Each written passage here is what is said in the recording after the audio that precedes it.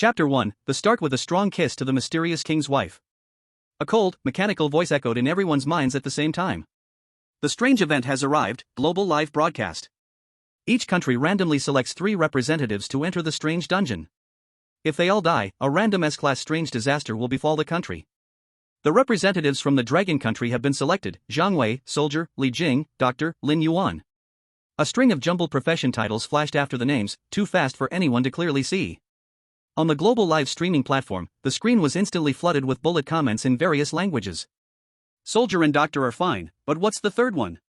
Lin Yuan? Never heard of him. Dragon Country's luck is terrible, the third one seems like an unknown nobody. The scene changed, and the 3 representatives from the Dragon Country appeared at the entrance of a small neighborhood filled with grey mist. On the rusted iron gate, the words "Happy Neighborhood" were crookedly written, exuding an ominous aura. The leader, Zhang Wei, was tall and burly, his eyes sharp. Li Jing, with lips tightly pressed, quickly scanned the surroundings. Only the last young man, wearing a blue and white striped patient's gown, had eyes that were clear but somewhat confused. Dungeon, Happy Neighborhood, S-Class. Mission, play your role, survive for 44 days. Warning, any actions that violate role settings or trigger the strange killing rules may lead to death. The mist swirled, and the 3 were swept into the depths of the neighborhood. When Lin Yuan opened his eyes again, he was standing in front of an exceptionally dilapidated building. The wall of the building had peeling paint, exposing black-red bricks inside, resembling dried bloodstains. The unit door was wide open, the inside pitch black. The doorplate read, Building 4, Unit 4, Room 404. The global live broadcast's camera firmly locked onto Lin Yuan standing at the door of 404. The bullet comments exploded in an instant. Holy crap! Building 4, Unit 4, Room 404?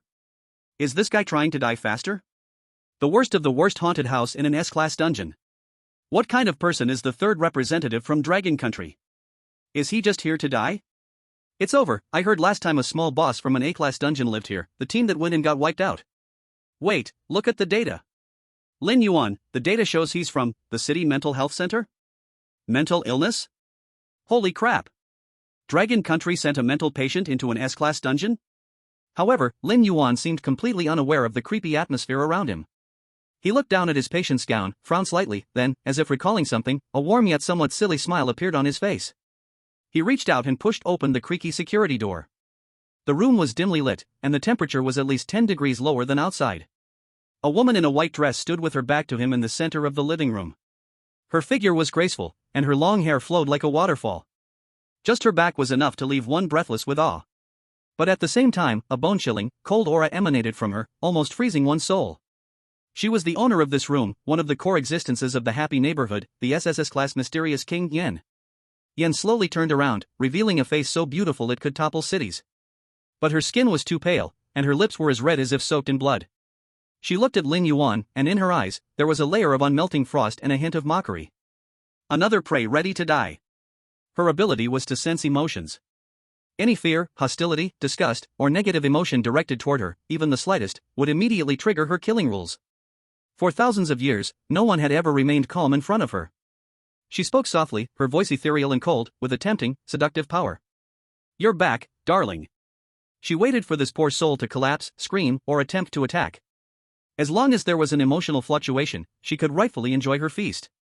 Lin Yuan's eyes suddenly lit up. It was as if he didn't feel the deadly cold at all. He rushed forward in a few steps, and in Yan's surprised gaze, he tightly embraced her, rubbing his face in her neck. Wife!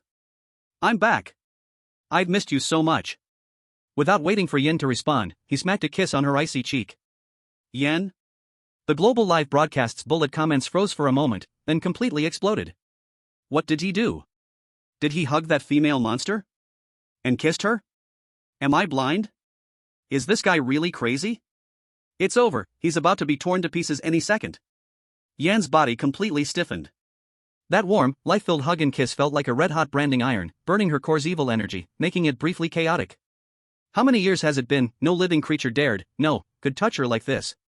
The killing intent instantly surged to its peak, but the power of the rules tightly bound her. He didn't show any negative emotions, that pure, silly joy and affection left her nowhere to strike.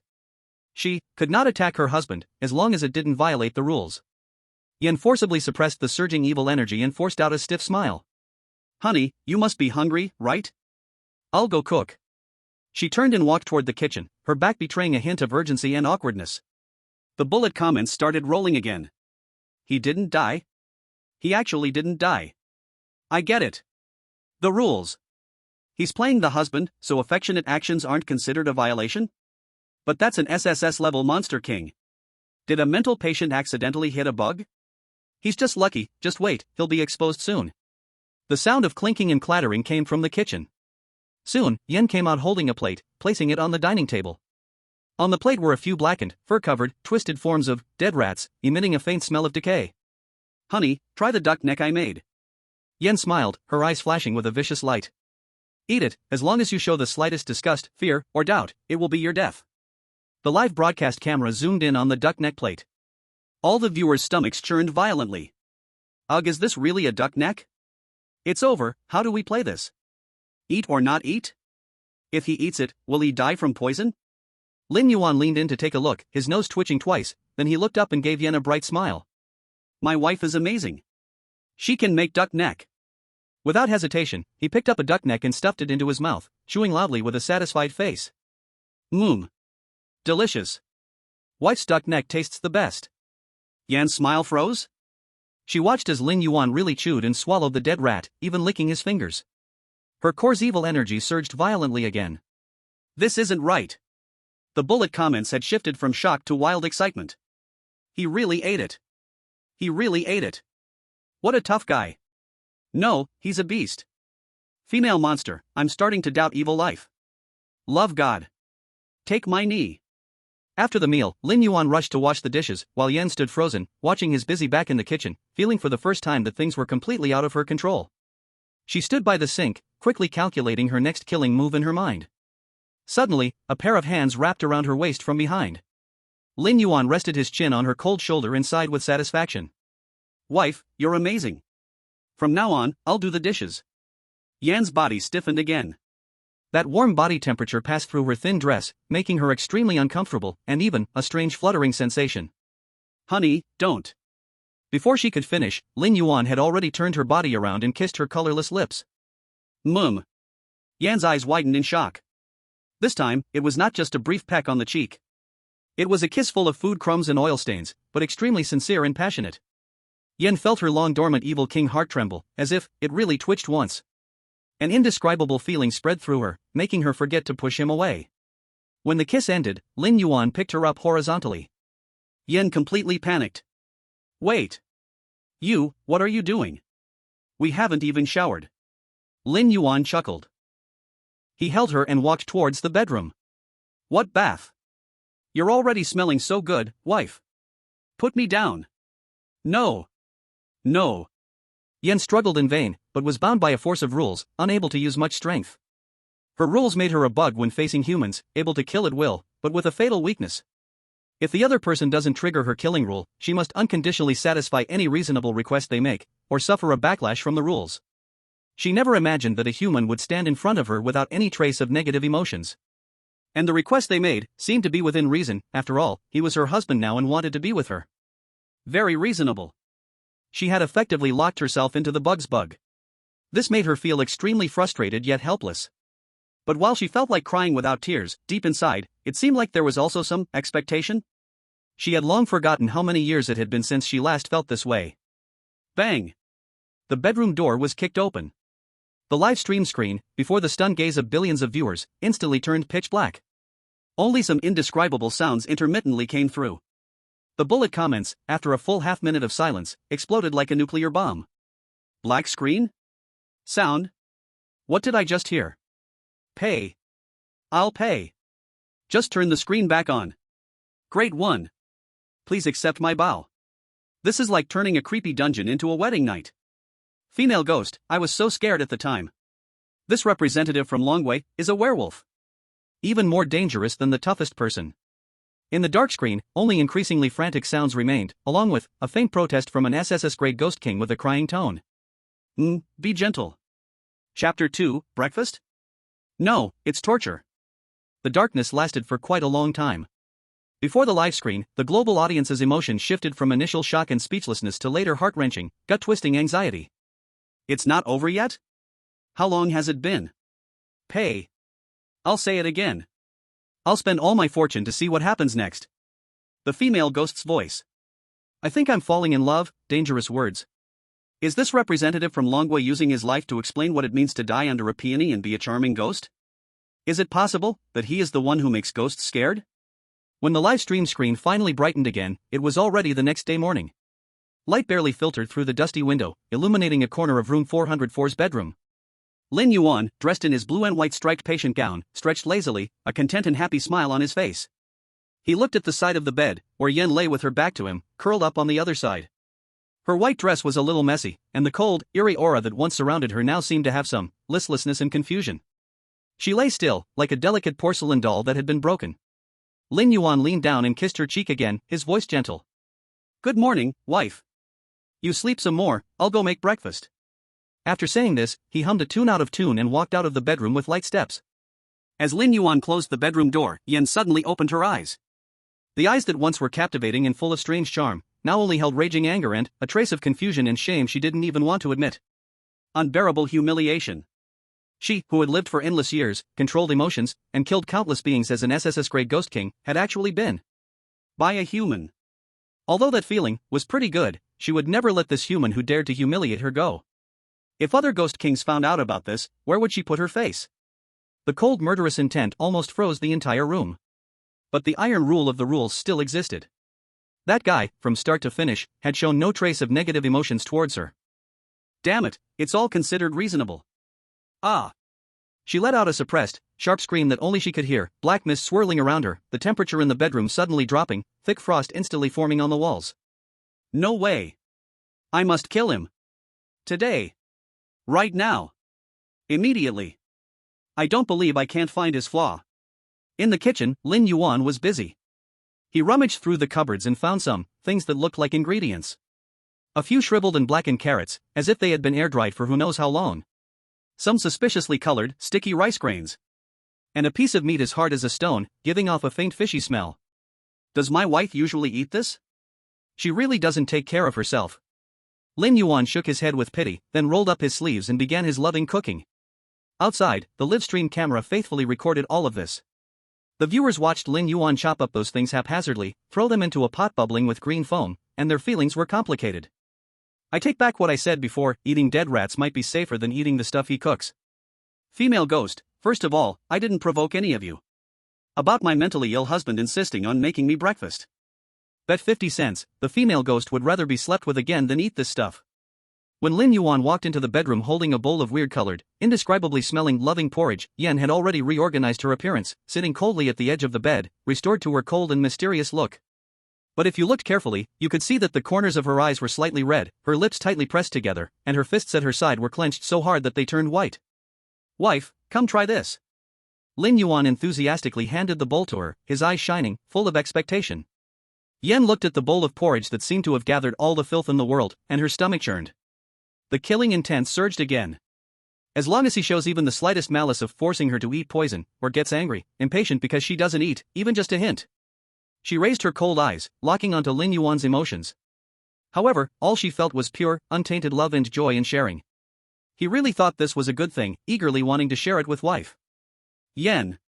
This loophole in the rules is simply tailor-made for him. She took a deep breath and forced herself to stay calm. I can't rush, take it slow. I don't believe this guy can stay flawless all the time. I'm not hungry. She turned her head, her voice cold.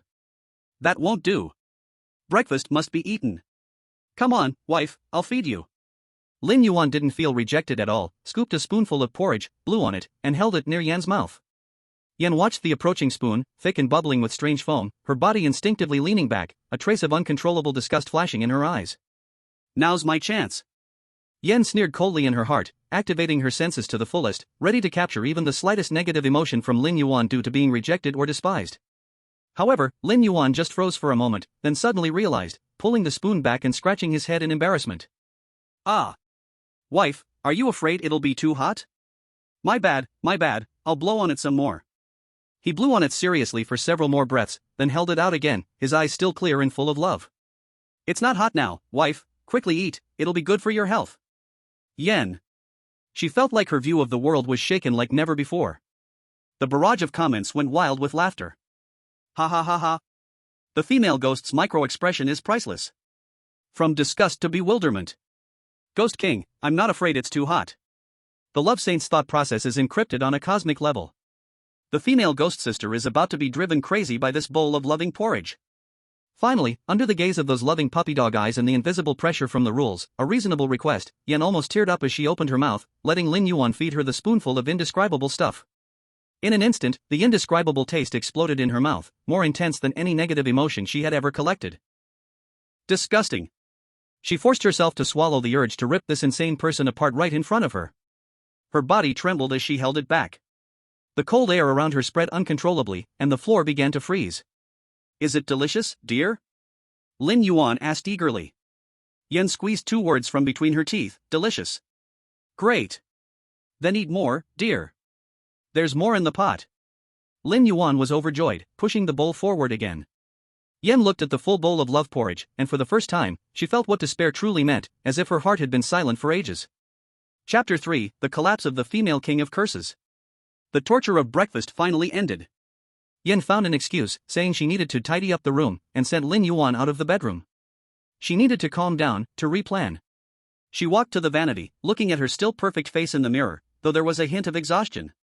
Her eyes became cold and sharp once again. If hard doesn't work, go soft. Lure him into lowering his guard and showing fear. She remembered another one of her abilities, creating illusions to bring out the deepest fears within someone. Though it might lose effect on someone who can't feel fear at all, she still had to try. She silently released her cursed energy, enveloping the entire living room. Lin Yuan, who was in the living room studying a spinning eyeball ornament, suddenly froze. The scene before him began to twist and change. The cozy living room disappeared, replaced by a bloody slaughterhouse scene. Human bodies, flayed and hanging from the walls, blood flowed in thick streams across the floor, and countless twisted, wailing souls flew through the air, letting out ear-piercing shrieks. And standing in the center of the slaughterhouse was Yen, who had partially revealed her true form as the King of Curses, green-faced with sharp fangs, eyes bleeding, fingers turning into claws, her body surrounded by thick black energy and the tortured spirits of the dead. This was a hellish painting that could make any sane person collapse instantly. Yen stared fiercely at Lin Yuan, her senses heightened to the max. She was waiting for even a hint. Just a flicker of primal fear. Lin Yuan blinked, looking at the sudden change, and instead of fear, his face showed surprise. He rushed up to Yen, now with green face and sharp teeth, looking up and marveling. Dear. This new look of yours is so cool. These contact lenses. This special effects makeup. And the background. It's just like the real thing. Are you preparing a surprise performance for our anniversary? He even reached out, wanting to touch the blood tear-streaked cheek of Yen. You're amazing, dear, you can do magic too. The illusion trembled violently, shattering like broken glass. The living room returned to its original state.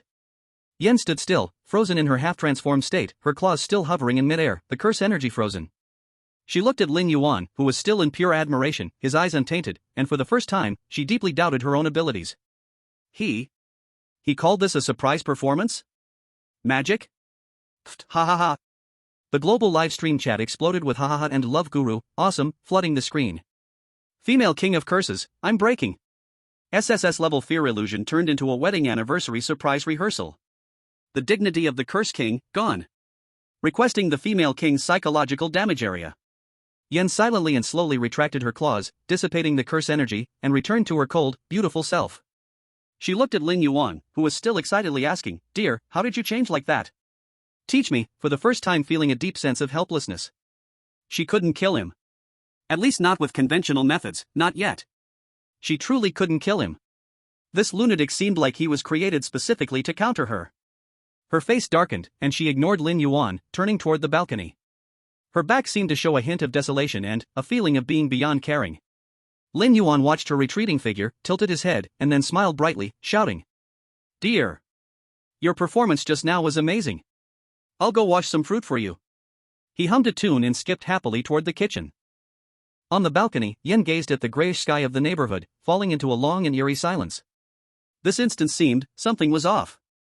Something was very wrong. And she, SSS-Level trickster Yen, surrounded by this insane love, began to seriously think about a grave question for the first time. How on earth could she survive these remaining 40 days? Meanwhile, in other corners of Happy Neighborhood, Soldier Zhang Wei, using his strong willpower and careful analysis, struggled in his security guard role, narrowly avoiding danger multiple times. Dr. Li Jing, using her expertise and attention to detail, barely maintained balance in her role as the community doctor, but her mental state was nearing its limit. Their live streams were tense, oppressive, filled with the threat of death. In stark contrast to the quirky, even somewhat warm daily life of room 404. All those watching the live stream had feelings mixed to the extreme. On one hand, they were worried for Zhang Wei and Li Jing. On the other, they couldn't help but switch to the 404 channel to see what the Love Master was up to today, and how far the poor SSS-level female trickster's mentality had crumbled. At the Dragon Country Strategic Command Center, a group of experts stared at the split-screen livestream of room 404, their expressions saying it all. Report: the analysis result is out. Lin Yuan's actions, though while unexpected, have indeed avoided all known killing rules. His interaction with the target trickster Yan is currently in a bizarre balanced state.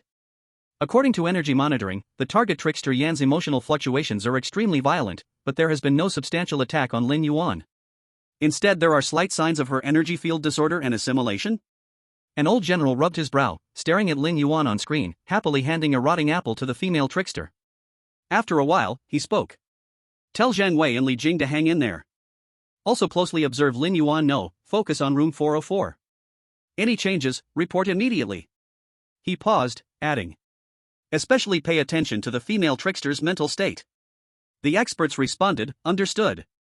In the era of the bazaar, a mental patient seemed to be paving an unimaginable path for Dragon Country, in his own unique way.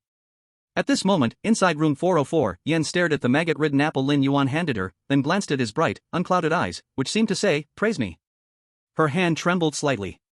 She began to seriously consider whether she should break the rules once, even if it meant suffering a backlash, just to drag this madman down with her. She couldn't bear it any longer. Chapter 4, Wife, today seems a bit different. Watching Lin Yuan humming a tune in the kitchen, trying to make fruit salad with the bazaar, still wriggling slugs and the rotting apple, Yan felt her trickster core quiver. If she stayed any longer, she wasn't sure if she would become the first SSS-level trickster in history to be killed by humans either by anger or poison. She had to leave. Right now. Immediately. She needed to breathe the air outside, full of weak, fearful, and desperate energy, to calm her traumatized mind. Yen took a deep breath, trying to make her voice sound calm and composed as she spoke to the kitchen. Hubby, I'm going to work. After speaking, she didn't even dare to wait for Lin Yuan's response, quickly walking towards the door, wanting to escape the room that was causing her so much chaos. Wife, wait. Lin Yuan's voice came from behind, full of urgency. Yan's heart sank, the power of the rules made her stop, her body stiff as she turned around. Did he notice something? Was he trying to stop her? Lin Yuan quickly walked up to her, his face full of reluctance and guilt. He lifted Yan's cold hand, his eyes clear yet filled with heartache. Wife, you've worked so hard, even going out to earn money to feed me. It's all my fault, I still haven't found a job. Don't worry, I'll find one soon and share your burden. As he spoke, he opened his arms, pulling Yan tightly into his embrace, then lowered his head and pressed a deep, lingering kiss on her lips, those red, bewitching lips. Mum. Yan's body stiffened again. This time, it was not the same shock or killing intent as before, a far more complicated emotion rose within her heart. This warmth, this pure, untainted care, this damnable love that her rules could not trigger. When the kiss ended, Lin Yuan reluctantly let her go, his eyes moist like an abandoned puppy's. Wife, come back early. I'll miss you. Yen stared at the pure expression on his handsome face, and for a moment, she forgot to react. She opened her mouth, but in the end said nothing, almost fleeing in panic out of room 404, slamming the door behind her with a bang. Standing in the dim corridor, her back against the cold wall, Yen finally felt the eerie aura inside her begin to flow again. She touched her still cold lips, there seemed to linger a trace of heat that belonged to a living person. Damn human. She cursed softly, yet her voice carried a hint of confusion. And was that a tremor? Live chat comments. This love saint's deep confession plus guilt, full score from me. The ghost queen's fleeing back looks exactly like a bride running from a wedding. I swear I just saw panic and fluster on the ghost queen's face. Working to support the family? LOL, the queen's job must be soul harvesting. Am I the only one wondering what kind of job exists in the ghost world? Brick mover? HR for new ghosts? Inside the room, Lin Yuan looked at the closed door, sighed, then quickly pulled himself together, clenching his fist in determination. Lin Yuan, come on. You must find a job soon. You can't let your wife suffer like this. He turned around and went back to fight with his fruit salad. But only a few minutes later. Knock, knock, knock. The sound of knocking came from the door. Lin Yuan's eyes lit up, he immediately put down the indescribable substance in his hand and ran happily to the door. It must be my wife who forgot her keys. What a little scatterbrain. Without a single trace of caution, he pulled the door open. Outside stood a woman exactly like Yan. The same breathtaking beauty, the same pale skin, the same blood-red lips. But she was not wearing Yan's pure white dress. Instead, she wore a sheer, seductive black gauze gown that outlined her fiery curves. Her eyes were not cold and empty like Yan's but full of mockery, amusement, and a charm that could steal one's soul. She looked at Lin Yuan, her red lips curling into a deeply tempting smile. The live chat exploded instantly. Holy crap? Twins? No way. The vibe is totally different. This one looks way more wild? The black one. I like this one more. Wake up, love saint. That's not your wife. Your wife wears white and is cold as ice. It's over, he's doomed. Mistaking another ghost for his wife, he's dead for sure. Stop calling her wife. Don't say it.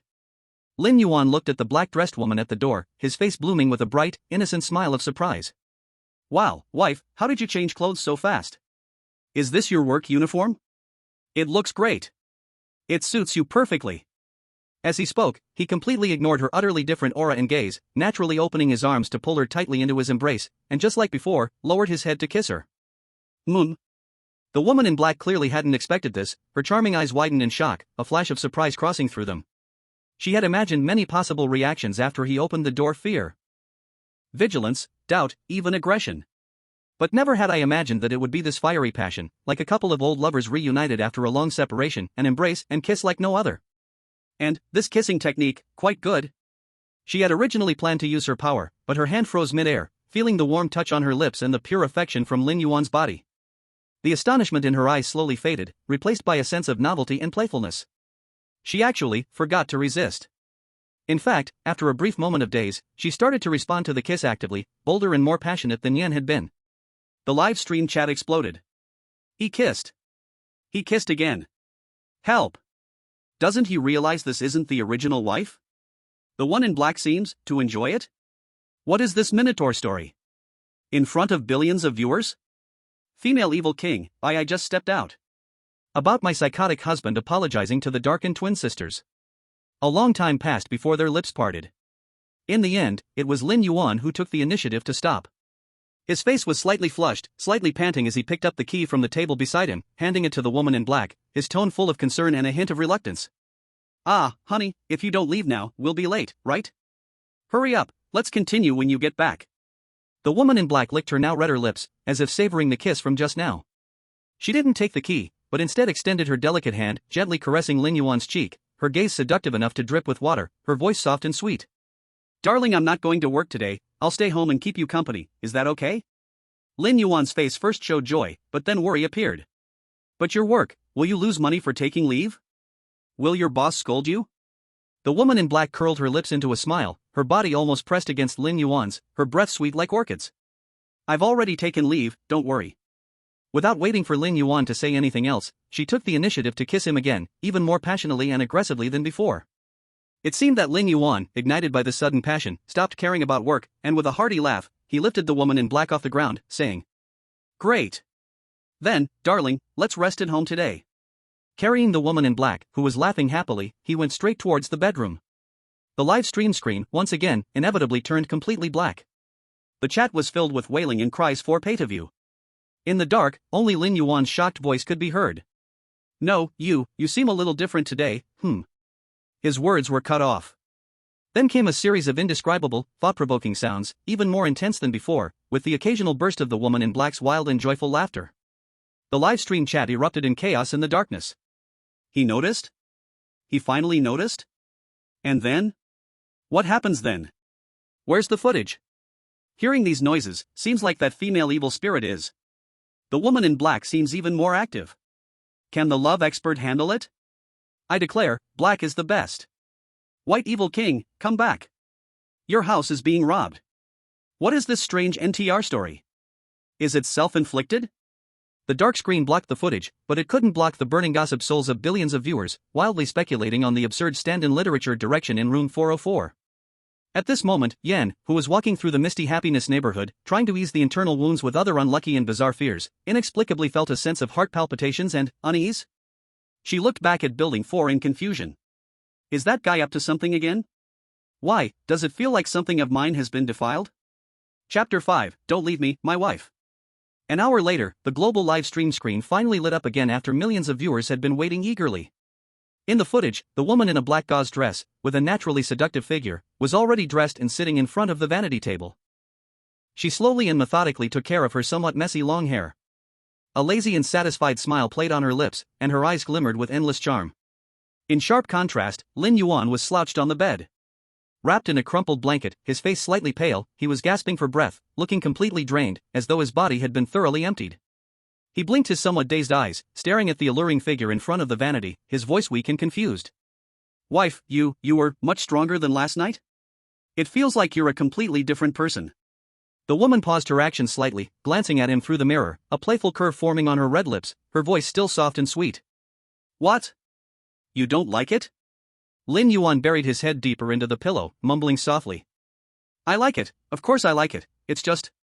I think we should still practice a bit of moderation, after all, slow and steady wins the race." He spoke with unusual seriousness, as if discussing some profound life philosophy. The livestream chat instantly exploded with ha-ha-ha comments. "Moderation? You're talking about moderation with a trickster king? Laughing to death, has the love saint been drained? Black-dressed sister is mighty. Combat power off the charts. I suspect the love saint has encountered the trickster king's inner personality. White is the cool defensive form, black is the wild attacking form." The woman put down the comb, turned around, her delicate fingers twirling a strand of hair, looking at Lin Yuan with sultry eyes, asking a deadly question. "So tell me, do you prefer the me from yesterday? Or the me now?" Lin Yuan's survival instinct radar immediately started beeping in his brain. He wanted to blurt out, "Of course I like you now," after all, the experience just now was definitely, well, unforgettable.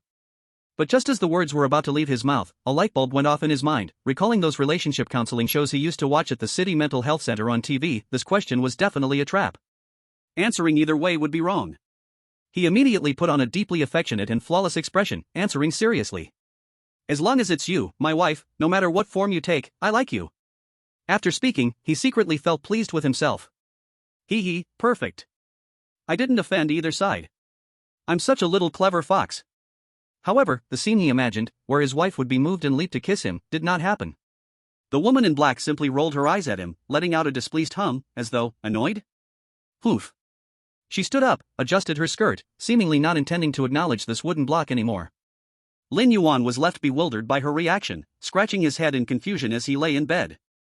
Did I answer wrong? The relationship experts on TV at the hospital clearly said that was the correct answer. The chat had already gone wild with laughter. Little clever fox fails live. Black-dressed sister, I wanted favoritism. I wanted exclusive love. Not being neutral. Love saint, you're still too naive to play tricks with a trickster king. Don't guess the trickster king's mind. He's still reflecting. So cute, I want. Lin Yuan rested in bed for a while, trying to figure out why his wife was angry, but with his unique way of thinking, he clearly couldn't understand the mystery behind it. At this moment, the woman in black had finished fixing her makeup and gracefully walked toward the door, preparing to leave. "Wife, where are you going?" Lin Yuan quickly asked. But the woman didn't answer him. Instead, she opened the door and disappeared outside, leaving only a faint, seductive fragrance lingering in the air. Lin Yuan stared at the empty doorway, suddenly panicking. His wife was really angry. The more he thought, the more anxious he became, and he quickly climbed out of bed. No, I must do something to make my wife calm down. He braced his somewhat weak legs, hurriedly starting to clean up the messy room. Fold the blanket, put the scattered things back in place. Then he rushed into the bathroom, quickly showered, and tidied himself up, trying to prove through his actions that he was a good husband. Just as he finished his shower, his hair still dripping wet, and wearing that iconic blue and white striped patient gown, he walked out. Click. The door was opened from the outside. In walked Yen, dressed in a pure white dress, her aura cold like snow, her face looking even more pale than before. There was a subtle trace of exhaustion in her brows, and, was that a sense of satisfaction from just having recharged with negative energy outside?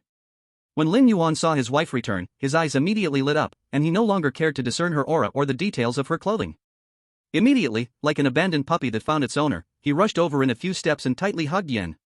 He buried his face in the cold aura of Yen's neck, his voice muffled, full of grievance and fear. Wife, you're back. Are you still angry with me? It's my fault, I will change, I will try harder from now on. Please don't leave me alone, okay? He hugged her so tightly that his body was even trembling slightly, as if genuinely afraid of being abandoned. Yen was confused by this sudden hug and accusation.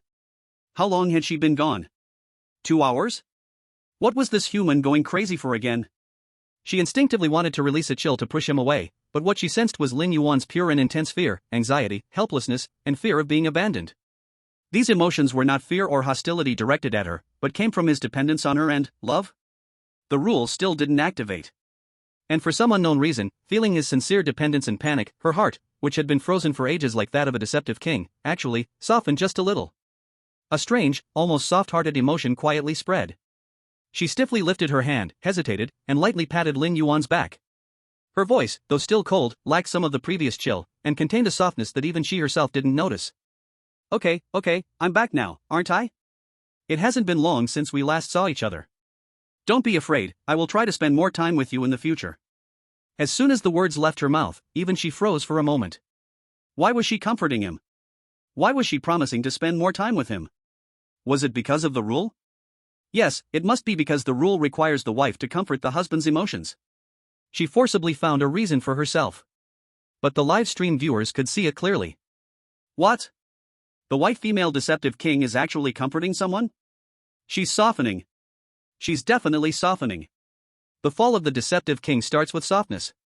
The love saint's wave of grievance attack is working wonders. Did the black sister give in? Chapter 6, Father-in-law and mother-in-law arrive. Feeling the slight comfort from the cold body in his arms and hearing the words that weren't exactly gentle but carried a promise, Lin Yuan instantly felt much more at ease. He raised his head, his eyes bright and full of joy and dependence from having regained something he thought was lost.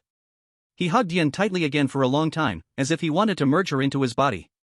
Just as he calmed down, looking at Yan's lips so close, pale and without any color, he couldn't help but want to kiss her again to express his longing and love. Yan keenly sensed his intention, remembering those embarrassing touches from before, her heart panicked. She quickly raised her hand to push against his chest, speaking urgently. Wait. No. My dad just called and said he's coming over with my mom and Mayor to visit us. That's why I asked for leave to come back. We need to hurry and clean up. She tried to use the meeting the parents bombshell to distract Lin Yuan, her voice carrying a subtle hint of tension. However, when Lin Yuan heard this, he didn't get nervous at all. Instead, he showed a bright smile, with a little proud look on his face. No rush, wife, don't worry, I've already cleaned up the whole room just now. I promise father-in-law, mother-in-law, and sister-in-law won't find a single fault. After saying that, he didn't give Yan any chance to find another excuse, lowered his head, and accurately seized her slightly cool, deadly tempting lips. Yan's eyes widened instantly, trying to struggle by instinct. But Lin Yuan's embrace was so strong, his kiss so passionate and focused, filled with a kind of pure love that allowed no refusal. The strength of her hands pressing against his chest slowly weakened. The rules didn't react. In his emotions, there was only endless longing and love. And also, it seemed not unpleasant. Even, compared to the earlier pure shock and killing intent, this time, she actually felt a faint tremor in her heart. It was a feeling that had been silent for countless ages, long forgotten. Her cold heart seemed to be injected with a warm flow by this burning kiss. Her struggle became weaker and weaker, her once stiff body slowly relaxed, and even began to uncontrollably, awkwardly, try to respond. From passive endurance, to slowly accepting, then to starting to clumsily enjoy, and finally, to actively responding. She closed her eyes, her long eyelashes trembling slightly, and on her pale cheeks, there appeared a faint but real blush for the first time in history. The global live camera faithfully recorded the entire process of this SSS-level Ghost King from resistance to falling completely. The live comments, at this moment, once again reached a nuclear explosion level of density. Ah! Kissed. Kissed again. The white one fell too. Completely fell. She responded. She actually responded. The Ghost King blushed? What the hell did I just see? Can this even be streamed? Too exciting. Love Saint, awesome. Voice crack. So who was that black one just now? Twin sister-in-law? Or double personality? This circle is such a mess. But I love it. Hey upstairs, don't forget, this is a horror live show, not a love reality show. The dark, ruined room 404 was now shrouded in a strange yet warm atmosphere. A mental patient and an SSS-level Ghost King, kissing deeply under the eyes of billions of viewers.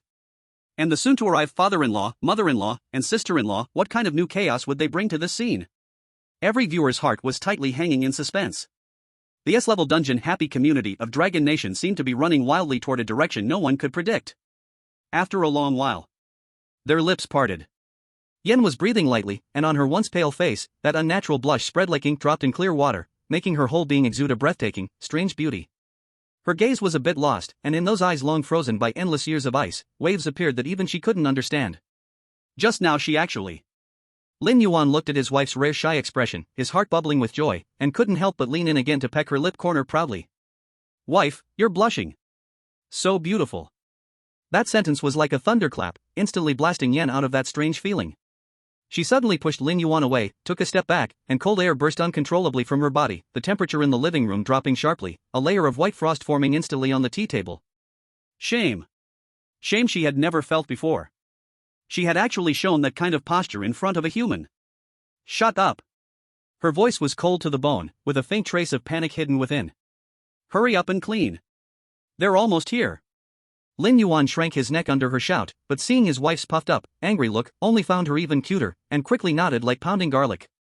Okay, wife, don't be mad, I'll mop the floor again right now.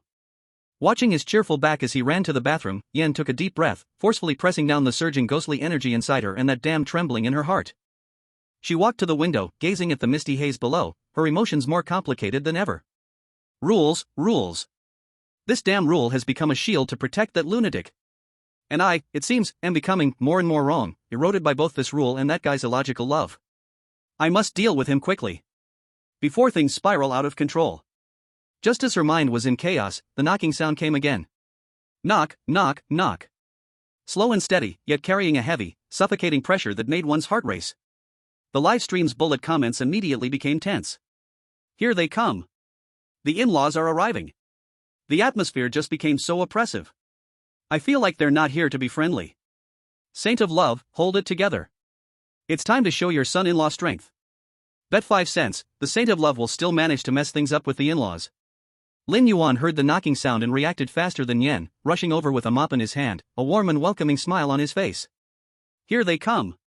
It's definitely Mom, Dad, and my sister. He opened the door in one swift motion. Outside stood 3 figures. At the front was a middle-aged man wearing an old Zhongshan suit, tall and with a stiff face like a stone sculpture. His face was dark, his eyes hollow, and he emitted a stronger, denser chill than Yan, as if he were an ancient being risen from a grave. Just standing there, the air around him almost seemed to freeze. It was Yan's father, one of the founders of the happy neighborhood, the SSS-Level Ghost King, Hai. Beside him stood a middle-aged beauty in a dark purple qipao, still possessing grace but with a sharp, knife-like gaze. She held a delicate handbag, dripping with thick black liquid, her lips curled in a standard, but cold, formal smile. She was Yan's mother, the SSS-Level Ghost King Yuan. Behind them, a smiling face peeped out, full of charm and seductive grace. It was the same woman who had just left room 404 wearing a black gauze dress, Yan's little sister-in-law, the SSS-Level Ghost King Mei. At this moment, she wore a more conservative black lace gown, but her gaze was still filled with playful and provocative intent. She winked at Lin Yuan, who opened the door, and Yan, whose face had instantly changed, silently conveying some sort of message. The live stream's bullet comments. Holy shit. The father-in-law's aura. I'm suffocating just through the screen. The mother-in-law is scary too. What's that dripping from her bag? Blood? Little sister-in-law. It's definitely the little sister-in-law. Black little sister-in-law. A big family meeting. Epic difficulty. Saint of love, it's time to test your acting skills and your mental stability. Chapter 7, The Kill Intent from My In-Laws and My Filial Piety. Looking at Mei, the black-clad little sister-in-law standing at the door, Lin Yuan blinked in surprise, his face showing clear astonishment, and blurted out. Ha? Honey, why are you outside? And you changed clothes? So fast? As soon as these words left his mouth, the 3 ghost kings at the door displayed different expressions. Mei couldn't help but let out a soft laugh, her eyes sparkling with mischief as she looked at Yan, whose face had instantly frozen, her voice sweet and coy. Brother-in-law, are you sure you see clearly? It's me, Mei. You and sister have been married for a year, how could you mix us up? Be careful, or sister will get mad at you. She deliberately emphasized married for a year and mix us up, hoping to cause trouble. Lin Yuan felt a sudden jolt in his heart and quickly turned to look at Yan behind him. Sure enough. He saw his wife's face turn ashen, cold air radiating from her body, her gaze so cold it could freeze him on the spot, and the temperature in the entire living room dropped by several degrees. Oh no. She's really mad. Lin Yuan thought, his scalp tingling with dread. He hurriedly laughed awkwardly, trying to cover up the awkwardness, stepping aside to open a path, and putting on an overly warm and even slightly obsequious smile. Ah ha ha ha. So it's Mei. You see, my eyes are bad, I should be punished. Mom, Dad, May, come in, come in. It's cold outside, and warm inside. He said, the room is warm, without blushing or skipping a beat, completely ignoring the fact that this room was colder than a morgue. And with his simple logic, he seemed to have forgotten what had just happened with this little sister-in-law. The father-in-law, Ka, whose face was as stiff as a stone statue, showed no expression, his hollow eyes merely glancing at Lin Yuan. Just that one glance made Lin Yuan feel as if an invisible mountain was pressing down on him, his breath momentarily catching. But his strong nerves immediately blamed this discomfort on nervousness about meeting the parents, and he straightened his back even more, trying to show his reliable son-in-law side. The mother-in-law, Yuan, maintained her standard smile without any change, carrying her handbag that kept dripping black liquid, walking elegantly ahead. Her high heels clicked sharply on the frosty floor, each step sounding out, completely out of place with the eerie environment. May, like a sly black cat, lightly followed behind her parents, slipping in. As she passed Lin Yuan, she deliberately brushed her shoulder against him, leaving a meaningful look and a seductive fragrance. The live stream's bullet comments instantly peaked. Ha ha ha. The love guru is failing. Admit it right now, husband. White-faced female ghost king, my face is whiter now, angry. The black little sister-in-law is definitely doing it on purpose. She's provoking him. The father-in-law's glance. I nearly lost my legs through the screen. The love guru can still smile? And the room is warm? This mental toughness, no wonder he came from a mental health center. Meeting the parents in hell mode activated. The moment Ka, Yuan, and May entered room 404, the already cold room temperature dropped even further. The frost on the walls visibly thickened, and the air was filled with a soul-chilling sense of pressure. The live stream's comments became sparse, as viewers felt a suffocating pressure through the screen. Damn, this aura. No wonder they're the Ghost King's parents. Go, love guru. Fight them with your mental illness. The little sister-in-law is still smiling. She's definitely the one enjoying this. Lin Yuan, however, seemed completely unaffected by this heavy atmosphere. He rubbed his hands together, his face full of a warm, even somewhat goofy smile, bustling around. Mom, Dad, May, please sit down, sit down. I'll get you some water. Saying this, he reached for the handbag, which was still dripping black liquid. Mom, shall I put your bag down for you? The standard smile on Yuan's face froze for a moment, and she suddenly moved the bag away, her voice carrying a barely noticeable coldness. No need, I'll hold it myself. Father-in-law Ka had already stiffly sat down on the only relatively intact sofa. His hollow eyes swept over Lin Yuan and finally landed on Yen, his voice like rusty iron scraping together. Yenner, it seems like you are doing well. Although these words seemed caring, with his emotionless tone and cold gaze, they felt more like a form of mockery and scrutiny. Yen stood to the side, her face still unpleasant, especially when she saw May's eyes filled with amusement, making the coldness around her intensify. She coldly responded with a saying no more. Lin Yuan eagerly went to the kitchen, took out several cups covered in cracks and suspicious stains on the edges, and poured some murky water that smelled faintly fishy into them. He respectfully brought them to the three ghost kings. Mom, Dad, May, drink some water, don't be shy. Ka looked at the cup of water, a faint disgust flashing in his hollow eyes. One of his rules was that if anyone showed even the slightest disrespect or indifference toward him, he could kill them. However, after Lin Yuan brought the water over, he stared at them with eager eyes, his gaze as clear as if he were offering some kind of precious wine, murmuring. Mom, Dad, you must be tired from your journey, please drink some water to quench your thirst. Although our home is modest, in the future, Yen and I will work hard. Live a good life. The rule didn't trigger. Kai felt his eerie king core jam for a moment. He silently turned his gaze away, not wanting to look at that cup again. Yuan saw everything, but her smile remained unchanged. She gently pushed her own cup of water aside, then took out something from her handbag, which was still dripping black liquid, a sewing kit? Inside were several rusty, blood-stained long needles, as if they had been soaked in countless bloodstains. She picked up one needle and showed Lin Yuan a kind smile. Good child, look at your clothes, they're all worn out.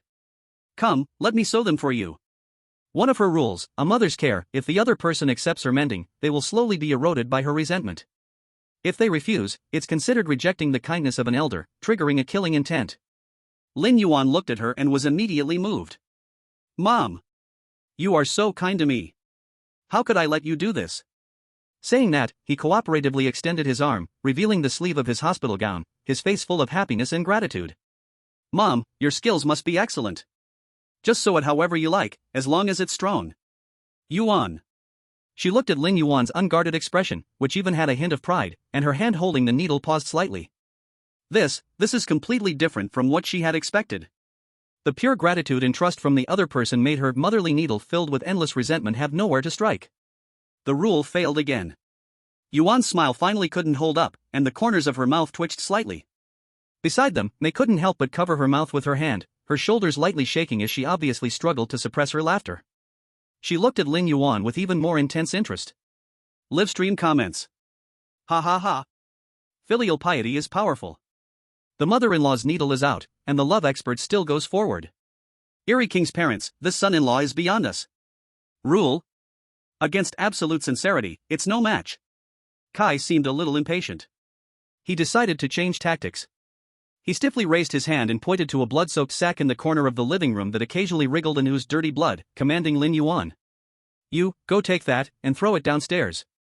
That sack contained his failures, filled with violent resentment and pollution. If a living person touched it, they would instantly be corrupted into a new eerie being.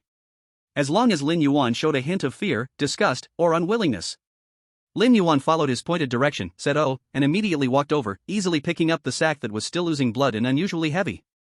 He even weighed it in his hand, then turned to Kai with a bright smile. All right, Dad. I'll go throw it away now. This thing takes up some space, but you really thought ahead.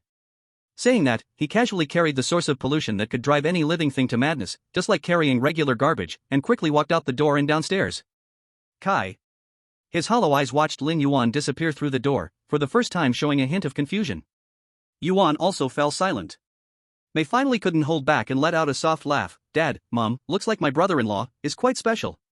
Chapter 8, The Deadly Question. Before long, Lin Yuan returned empty-handed, looking completely relaxed, even clapping his hands. It's done. Dad, Mom, if there's anything else you need me to do, just tell me.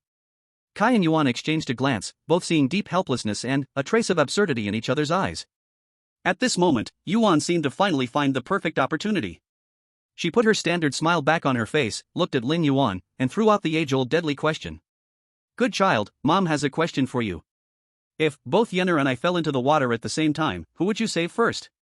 She gently pointed toward the window, where a pool of dark red, viscous liquid could be faintly seen, filled with countless faces of pain rising and sinking. No matter how he answers this question, it will inevitably trigger the rules of unfilial or not loving the wife, and this is her absolute killer move. Mei also put away her joking expression, looking at Lin Yuan with great interest. Yan's body instantly tensed, her gaze cold as she looked at her mother. The audience in the livestream had their hearts in their throats. The life or death question is here.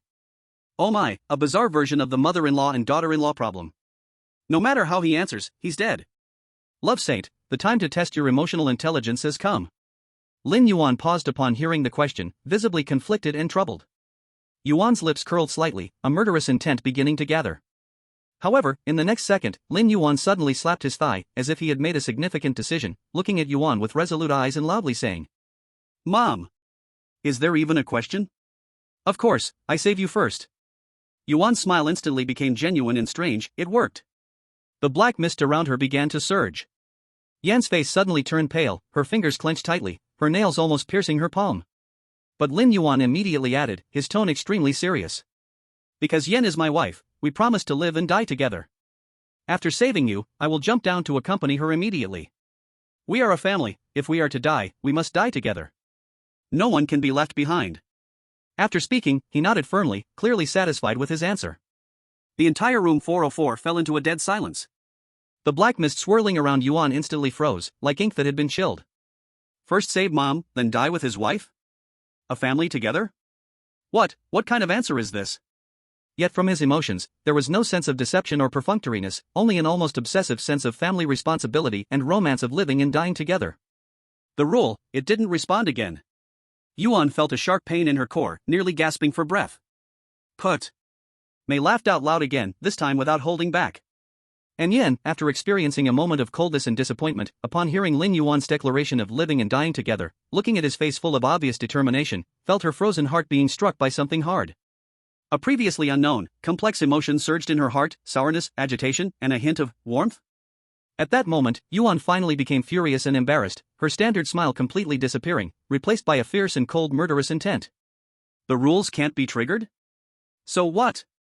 She had to tear this bastard human apart with her own hands today.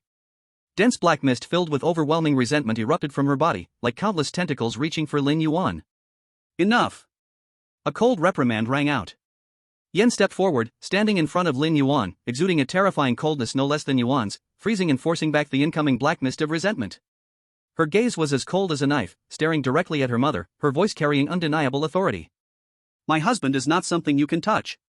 Yuan looked at Yen in disbelief. You're blocking me for a human? Yen was stunned for a moment herself, not understanding why she did this. Clearly, if he died, she would be liberated, no longer tormented by this inexplicable loving feeling, no longer having to face this chaotic situation. But, when he unhesitatingly spoke of living and dying together, when he looked at her with those pure eyes, she didn't want him to die. At least, not at the hands of her family. He is mine. Yan's voice was deep, yet carried a protective tone she herself had not realized. Whoever touches him is my enemy. The atmosphere between the mother and daughter was tense, the cold murderous intent and resentful aura clashed violently in the living room, even the space began to slightly distort. The live stream comments went completely wild. Oh my! The white female deceiver king is protecting her man. She's serious, she's serious. Deceiver king civil war. For the love of a romantic. This damn sense of security. The romantic, my wife is truly cool. Lin Yuan looked at Yen standing in front of him, and then glanced at his fierce mother-in-law across the room. Although he didn't quite understand why they were suddenly about to fight, he could feel his wife was protecting him. He instantly felt warm inside. Seeing his wife and mother-in-law seemingly arguing fiercely, he quickly stepped forward, held Yan's hand, and gently advised. Wife, don't be angry, we are all family. Let's talk nicely. Then he flashed a pleasing smile at his mother-in-law. Mom, please calm down. It's all my fault for not knowing how to speak. Mei had crept up next to Lin Yuan, almost leaning against him, her breath fragrant, her voice enticing. Brother-in-law, don't worry, they are fine. They often do this. She skillfully changed the topic, wrapping her arms around Lin Yuan's, gently swaying. Brother-in-law, why don't you come work at my supermarket tomorrow? It's right at the community entrance. You can keep me company and avoid making sister and mom angry at home, okay? Yen immediately coldly objected, no way.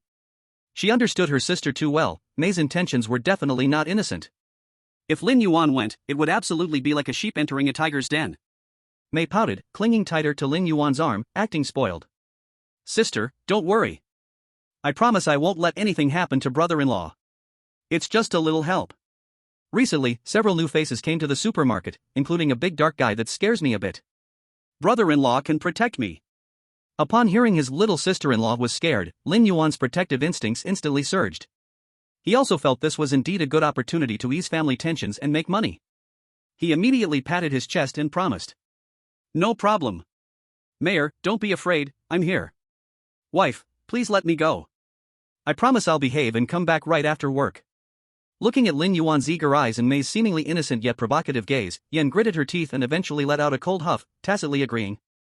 Mei immediately joyfully hugged Lin Yuan. Thank you, brother-in-law. You are the best. Yan's expression turned cold as she yanked Mei away from Lin Yuan, sitting down next to him, pressing closely against him, her icy gaze sweeping over Mei, silently declaring her ownership. Live chat messages. Hee, your home has already been stolen. Now you're trying to protect it? Is it still necessary? A battlefield. Definitely a battlefield. Little sister-in-law's offensive is fierce. The main wife's status is challenged. A romantic, I am too hard. Chapter 9, The Dark Fight in the Kitchen and the Little Movements Under the Table. Hai and Yuan had temporarily set aside their thoughts of direct confrontation, but the atmosphere in the living room was still far from harmonious. The cold silence felt like a tangible substance, merging with the gray fog outside the window. Time quietly passed, and it was now afternoon. Lin Yuan rubbed his slightly hungry stomach, stood up, and wore a look of a responsible home man. Dad, Mom, Mayor, you all sit and chat. I'll go make dinner. As soon as he finished speaking, Yen, who had been silent until now, suddenly changed her expression, immediately stood up to stop him. No need. I'll go make it. She hadn't forgotten that bowl of loving porridge from the morning that almost gave her an early end. If Lin Yuan entered the kitchen again, tonight's dinner would probably not be a meal but a collective trial. To be safe, she even grabbed Mei, who was watching the show nearby, and spoke in a tone that left no room for objection. Mayor, come help me. Mei raised an eyebrow but did not object. She only shot a meaningful glance at Lin Yuan and obediently followed Yen into the kitchen. As they passed by Hai and Yuan, Yen stopped again, her cold gaze sweeping over her parents, her voice low but carrying a distinct warning. He is mine. You all behave yourselves. After saying this, she pulled Mei into the kitchen and bang shut the door. Hai and Yuan exchanged glances, both seeing a glimmer of helplessness in each other's eyes. After that exchange, their murderous intent toward this human son-in-law had already faded, replaced by a mix of absurdity, curiosity, and even a little bit of agreement. A complex emotion. In the living room, only Lin Yuan and the two strange king's parents remained. Lin Yuan rubbed his hands awkwardly, trying to find a topic to break the ice. Dad, Mom, what do you usually like to do? Play chess? Or dance in the square? The stiff face of the father slightly twitched, seemingly unable to understand the term square dance. The mother put on that standardized smile again, but this time, the smile had less killing intent and more curiosity. She did not answer Lin Yuan's question, but instead spoke in a seemingly casual tone. Good child, Yan's temper is not very good. If she bullies you in the future, tell Mom, and Mom will back you up. Lin Yuan immediately shook his head like a rattledrum upon hearing this. No. Mom, Yan is very good to me. She is the best and gentlest wife I have ever seen. His words were firm, and his gaze was sincere enough to blind. The father's hollow eyes seemed to ripple for a moment as a rusty voice came out. She wasn't like that when she was young. Was this agreement? Lin Yuan suddenly became spirited, feeling like his father-in-law was chatting with him. He leaned in closer and asked eagerly. Really? Dad, what was Yan like when she was young? Was she especially cute? The father seemed lost in some long-lost memory, stiffly nodding. Quiet, liked being alone. The mother also timely joined the conversation, her tone carrying a strange kind of kindness. Yeah, this child has never liked to talk since she was little, she thinks deeply. In the future, you should tolerate her a bit. Of course. Lin Yuan patted his chest in assurance. Dad, Mom, don't worry. I will definitely treat Yan like a cherished treasure. I will never let her suffer even a little. Looking at his solemn expression and hearing that pure promise, the father and mother fell silent again. At this moment, the livestream chat was already laughing uproariously. Meeting the parents instantly turns the son-in-law into a loyal servant on sight. Father-in-law and mother-in-law, killing intent, helplessness, resignation, starting to entrust their daughter? The strange king's mom and dad were defeated by the sincerity of a love saint. What's up with this suddenly harmonious family atmosphere? Am I the only one curious about what's happening in the kitchen? In the kitchen, the atmosphere was nowhere near as harmonious. Once the door was closed, Yan immediately loosened her grip on Mei, her face cold, and her gaze sharp like a knife. I warn you, don't get any ideas about him. Mei lazily leaned against the cold stove, playing with a strand of her black hair, her red lips curving into a taunting arc. What's wrong, sister? Are you afraid? Afraid that I'll take brother-in-law away from you? Yan scoffed, her beautiful face full of confidence, even carrying a hint of disdain. Do you think you can take him away from me? She believed in Lin Yuan, trusting that his inexplicable but pure love was for her alone. That fool, in his eyes and heart, there was only her wife. Mei's smile deepened, carrying a mysterious understanding of everything. That's not certain. She stretched out her tone, her eyes ambiguous. Yan frowned slightly upon hearing this. Mei's reaction made her feel a bit uneasy, but when she thought of Lin Yuan's reliance and protection, that unease was suppressed. She absolutely did not believe Lin Yuan would do anything to hurt her. I can't be bothered with you. Yan turned around and began to take out some, barely food-like items from the fridge, which was continuously oozing dark blood, preparing to cook on her own. Mei also fell silent, her face always wearing that trace of elusive smile, pulling out some even more bizarre and colorful ingredients from the other side, starting to process them. The two sisters each worked on their own, with only the strange chopping sounds and the bubbling noise from the pot left in the kitchen. The atmosphere was eerily silent. The live stream camera switched to the kitchen, and the audience watched with great interest. Kitchen battlefield. A silent war. Black and white duo showing off their skills. A chef for the lover? I bet 50 cents that the black-haired sister-in-law's dish must have some special effects. White female ghost king, steady, I can win. Bet a pack of spicy strips, who will the lover end up eating from? When Yan and Mei walked out of the kitchen holding their respective dishes, they saw a warm scene in the living room. Lin Yuan had unknowingly sat down between Hai and Yuan, animatedly explaining something, making the Ghost King parents listen with, well, Hai's stiff mouth seemed to twitch upwards by a millimeter, and Yuan's standardized smile appeared a tiny bit more genuine. Seeing them come out, Lin Yuan immediately stood up, a big smile blooming on his face. Wife, Mayor, are you done? Come sit. I was just chatting with Mom and Dad about my time in the hospital. Oh no, I mean the cultural performance organized by my old workplace. Yan looked at her parents' visibly softened attitudes and felt a sigh of relief in her heart, but her face remained cold, placing the dish that looked relatively normal, stir-fried, some kind of mysterious fungus, down on the table.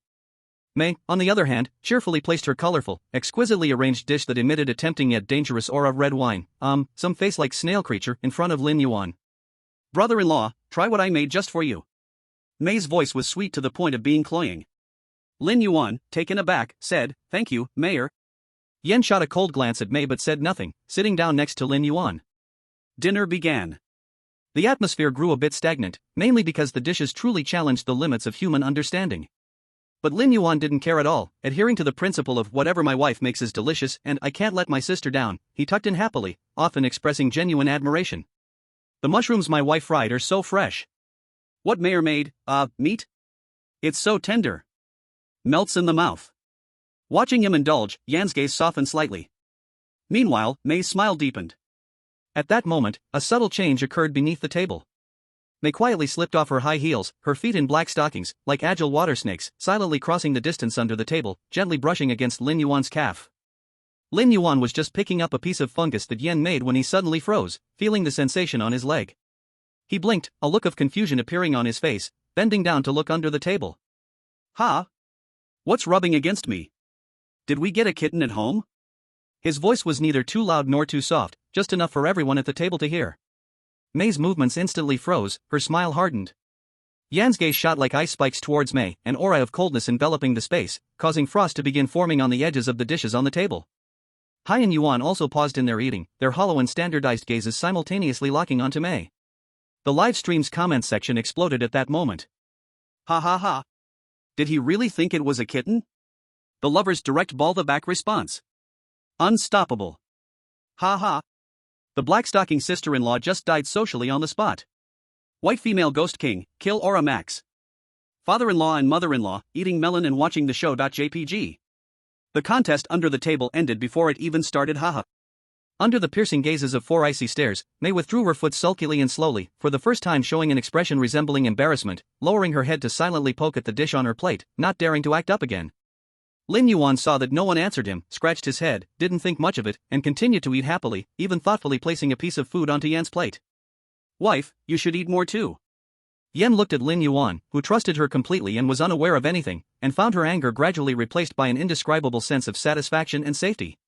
She gently hummed in agreement, picked up her chopsticks, and took small bites. But beneath the table, a hand quietly grasped Lin Yuan's hand, their fingers intertwined, as if silently declaring sovereignty. This crisis-filled meeting the parents' banquet continues in a strange yet subtle atmosphere. Chapter 10, Working at the Supermarket, the Manager is My Sister-in-Law. Dinner ended in a bizarre atmosphere of surface calm and undercurrents. Hai and Yuan seemingly had no intention of staying longer, and not long after, they stood up to take their leave. May shot a flirtatious glance at Lin Yuan before leaving and silently mouthed to him, "Brother-in-law, see you tomorrow." Then, amidst Yan's nearly murderous gaze, she giggled and followed her parents out of room 404. After sending off his father-in-law, mother-in-law, and sister-in-law, Lin Yuan let out a long sigh, feeling as if he had fought a hard battle. He turned around and saw Yen standing behind him. Her profile was still cold under the light, but for some reason, Lin Yuan felt his wife was exceptionally charming tonight. With a thought in his mind, he stepped forward and picked Yen up in a horizontal embrace once again. Yen gasped, instinctively wrapping her arms around his neck, her pale face turning bright red in an instant, her eyes somewhat flustered. What are you trying to do again?" Lin Yuan chuckled, holding her and walking towards the bedroom, speaking in a justifiable tone. "Of course, we are going to sleep. I'm so happy to have met the parents today. We have to celebrate." If it had been earlier, Yen would have definitely struggled with a cold face or found an excuse to refuse. But at this moment, after a series of impacts from her parents' visit, especially Lin Yuan's declaration of living and dying together and her instinctive defense, her heart seemed to have softened considerably.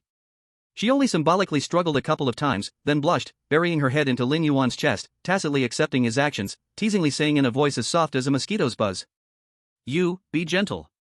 Lin Yuan's eyes brightened, as if he had received a holy decree, joyfully carrying his wife into the bedroom. Bang! The bedroom door was ruthlessly closed again. The live broadcast of the world once again fell into a darkness on time and without surprise. Only intermittent, blushing sounds could be vaguely heard. The comments in the live stream, after a brief pause, erupted like a volcano. "Coming again? Is this guy a teddy bear? Didn't he just, with his sister-in-law this morning? Even the donkeys from the production team wouldn't rest like this. So can I still get VIP? I would go broke for it. Sigh. 2 packs of heart soul in 2 days, this livestream can't be watched. The white female king isn't resisting anymore? She just gave in? Where's your high coldness? Where's your killing aura? Fallen, completely fallen. The fall of the king begins at night. The next morning, Lin Yuan woke up full of energy, carefully preparing a loving breakfast for himself and his wife. Still those bizarre ingredients that looked toxic enough to kill an elephant, but after Lin Yuan's loving cooking, they surprisingly emitted a soul-shaking aroma. Yen looked at the bowl of porridge bubbling with green foam in front of her, her eyelids twitching slightly, but under Lin Yuan's hopeful gaze, she still braced herself to drink it. The taste, well, it seemed even more complicated than yesterday. Wife, I'm going to work. After finishing breakfast, Lin Yuan excitedly tidied up his blue and white striped patient outfit, as if he was going to attend some high-level meeting. Yen looked at him, wanting to say something but hesitated. In the end, she just lightly reminded him. Be careful, don't cause trouble, come back early. Got it, wife. Lin Yuan leaned over and kissed Yen on the cheek, joyfully running out the door. Watching his departing figure, Yen sighed softly, rubbing her still slightly sore waist, her eyes full of complexity. This mental patient has too much energy. At the entrance of the happy community, there was indeed a dilapidated store that looked worn out, with its sign peeling, barely identifiable as Meiying Supermarket. Lin Yuan pushed the door open, the wind chime hanging on the door making a sound like bones rubbing together with a kala sound. Inside the supermarket, the lighting was dim. The shelves were filled with all sorts of strange products. Canned goods labeled human blood hot pot, chips with pictures of tortured faces, and jelly in the shape of a heart that was still gently pulsating. A faint smell of blood mixed with decay lingered in the air. At this moment, people were already busy in the supermarket. 3 employees were obviously bizarre. A cashier with her head turned 180 degrees behind her, a cleaner dragging intestines on the ground while wiping, and a stock clerk with an arm that resembled an octopus's tentacle. In addition, there were 5 others dressed in ordinary human clothes, but with pale faces and anxious, fearful eyes, acting as human employees. 3 men and 2 women, all looking in their 20s, came from countries like Sakura Country, Kimchi Country, and Rice Country, judging by their looks and the language they occasionally whispered. Among them was a tall black youth. These 5 people were the representatives from other countries randomly selected to enter this S-level instance. Their assigned roles were employees of this supermarket. When Lin Yuan walked in, the eyes of those 5 people instantly focused on him, especially when they saw his mismatched patient outfit. Their eyes revealed suspicion, scrutiny, and a hint of subtle malice. In this bizarre instance, where life was uncertain, it was not uncommon to harm others and tempt teammates to violate the rules to test the conditions of death. And this seemingly not quite right Dragon Country person was undoubtedly an excellent test stone and sacrificial victim. A short and thin man from Sakura Country flashed a vicious glint in his eyes and signaled to the nearby Kimchi Country woman. The live stream camera locked tightly onto the scene inside the supermarket, making the hearts of Dragon Country viewers race. Holy crap! Romantic Sage, watch out! Those 5 don't look like good people. They are representatives from other countries. What do they want? That little guy from Japan is up to no good. Romantic Sage, quickly use your mental disorder tricks to charm them. Where's the black silk little sister? Hurry and save the day. Lin Yuan, however, was utterly oblivious. He stepped forward eagerly, flashing a bright and sunny smile at all his colleagues. Hello everyone. I am the new Lin Yuan. Please take care of me. The 3 strange employees merely glanced at him coldly before continuing their own tasks. The 5 human employees, however, managed to force out hypocritical smiles.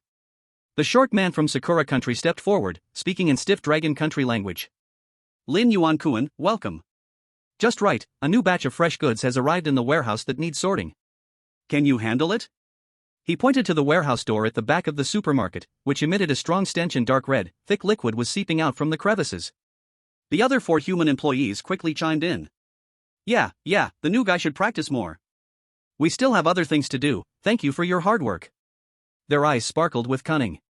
That warehouse, someone had nearly been dragged inside by the tentacles extending from it just for getting too close. It was definitely a high-risk area. Sending this Dragon Country mental case in was just the right way to test the killing rules inside. The live stream chat exploded with curses. Damn that little guy. So sinister. The Kimchi Country person is joining in too. None of them are good people. Romantic Sage, don't go. That warehouse looks suspicious. It's over, he's falling for their trap. Chapter 11, The Temptation of the Little Sister-in-Law. Lin Yuan looked at the warehouse door, from which the thick liquid was constantly dripping, and instead of feeling fear, he showed an eager expression. Sort out the goods? No problem. Leave it to me. With that, he rolled up his sleeves and headed toward the warehouse. The 5 human representatives wore sly smiles of success. Just as Lin Yuan's hand was about to touch the slippery, sticky door handle of the warehouse, a cold yet seductive voice suddenly rang out. Stop. Before the voice had even faded, a dark figure appeared beside Lin Yuan like a ghost, grabbing his wrist. It was a woman dressed in a professional OL suit, her black pencil skirt accentuating her stunning curves, her legs wrapped in tempting black stockings. She coldly swept a glance over the 5 human representatives, their faces changing dramatically, and finally, her gaze landed on the short, skinny man from Sakura country, her red lips curling into a dangerous smile. Who allowed you to assign my brother-in-law to do this kind of thing? Sister. Brother-in-law? The 5 human representatives, including the 3 strange employees, were stunned. This newly arrived madman was the supermarket owner's brother-in-law? The short, skinny man from Sakura country was so scared that his legs turned to jelly, stammering as he explained.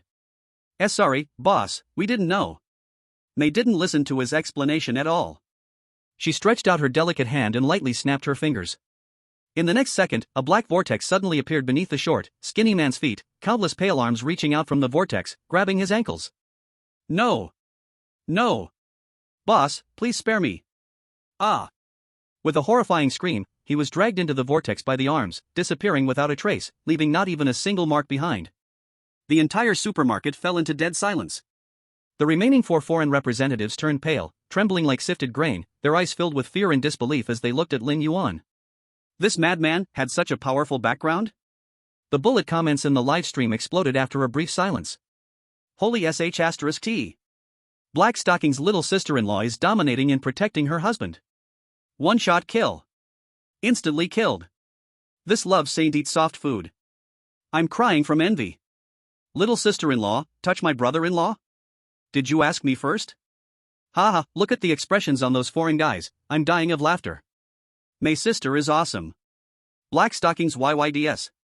After taking care of the annoying people, May turned around. When she looked at Lin Yuan, her cold expression instantly melted into a charming and seductive smile. She affectionately hooked her arm through Lin Yuan's and, in a coquettish tone, said, Brother-in-law, how could I let you do such dirty and tiring work? Come, follow me to the office, I'll arrange some easy and interesting work for you.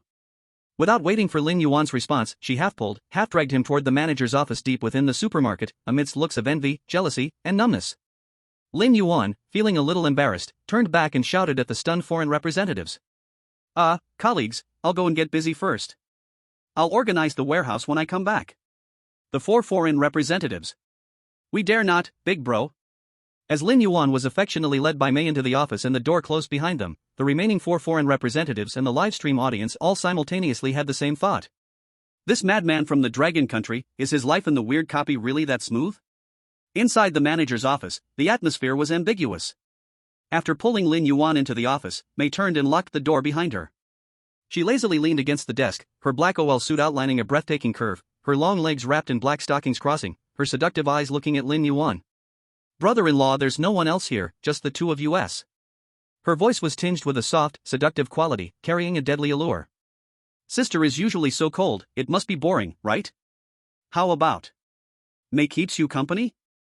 As she spoke, she extended her delicate finger, lightly tugging at the collar of Lin Yuan's patient gown. Although the live stream camera was blocked outside the door, the viewers had already imagined a forbidden storyline based on the previous scene, and the bullet comments were filled with cries of paid and please show it. However, Lin Yuan's reaction was completely unexpected by everyone. It was as if he had been burned. He suddenly took a step back, avoiding May's finger, his face showing a serious and even somewhat angry expression. May or sister. Please respect yourself. I'm your brother-in-law.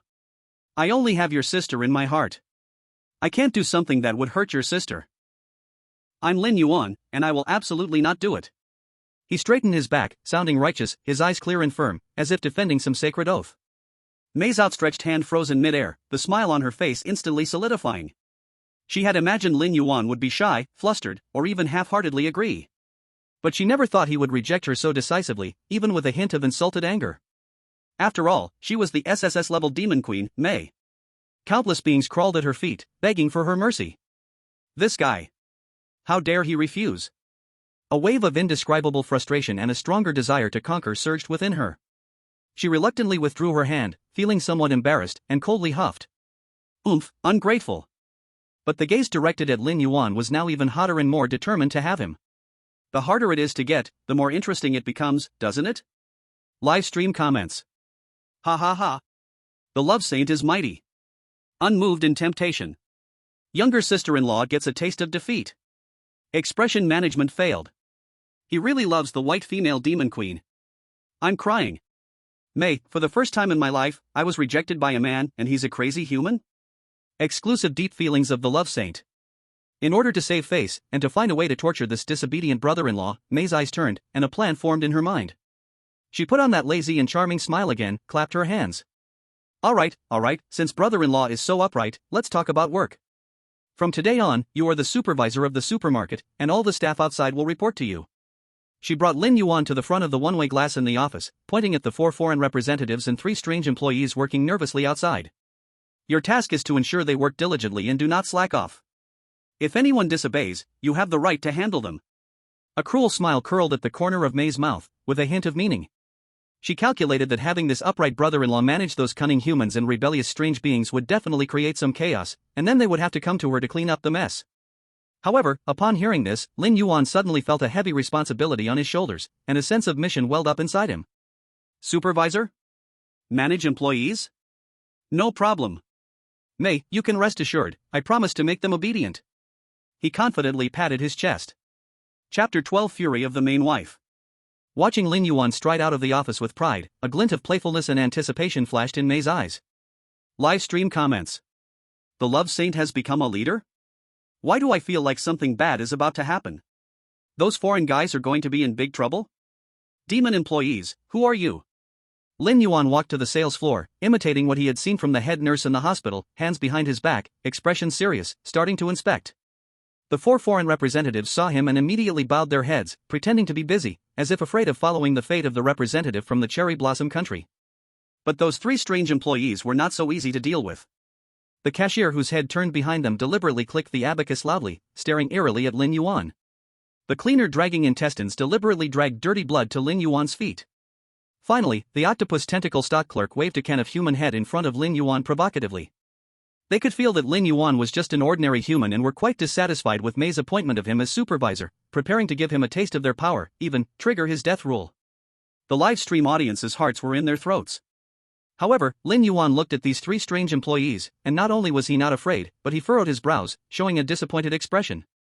He walked in front of the cashier, pointed at his head, and said seriously, "Hey, are you having a problem with your cervical spine? How can your head turn like that?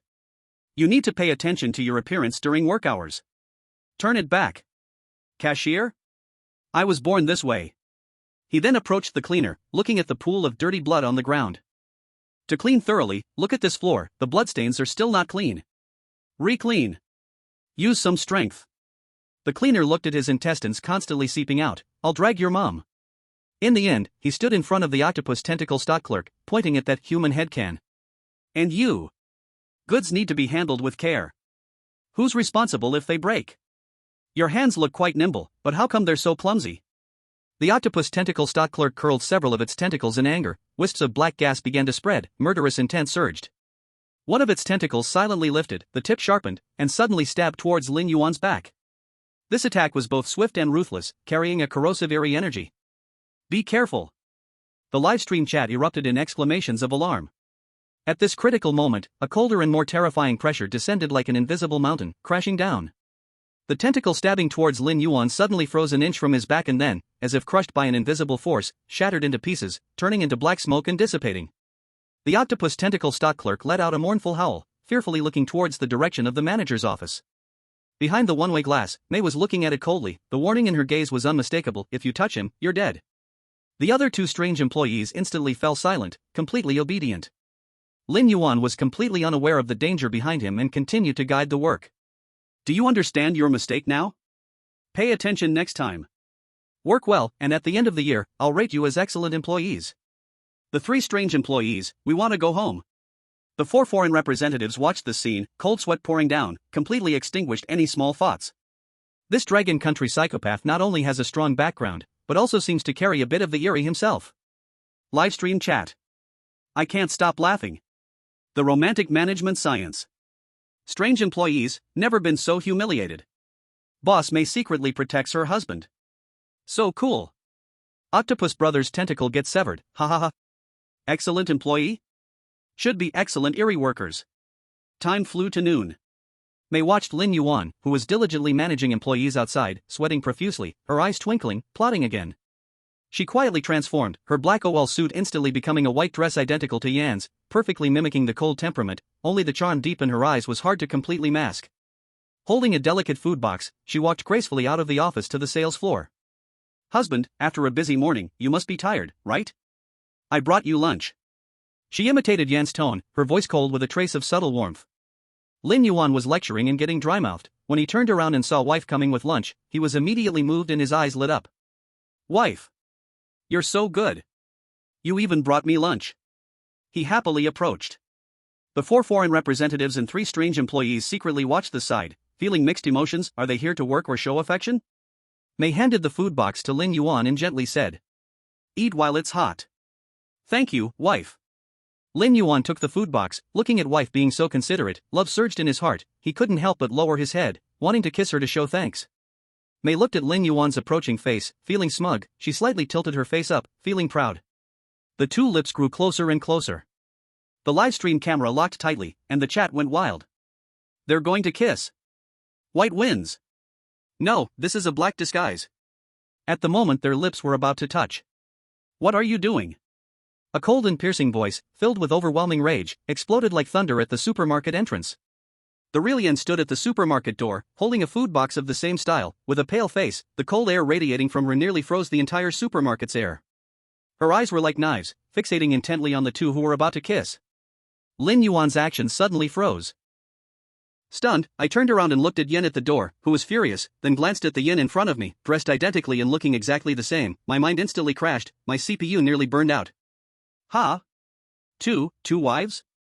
Seeing the plan succeed, May immediately changed back to her original black dress, showing a flustered expression on her face, hiding behind Lin Yuan, hugging his arm, and speaking in a sobbing tone to fan the flames. Oh no, brother-in-law, what should we do? Our matter has been seen by my sister. Lin Yuan looked at Yen at the door, her eyes icy and seemingly wanting to kill, then felt the shivering May in his arms, instantly feeling overwhelmed, hurriedly explained. Wife, let me explain. It's not what you think. It's May, she. He wanted to say that May was disguised as her, but then felt that saying so seemed like shirking responsibility, and he got so flustered that he stumbled over his words. Yen didn't listen to his explanation at all, stepping forward to instantly stand in front of the 2, her cold gaze lingering on Lin Yuan's face for a moment, filled with disappointment and heartache, then shot like a sword towards May, who was hiding behind him. May! You're seeking death. The terrifying SSS-Level Ghost King's aura erupted completely, shelves in the supermarket shaking violently, goods crashing down, and the lights flickering on and off. A sisterly conflict between Ghost Kings seemed on the verge of erupting in this tiny supermarket. The live stream comments exploded. Large-scale infidelity scene. Shura Field. Ultimate Shura Field. Love Saint is confused, my wife can clone herself? Black-haired sister-in-law stirring the pot skills are top-notch. White main wife is radiating killing intent. Hurry up and fight. Seeking the psychological shadow area of the Love Saint. Long Country livestream, Forever a God. Chapter 13, Fire Extinguisher in the Shura Field. The air in the supermarket seemed frozen into ice, the shelves trembling violently under Yan's terrifying SSS-Level Ghost King aura, groaning under the unbearable pressure. Although May was also a Ghost King, she clearly weakened in front of her furious sister, but she still hid behind Lin Yuan, putting on a weak and helpless look, fanning the flames. Sister, don't blame brother-in-law, it's my fault. May's voice had just the right amount of sobbing, her acting rivaling that of an award-winning actress. Lin Yuan felt as if he was being roasted over fire. On one side was a volcano about to erupt, on the other a seemingly weak but troublemaking sister-in-law. He was sweating with anxiety, but his strong nerves made him react instinctively, mediating. Wife, calm down. Please stay calm. Lin Yuan rushed in front of Yen in a single step, arms wide open, trying to block her view of May, even though this was completely futile. It's not what you think. May's little sister, she disguised herself as you to bring me lunch. I almost mistook her for you. Really? My heart only has you, the heavens can testify. Lin Yuan spoke extremely quickly, his gaze sincere enough to almost drip with water. Yan's cold eyes swept over him, then looked at May, her voice freezing to the bone. Disguising as me? May, you are really getting bolder. Seeing Lin Yuan betray her, May no longer pretended, peeked her head out from behind Lin Yuan, and pouted. I was just joking, sister, why take it so seriously? Brother-in-law didn't even kiss me. You still say. Lin Yuan turned and glared at May, then quickly gave a smile to Yen. Wife, look, this is a misunderstanding. We are family, it's better to be peaceful, fighting and killing will have such a bad influence. If we smash the supermarket, May would feel so heartbroken. The live audience watched, dumbfounded. The Love Saints mediation logic, unique but effective? The point is actually worried about smashing the supermarket? Does he have some misunderstanding about family? Yen, whose family with her? Yen looked at Lin Yuan's anxious yet slightly foolish face, listening to his family should be harmonious reasoning. The anger in her chest, for some reason, truly began to dissipate. Especially that sentence, my heart only has you, although spoken in such an awkward situation, still made her heart flutter. She took a deep breath. Forcibly suppressing the swirling strange aura, the surrounding cold temperature slightly rose. She coldly glanced at May. This will not happen again. Then, she turned to Lin Yuan, her tone leaving no room for doubt. You don't need to attend this class, come home with me. Ha! Lin Yuan was stunned for a moment, and before he could say anything, May became upset. Why should it be like that, sister? May immediately stepped forward, wrapping her arms around Lin Yuan's other arm, coquettishly saying. Brother-in-law is doing just fine here, I've even appointed him as the foreman. Brother-in-law, don't you think so? Don't you want to help May manage the supermarket anymore?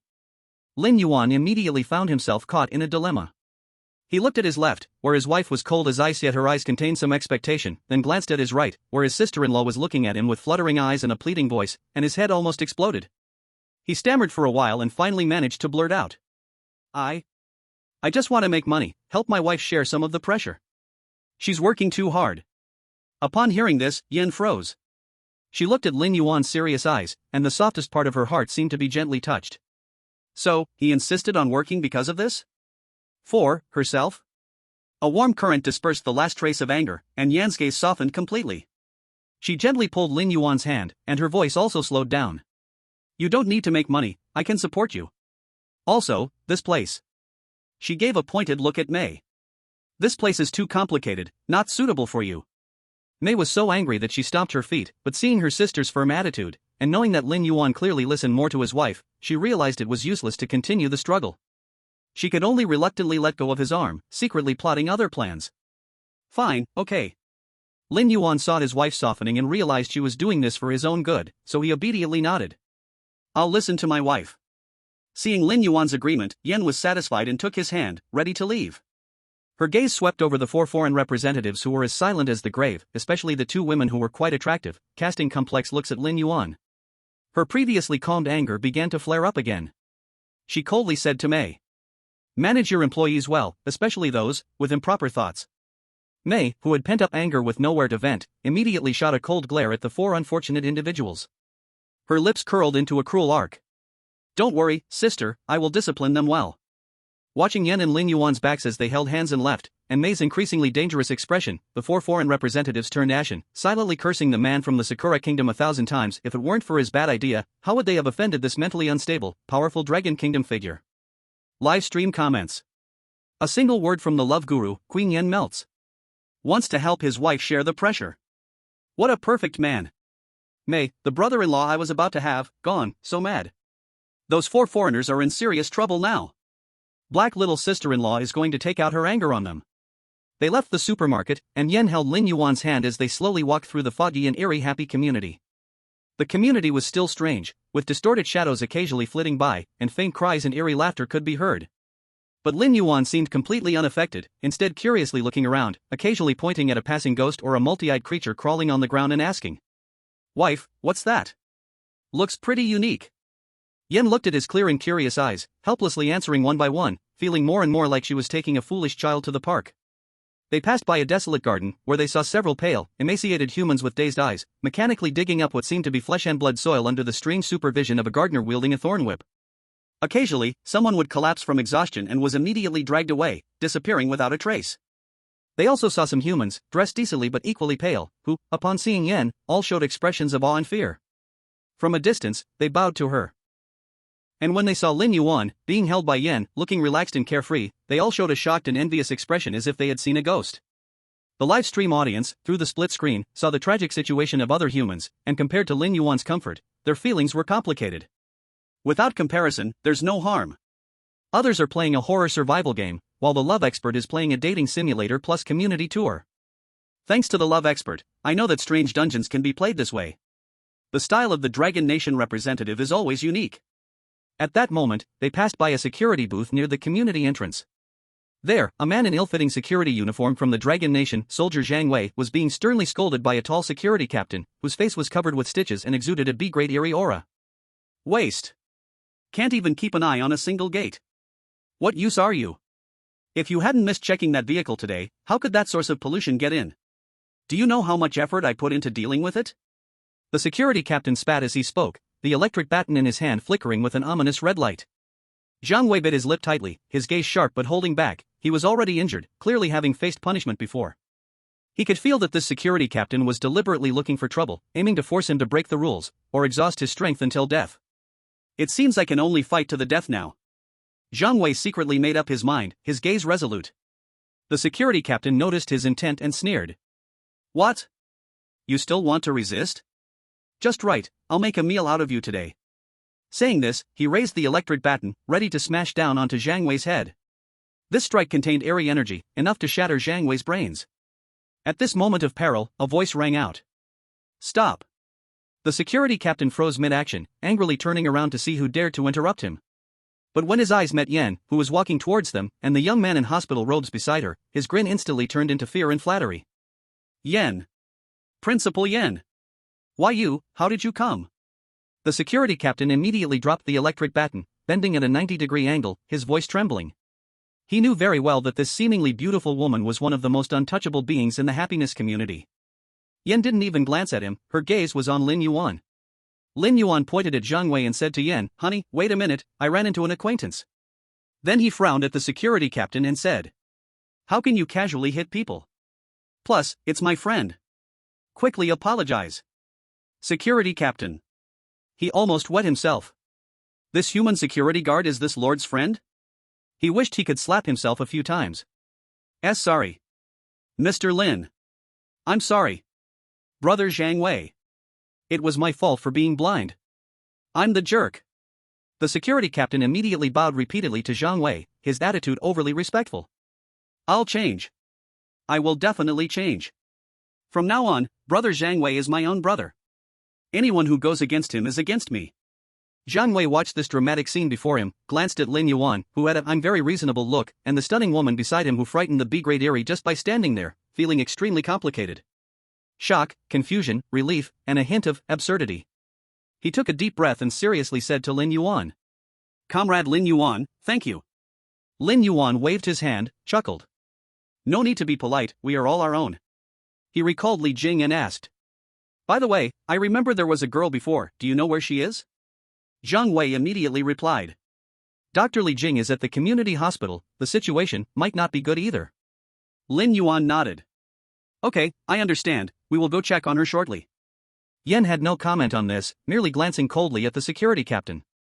The security captain shivered, immediately assuring. Principal Yan, Mr. Lin can rest assured.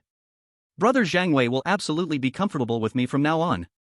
As he spoke, he even pulled out a pack that looked like cigarettes made of dried skin, and eagerly offered one to Zhang Wei, even wanting to help him light it.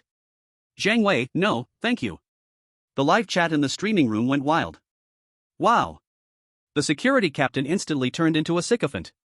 A single word from the Love Master directly changes a compatriot's fate. With this, the Dragon Kingdom is stable.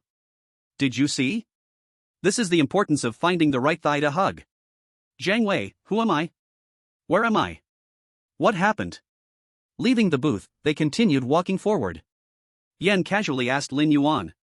That man, is he your friend? Lin Yuan thought for a moment and answered seriously. Sort of, I've met him once before. Yan nodded, not saying anything further. After walking for a while, she asked again. Then you don't want to work at May's place? What kind of job do you want? Lin Yuan perked up immediately, thinking as he spoke. Of course, something easy, that can make money, and ideally, I can be with you, my wife. Yan was amused by his straightforward request, a smile tugging at the corners of her mouth, and after a moment of thought, she said. Well, why not come to my school? School? Lin Yuan was curious. Yes, I am the principal of High School 1. Yan said lightly. Just in time, we're short of a school worker. The job is easy, just maintaining the campus environment. Do you want to come? Principal's wife? Lin Yuan's eyes instantly lit up, feeling like his wife was even more amazing. Let's go. We must go. It's an honor to be a school worker for the principal's wife. Looking at Lin Yuan's excited expression, a trace of joy appeared in Yan's eyes. At this moment, Lin Yuan recalled Zhang Wei's words and said to Yan, "Wife, how about we go to the community hospital later? Let's see how my doctor friend is doing, and if we can help, we should." And he touched Yan's cold hand and said with concern, "You've been so cold. It's a good idea to check your health to see if you're too cold. You need good care." Yan's body stiffened slightly. Check health? Go to the hospital? Let those low-level, strange doctors treat this eerie king? This thought was simply absurd. Yet seeing the pure worry and concern in his eyes, she couldn't bring herself to refuse. She remained silent for a few seconds and finally softly said "Great. My wife is so obedient." Lin Yuan happily hugged her.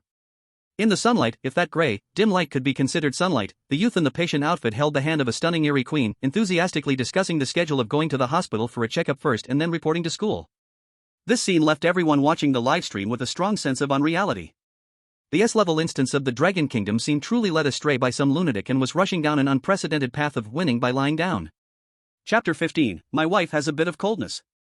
The community hospital was located in the northwest corner of the Happiness Community, a 3-story building with severely peeling walls, some even showing an ominous dark red color. The crooked cross hanging at the entrance looked more like a twisted symbol, and the air was filled with a strong mixed smell of disinfectant and decay. Upon entering the hospital lobby, a cold dampness greeted them, 10 degrees colder than outside. A few strange nurses in stained uniforms were idly chatting at the front desk, their nails long and black, their faces adorned with eerie smiles. Several patients with various peculiar appearances sat on the waiting chairs, some had fish heads dripping water on their necks, while others had open bellies with things seemingly wriggling inside. Seeing Yan walk in, the strange nurses at the front desk immediately fell silent, all bending at the waist, their faces showing sycophantic but fearful smiles. "Principal Yan." Yan merely nodded lightly, her gaze sweeping towards Lin Yuan. "Where do you think the person you're looking for might be?" Lin Yuan scratched his head. "Her name is Li Jing, she's a doctor, she should be in the doctor's office or the ward, right?" Just then, a suppressed arguing sound came from the nearby corridor. "I told you. This patient's infection requires despair pus extract. Your howling powder purity is simply not enough. Do you want him to turn into a mindless monster ahead of time?" A furious female voice rang out, though lacking in strength, it carried a tone of insistence. "Dr. Li Jing, are you questioning my professional judgment?" A cold male voice responded. "Don't forget, you are just an intern. Moreover, the family of this patient has designated me as the primary physician. If you use that potent medication and the patient cannot handle it and completely disappears, who will take responsibility? You? Can you bear this responsibility?" Lin Yuan and Yan followed the sound and saw at the door of a treatment room, Li Jing was pale-faced, confronting a well-dressed male doctor wearing a white coat and gold-rimmed glasses, whose eyes were chillingly sinister.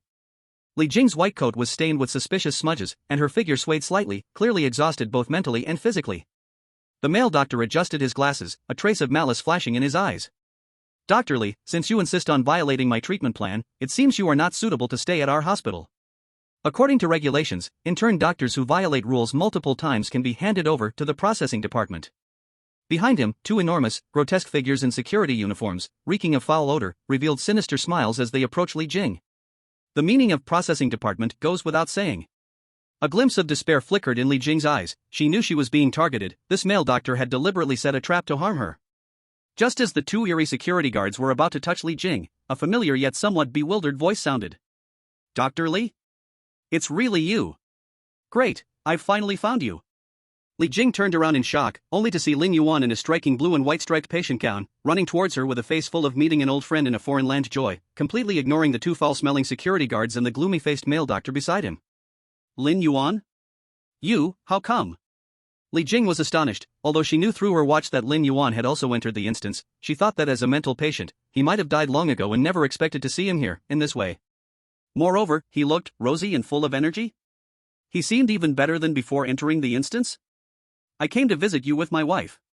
Lin Yuan happily pointed to the beautiful woman walking slowly behind him. "I also brought my wife for a checkup, she gets cold easily." "Wife? Checkup? Cold?" Li Jing followed Lin Yuan's direction, and when she clearly saw the stunningly beautiful woman with an icy aura that seemed to lower the temperature of the entire hospital corridor, her pupils constricted sharply. As a doctor, her keen perception made her instantly realize. This person is definitely one of the top existences in this instance. SSS-grade monster king. Lin Yuan actually called her his wife? And he brought her for a checkup? The male doctor and the two eerie security guards had already turned pale and were trembling like leaves the moment Yen appeared, dropping to their knees with a thud, not daring to raise their heads. Principal Yen. We didn't know of your esteemed presence, forgive us. Forgive us. The male doctor's voice trembled with a hint of tears. Yen did not give them a single glance, her gaze fell on Lin Yuan, and seeing he indeed knew this human female doctor, she spoke lightly. She is your friend? Yes. Lin Yuan nodded, then pointed to the kneeling male doctor and security guards, frowning at Yen as he said. Wife, they seem to want to bully Dr. Li. Yen's gaze then turned into a cold blade, sweeping over the trembling figures on the ground. With just one glance, the two eerie security guards didn't even have time to scream before they vanished like erased marks, instantly dissipating into wisps of black smoke in the air. The male doctor was so scared he almost fainted, his pants instantly wet, releasing a foul smell. Spare me. Principal Yen, spare me. Mr. Lin, spare me. Dr. Li, spare me. It's my fault for being blind. It's the pig oil that blinded my heart. I will never dare again. From now on, Dr. Li will be the attending physician. No. She will be the deputy director. No. The director. I will give my position to her. The male doctor was full of tears, bowing his head like pounding garlic. Li Jing watched the sudden reversal, feeling blank in her mind. The crisis that she had fought with all her strength, even at the cost of her life, was just resolved by Lin Yuan and his wife with a single sentence? Wife, is this way okay? Lin Yuan turned his head to seek Yan's opinion. Yan slightly nodded and coldly said to the male doctor. Get lost. From now on, Dr. Li Jing will be at the same level as you in this hospital, see her as you see me. If there is even a hint of negligence. I dare not. Absolutely dare not. Thank you, Principal Yen. Thank you, Mr. Lin. Thank you, Dr. Li. The male doctor felt as if he had received a great pardon, and he crawled away faster than anything strange. The chat room was blowing up with comments. So domineering. So powerful. The love saint takes his wife on a hospital tour, casually pointing out the world. Li Jing, who am I? Where am I? I just got promoted and raised? The strange director, I was so scared at that time. The correct posture for hugging a big leg. After handling Li Jing's matter, Lin Yuan finally remembered the business. He took Yan's hand and walked into an empty consultation room, speaking to a doctor dressed in a white coat, who was huddled in the corner, terrified by Yan's arrival, and had a revolving eyeball for a head. Doctor, quickly, take a look at my wife. She has cold hands and is always icy. See how to adjust her condition. The eyeball monster, doctor?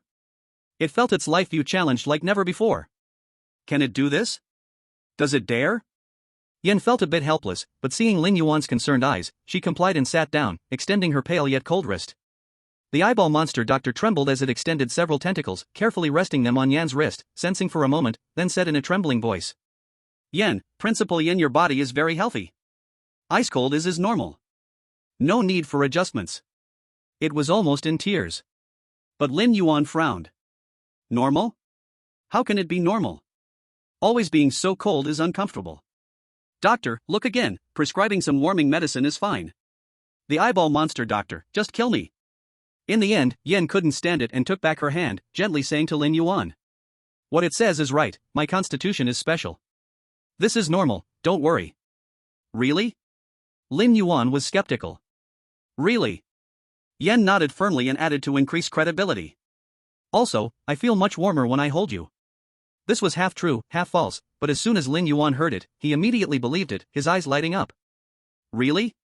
Then I will hug you to sleep every day. I will definitely keep you warm. Yan's cheeks slightly flushed, softly agreeing with a hum. Chat room. Pfft, did the strange king get spoiled? Love Saint's human furnace function activated. This dog food, I eat with full satisfaction. Eyeball doctor, escaped a calamity, thank you, strange king, for not killing me. Chapter 16, is the dean also a little sister-in-law? Hearing Yen say that her icy body was normal and that holding him would keep her warm, Lin Yuan immediately felt relieved and delighted. It seems that he is still very useful. He's a human walking heating pad. Just as he wanted to take his wife to explore elsewhere, he heard Yen speak again, her tone calm but dropping a heavy piece of news. Since we've come, I'll take you to meet my third sister. Third sister? Lin Yuan blinked, a bit confused. Doesn't his wife only have Mayor as a sister? Why is there a third sister suddenly? Seeing his bewildered expression, Yen patiently explained a bit, her tone carrying a hint of family superiority. Third sister Quayer, she is the director of this hospital. Director? Lin Yuan's eyes instantly widened like copper bells, and his mouth formed an O shape. The principal's wife from Happiness Community High School. The boss's sister-in-law from the supermarket at the entrance of Happiness Community. And now the director of the community hospital in Happiness Community. Third sister? He counted on his fingers and felt like his brain was a bit overwhelmed. What kind of dog luck did he step in to marry such a good wife?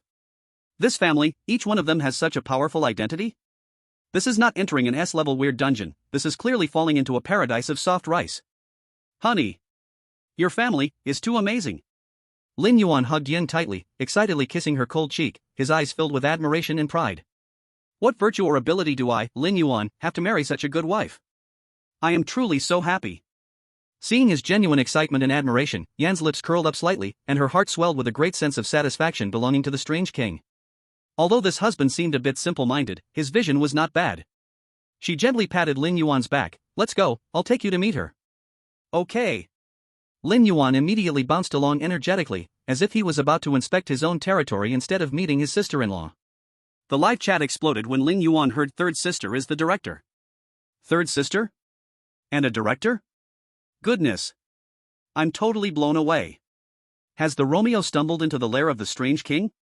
Father-in-law, mother-in-law, big and little sisters-in-law, all top-level bosses? This soft rice is served like a full banquet? Dragon Country's strategic department, what analysis do you have on this family composition? The family of the strange king, truly terrifying. Romeo, I don't want to win by laying down, but my wife's family is too powerful. About my wife's family carrying me through the weird dungeon. Yen led Lin Yuan directly to the third floor of the hospital. Unlike the noisy, chaotic, dirty environment of the two lower floors, the third floor was unusually quiet, clean, and even much brighter. The walls on both sides of the corridor were clean, milky white, the floor was so shiny one could see their reflection, and the air carried only a faint smell of disinfectant, devoid of the nauseating stench. But beneath this normality, a deeper strange aura lurked. Every room's door was tightly closed, and rather than labeled treatment room or office, they were marked with chilling names like Specimen 1, Active Tissue Bank, Consciousness Separation Room. At the end of the third floor corridor stood a heavy door, appearing to be made of some kind of alloy, with two simple characters on the placard, Director. Yen didn't even knock, she simply pushed the door open. The scene behind the door left both Lin Yuan and the livestream audience momentarily stunned. Rather than an office, it resembled a cozy yet somewhat strange girl's study. The room was filled with warm colors, decorated with several large bookshelves stuffed with various books and organs preserved in formaldehyde. On a soft couch were several cute dolls, but upon closer inspection, it seemed those dolls' eyes could move by themselves. A girl dressed in a clean white coat, wearing rimless glasses, looking gentle and even a bit timid, was sitting at the desk, her head down, intently reading a thick book with a cover made of some kind of animal leather. Hearing the sound of the door opening, she looked up, revealing a stunning face identical to Yen in May's. However, her aura was entirely different. She lacked Yan's icy authority and May's enchanting allure. She seemed like a naive, shy girl next door, her clear gaze holding a touch of innocence and fragility. Upon seeing Yen and Lin Yuan, she seemed startled, like a frightened little rabbit, quickly stood up, and called out softly, elder sister? Why are you here? The voice was soft and tender, with a hint of timidity. Yen nodded, and although her tone remained calm, it was much gentler than when she was coquettish. Kuaer, bring your brother-in-law to see you. She then introduced to Lin Yuan. This is the third sister, Kuei, the director of the hospital. Lin Yuan looked at this third sister director, who seemed even more like someone in need of protection than he was, and was a bit confused. Still, he flashed his trademark radiant smile and greeted her warmly. Third sister, hello. I'm Lin Yuan, your brother-in-law. Please take care of me in the future. Kuei looked at Lin Yuan, her pale face slightly reddening, lowering her head in awkwardness. Her voice was as soft as a mosquito's buzz. Sister brother-in-law, hello. The livestream chat was instantly flooded with question marks. The director?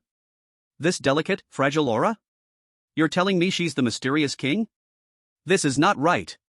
She's nothing like the older sisters. I bet 50 cents, this is definitely an act. Holy Romeo, wake up. This easy-to-bully look is all fake. At that moment, Kuei seemed to gather some courage, lifting her eyelids and curiously observing Lin Yuan. Her gaze was pure like a mountain spring, and she softly asked. Brother-in-law, you look so special. Big sister, can I study brother-in-law? Her tone carried an innocent request, as if she just wanted to study a new and interesting toy. However, the words study coming from the director of such a strange hospital were inherently chilling. Yan's expression immediately darkened, and she firmly rejected. No. She stepped forward, subtly protecting Lin Yuan behind her, her cold gaze warning Kuei. He is your brother-in-law, not your experiment. Keep those thoughts to yourself, Kuei. Don't target him. With the stern refusal from her older sister, a layer of mist covered Kuei's clear eyes, and she pouted, lowering her head, speaking softly. Oh. I understand, big sister. I'm sorry. Her appearance was so pitiful that anyone who saw her would feel a deep sense of sympathy. Chapter 17, Third Sister also has a mental illness. Lin Yuan saw the pitiful look of the third sister and immediately felt a strong protective instinct. He quickly said to Yan. Wife, don't be too harsh on the third sister. She's probably just curious, she didn't mean any harm. As he spoke, he threw Kuei a don't be afraid, brother-in-law supports you look. Kuei caught Lin Yuan's gaze and paused for a moment before lowering her head, her shoulders subtly trembling. Yan looked at her defenseless husband, who was still acting like a warm man, and helplessly rubbed her forehead. She knew her third sister too well. We're leaving. You get back to your work. Yan said no more, pulling Lin Yuan out of the room. Lin Yuan, while being pulled along, didn't forget to wave enthusiastically at Kuei. Third sister, we're leaving now. Come to our house and visit sometime. The door to the office closed, and the room returned to silence. Kuei, with her head lowered, shook her shoulders more and more noticeably. A faint, suppressed, manic giggle escaped from her throat. He. She slowly lifted her head. There was no trace left of the softness and timidity she had earlier. Her once clear eyes were now filled with twisted, fanatical, and cold, cruel curiosity, like the sharpest surgical scalpel. She stuck out her pink tongue and licked her slightly dry lips, her voice now taking on an eerie, excited tone. Such a special sample, the soul's fluctuation. I've never seen anything like it. I want to cut it open and see. In the next instant, her expression switched back to that of the fragile, innocent demeanor, her eyes filled with struggle, murmuring to herself. But, big sister said, no. But in the next second, the sickly, yandere expression took over, her eyes flashing with a determined light. It's okay, slowly, there will always be a chance, he. Although the live stream cameras were outside the door, the viewers could still see the subtle change in Kuei's expressions and the faint sound of her giggling. The chilling laughter has already imagined everything. The barrage exploded instantly. What the hell? Double personality. I knew it. The weak little flower is just an act. Yandere. It's a Yandere sister-in-law. Isn't this a coincidence? The sister-in-law is also a mental case. Love Saint Run. This sister-in-law really wants to dissect you for research. The three sisters of the Ghost King are all not easy to deal with. Eldest sister is aloof, second sister is charming, third sister is a Yandere, the Love Saint's harem, no, the relative group is getting richer. Leaving the community hospital, walking on the way home, Yan's brows were slightly furrowed. May's entanglement in Kuei's research desire made her feel uneasy. This stupid husband has too strong an attraction, and the ones he attracts are all these troublesome beings. Wife, what's wrong? Are you unhappy? Lin Yuan keenly noticed Yan's mood and asked with concern. Yan stopped, looking at Lin Yuan's clear, worry-filled eyes. She sighed softly in her heart. After thinking for a moment, a shimmer of ethereal light appeared in her hand, and a thing materialized.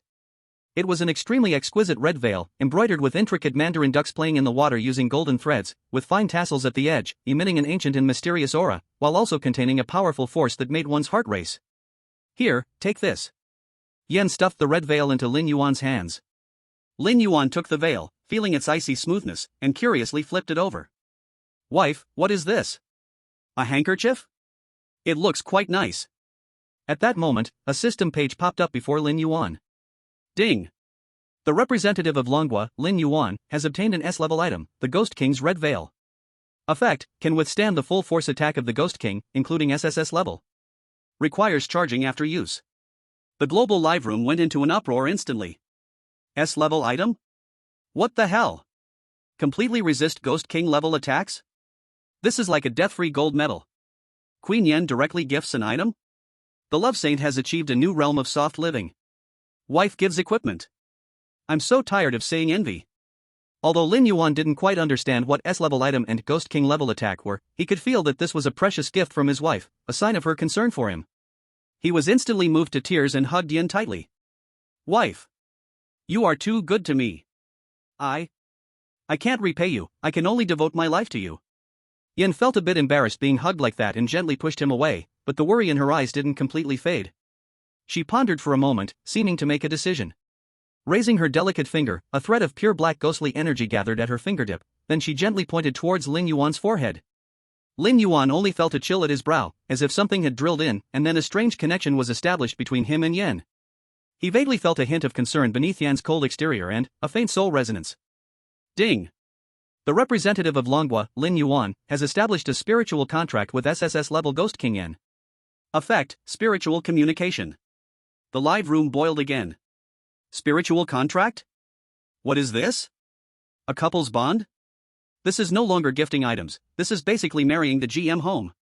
Longhua Command Center, cannot analyze, simply cannot analyze. Representatives from other countries are still struggling on the edge of life and death, while this one from Longhua has already started binding with the ultimate boss. Feeling that bizarre connection, Lin Yuan, although not understanding, felt closer to his wife and was filled with joy. He held Yan's hand, his eyes bright. Wife, I feel closer to you. That's so nice. Seeing his silly, happy expression, the corners of Yan's mouth finally couldn't help but lift into a slight yet breathtaking smile. She held Lin Yuan's hand tightly and softly said, Let's go home. Let's go home. Lin Yuan nodded vigorously, holding Yan's hand, walking in the misty community, his steps light. The setting sun, if that dim light can be considered as such, stretched the shadows of the two, intertwining together. One in a patient gown, a mental patient, and the other an SSS-level Ghost King. The scene was strange yet exuded an inexplicable harmony and warmth. Returning to room 404, as soon as the door closed, Lin Yuan looked at Yen, whose beauty was unparalleled and who had a cool demeanor with a hint of softness. Thinking of her deep feelings for him, sending equipment and establishing a contract, waves of love surged in his heart, hard to contain. He lowered his head and softly kissed Yen's slightly cool lips.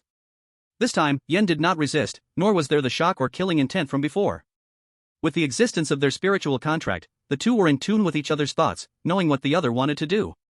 She slightly tilted her head back, awkwardly and clumsily responding to this warm and firm kiss.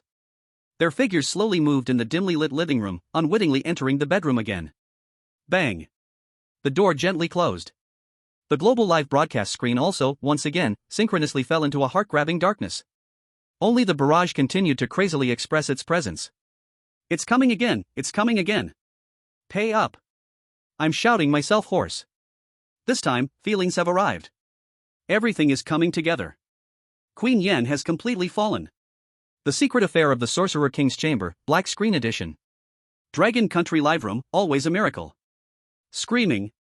The dark screen cut off the image but could not sever the sweet and tangy, scented, air of love, nor the infinite emotions and expectations of the hundreds of millions of viewers for Dragon Country's outrageous and legendary copy experience. Chapter 18, The Principal's Wife Takes Me to Tour the School. The next morning, in room 404. Lin Yuan opened his eyes, feeling an unprecedented sense of refreshment. Yen beside him also almost woke up at the same time, their eyes met, and an indescribable tacit understanding flowed in the air. After establishing the spiritual contract, it felt different. Lin Yuan could even sense, without speaking, that Yen was in a good mood at the moment, with a hint of laziness and satisfaction. And Yen could clearly feel Lin Yuan's pure, almost foolish joy in his full dependence and love for her. Good morning, my wife. Lin Yuan leaned closer and naturally planted a kiss on her lips. Morning. Yen slightly turned her face, her ears a bit flushed. This unimpeded emotional perception made her somewhat unaccustomed, yet, she also sweetly enjoyed it. She could hear his heart's joyful shout, as joyful as if it were bubbling up. My wife is so beautiful. I want a kiss. This fool. They got out of bed, and Lin Yuan took the initiative to handle breakfast again. Although the ingredients were still strange, under Yen's gentle guidance and Lin Yuan's loving cooking, it was actually barely edible. Wife, try this, I feel like I've mastered the heat particularly well today. Lin Yuan proudly handed over a piece of fried, colorful meat patty. Yen looked at the thing, feeling through the contract Lin Yuan's expectation of praise me, silently took it and took a small bite. The taste, well, at least it's not poisonous. Not bad. She commented lightly. Lin Yuan immediately beamed with joy, sweeter than if he had eaten honey. Meanwhile, in other corners of the happy community, the representative from Pickle Country, playing the role of property maintenance worker, accidentally dirtying a Class C strange resident's carpet, was being licked on the face by that resident with a long tongue covered in slime, rapidly losing spirit points, crying out in pain. The representative from America, acting as a courier, delivered the wrong package and was chased all over the community by the recipient, a little girl holding a worn-out doll, that doll giggling while spitting out cursed strings. The representative from India had it worse. He played the gardener but accidentally stepped on a screaming flower, now hanging upside down in a tree, his flesh slowly absorbed as fertilizer. Their live broadcast screens were filled with despair and bloodshed, forming a stark contrast to the bubble-filled breakfast time in room 404. On the global live streaming platform, other countries' viewers looked at their own contestants' miserable conditions, then switched to the Dragon Country channel to see Lin Yuan and Yen breakfasting peacefully. The complex mood was hard to describe. Fuck. Why can the lunatics from Dragon Country fall in love in the dungeon? It's not fair. Our players are on the edge of life and death, and their players are feeding the female Ghost King? Report. Dragon Country is cheating. Hey up there, you want the cheat? Do you dare to touch the SSS-level female ghost? I don't dare. After breakfast, Yen took Lin Yuan to the first high school of happiness community. The school was located in the southeast corner of the community, with towering walls, a tightly shut iron gate, covered in rust and dried, handprint-like stains. The sign hanging at the entrance, the 4 characters Happiness High, were twisted and deformed, as if struggling in pain. From far away, the sounds coming from inside were not the cheerful voices of students studying, but various shrieks, cries, and horrifying scraping noises. Wife, your school is quite lively, Lin Yuan commented. Yen gently replied, linking her arm with his as they walked towards the school gate. Seeing the principal arrive, the 2 security guards at the entrance, dressed in tattered security uniforms with only a wide mouth on their faces, immediately stood straight and respectfully opened the iron gate. As soon as they entered the campus, a thick smell of blood and resentment hit them. On the playground, several students in weird forms were tearing at each other, limbs flying everywhere. In the teaching building, shadows occasionally darted past windows, accompanied by the sound of shattering glass. A teacher-like figure was fiercely whipping a student nailed to the blackboard, who was constantly wailing. It was simply hellish imagery.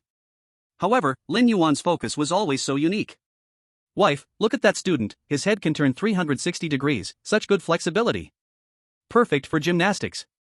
That teacher swings the whip with such strength, definitely a rigorous teacher. This campus environment, filled with a vibrant academic atmosphere. Yen. Through the contract, she could feel that Lin Yuan genuinely felt this way. He was sincerely appreciating this hell on earth.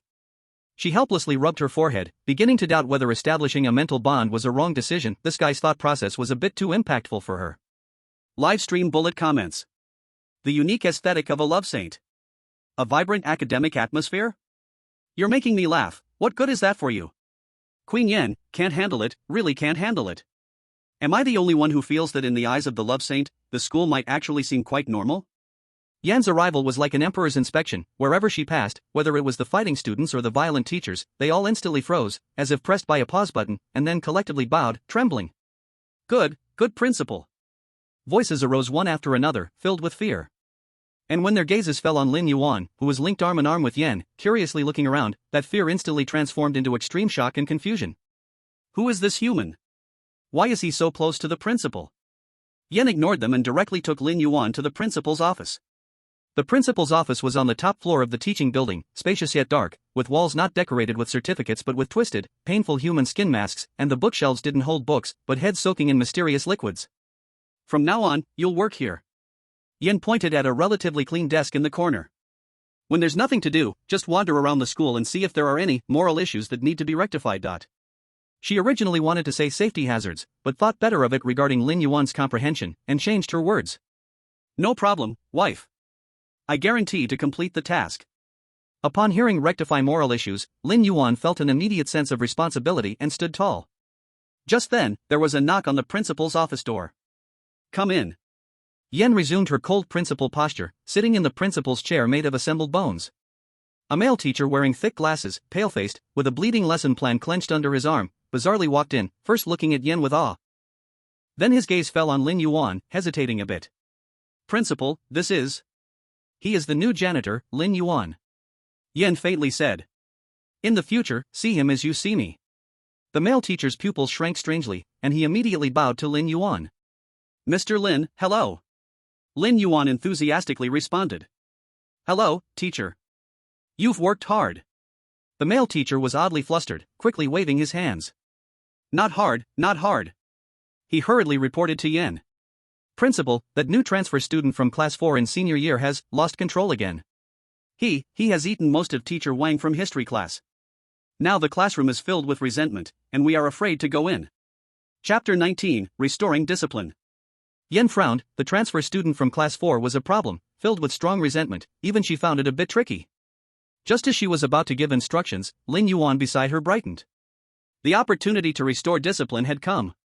"Wife, let me go," Lin Yuan eagerly volunteered, rolling up his sleeves. "If students do not listen, how can they eat teachers? This bad atmosphere must stop. I will go talk some sense into him." The male teacher was puzzled. Talk sense to that crazy person? Through the contract, Yan sensed Lin Yuan's strong resolve to maintain campus order and inexplicable confidence. She hesitated for a moment.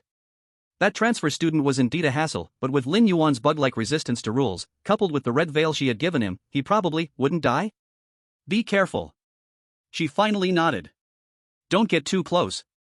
"Don't worry, wife." Lin Yuan, having received permission, immediately strode confidently toward Class 4 in senior year. The male teacher weirdly watched Lin Yuan's departing figure, then glanced at the expressionless Principal Yan, feeling his strange worldview being refreshed once again. The livestream cameras closely followed Lin Yuan. All the viewers' hearts tightened. Is the love saint going to take on the crazy transfer student alone? Talk sense? He talks sense with the strange one? Why do I feel like something is going to happen? Princess Yan actually agreed? How much does she trust her husband?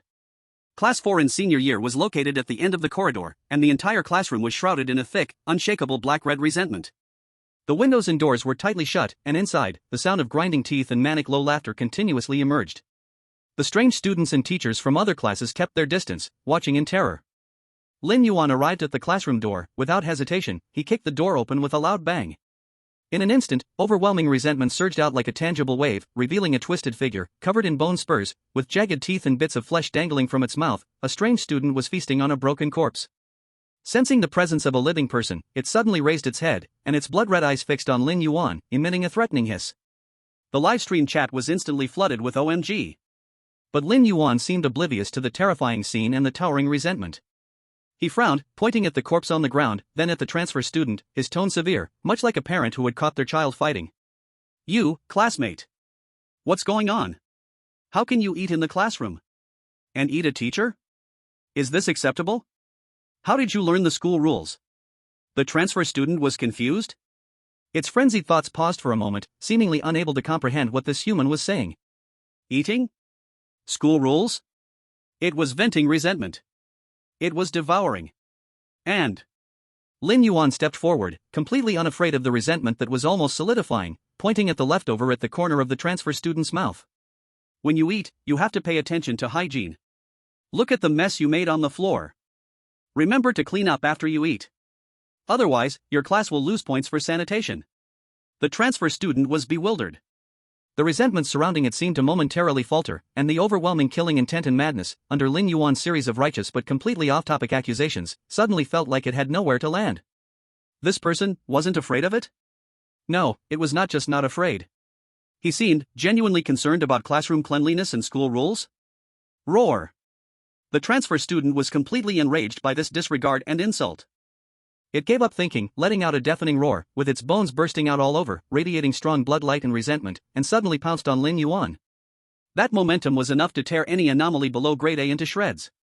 "Be careful!" The live streaming room erupted with exclamations. In the principal's office, Yan stood up abruptly upon seeing this scene through the water mirror technique, her fingertips gathered with ghastly energy, ready to strike at any moment. However, in face of this fatal attack, Lin Yuan did not retreat. Instead, his eyes widened, and he became even angrier. "Hey! You classmate! Not only do you refuse to admit your mistake, but you dare to attack the school worker? You have gone too far." He did not dodge or evade. Instead, he reached out his hand directly. Not to attack, nor to defend, but to grab that transfer student's strange ear. Yes, he actually grabbed the ear. Like pulling an unruly elementary school student, Lin Yuan, relying on some unseen rule power, husband/school worker identity card plus no negative emotions plus the reasonableness of disciplining the rules, actually managed to grab that ear, which theoretically was illusory, transformed from the core of resentment. Ouch! The transfer student let out a tragic scream, and the pouncing movement was instantly interrupted. Its huge body was seemingly effortlessly lifted by Lin Yuan by its ear. The frantic momentum abruptly halted, leaving only confusion and pain. "Do you dare to eat in the classroom again? Do you dare to hit the teacher again? Do you dare to disrespect the school worker again?" Lin Yuan was holding the ear while sternly educating, shaking it slightly with every question. That crazy transfer student, which even the SSS-Level Ghost King considered troublesome, was like a little chick that had done something wrong in his hands, flailing its claws uselessly, unable to escape the seemingly ordinary grip. Its crimson eyes were fading madly, replaced by immense confusion and grievance. Who am I? Where am I? What am I doing? Why can this human grab my ear? Why is he not afraid of me? Why is he concerned about hygiene and school rules? The live streaming bullet screen, after a brief silence, completely exploded. Grab the ear? What the hell did I just see? Love Guru's teaching method, physical persuasion. Transfer student, I was so scared at that time. Queen Yen, I worried for nothing. What kind of species of mental illness is this? In a positive sense. In the principal's office, Yen looked at the absurd scene in the water mirror, slowly sitting back down, her mouth uncontrollably lifting into a smile. As expected, having him come to school was the right decision. This fool always manages to solve the biggest problems in the most unexpected ways. Through the contract, she could clearly feel that Lin Yuan was actually thinking at this moment. This kid has pretty strong ears. At first glance, it's clear he lacks discipline. I need to keep a closer watch on him in the future. Yen couldn't help but chuckle lightly. It seems that the discipline of Happiness High really has hope of being reformed in the future. And that transfer student, who was being grabbed by the ear and doubting the existence of ghosts, looked at Lin Yuan's serious yet concerned gaze, for the first time had the absurd thought of maybe being a good student isn't so bad.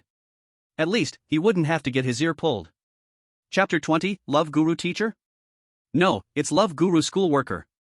Lin Yuan held onto that transfer student's strange ear like he was holding an unruly rabbit, still lecturing earnestly. A good classmate knows how to correct his mistakes. You must never do this again, understand? Otherwise, I'll tell your parents. That transfer student grimaced painfully but felt more of a deep confusion and grievance from the depths of its soul. Its crimson eyes were fading madly, leaving only confusion as it subconsciously nodded. That's more like it.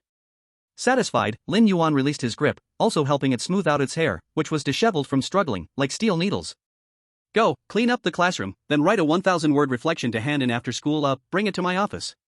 He almost said it out of habit, remembering he was just a school worker without an independent office. The transfer student bizarrely covered his burning red ears, looking at the remains of teacher Wang on the ground, then glanced at Lin Yuan, who was full of righteousness, and actually walked obediently to the corner, picked up a mop that was still dripping blood, and began to clumsily clean up. The live stream comments were going wild with laughter. A reflection paper? The bizarre student has to write a reflection? Physics persuasion plus ideological education, the love saint is amazing. Transfer student, who am I? Where am I? Why do I have to write a reflection? This taming speed is comparable to that of a beast trainer. Queen Yen, it seems our school's discipline might become the benchmark for the whole city. Those bizarre students and teachers speaking outside the classroom now looked at Lin Yuan with eyes that had changed from initial shock and fear to deep respect and a hint of curiosity. This human janitor seems even more terrifying than the principal. He didn't use violence, didn't use tricks, he just used reason and ear-pulling to subdue that madman who gave all the teachers and students headaches?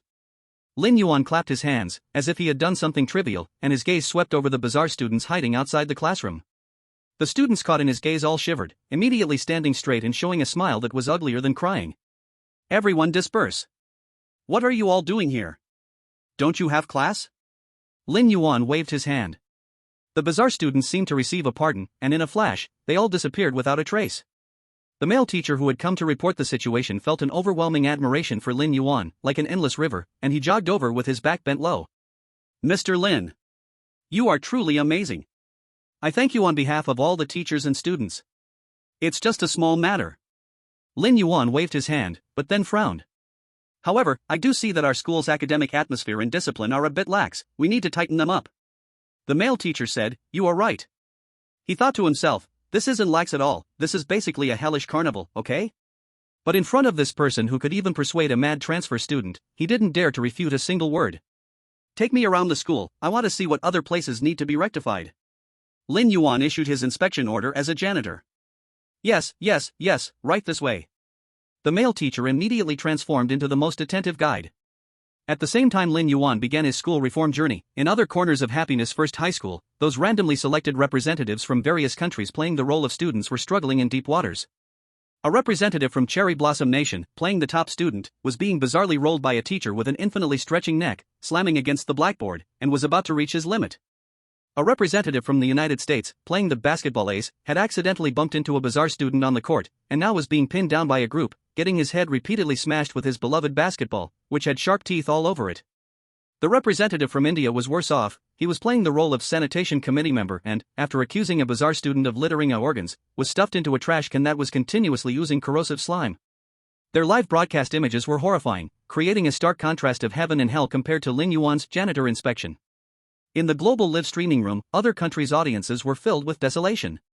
Oh God! Please save our children. Why can monsters from the dragon country be the school principals while our kids are treated as snacks? Baka! This isn't fair. Dragon country dad, could your love saint take care of our players too? We are willing to pay. What a ridiculous thought. The love saint is our treasure from the dragon country. Lin Yuan, led by the bizarre male teacher, arrived at the playground. He saw several tall bizarre students surrounding a small human student. That human student was wearing ragged school uniform. Shivering, with fear and despair on his face, he was the representative of the Kimchi nation. Kid, where's the protection fee? If you don't pay today, I'll twist your legs off and make them a relay baton. The leader, a strange student covered in stitches, grinned sinisterly. I really don't have it. Please, I'm begging you. The representative from the Kimchi nation spoke with a sobbing tone. No money? Then use something else to pay.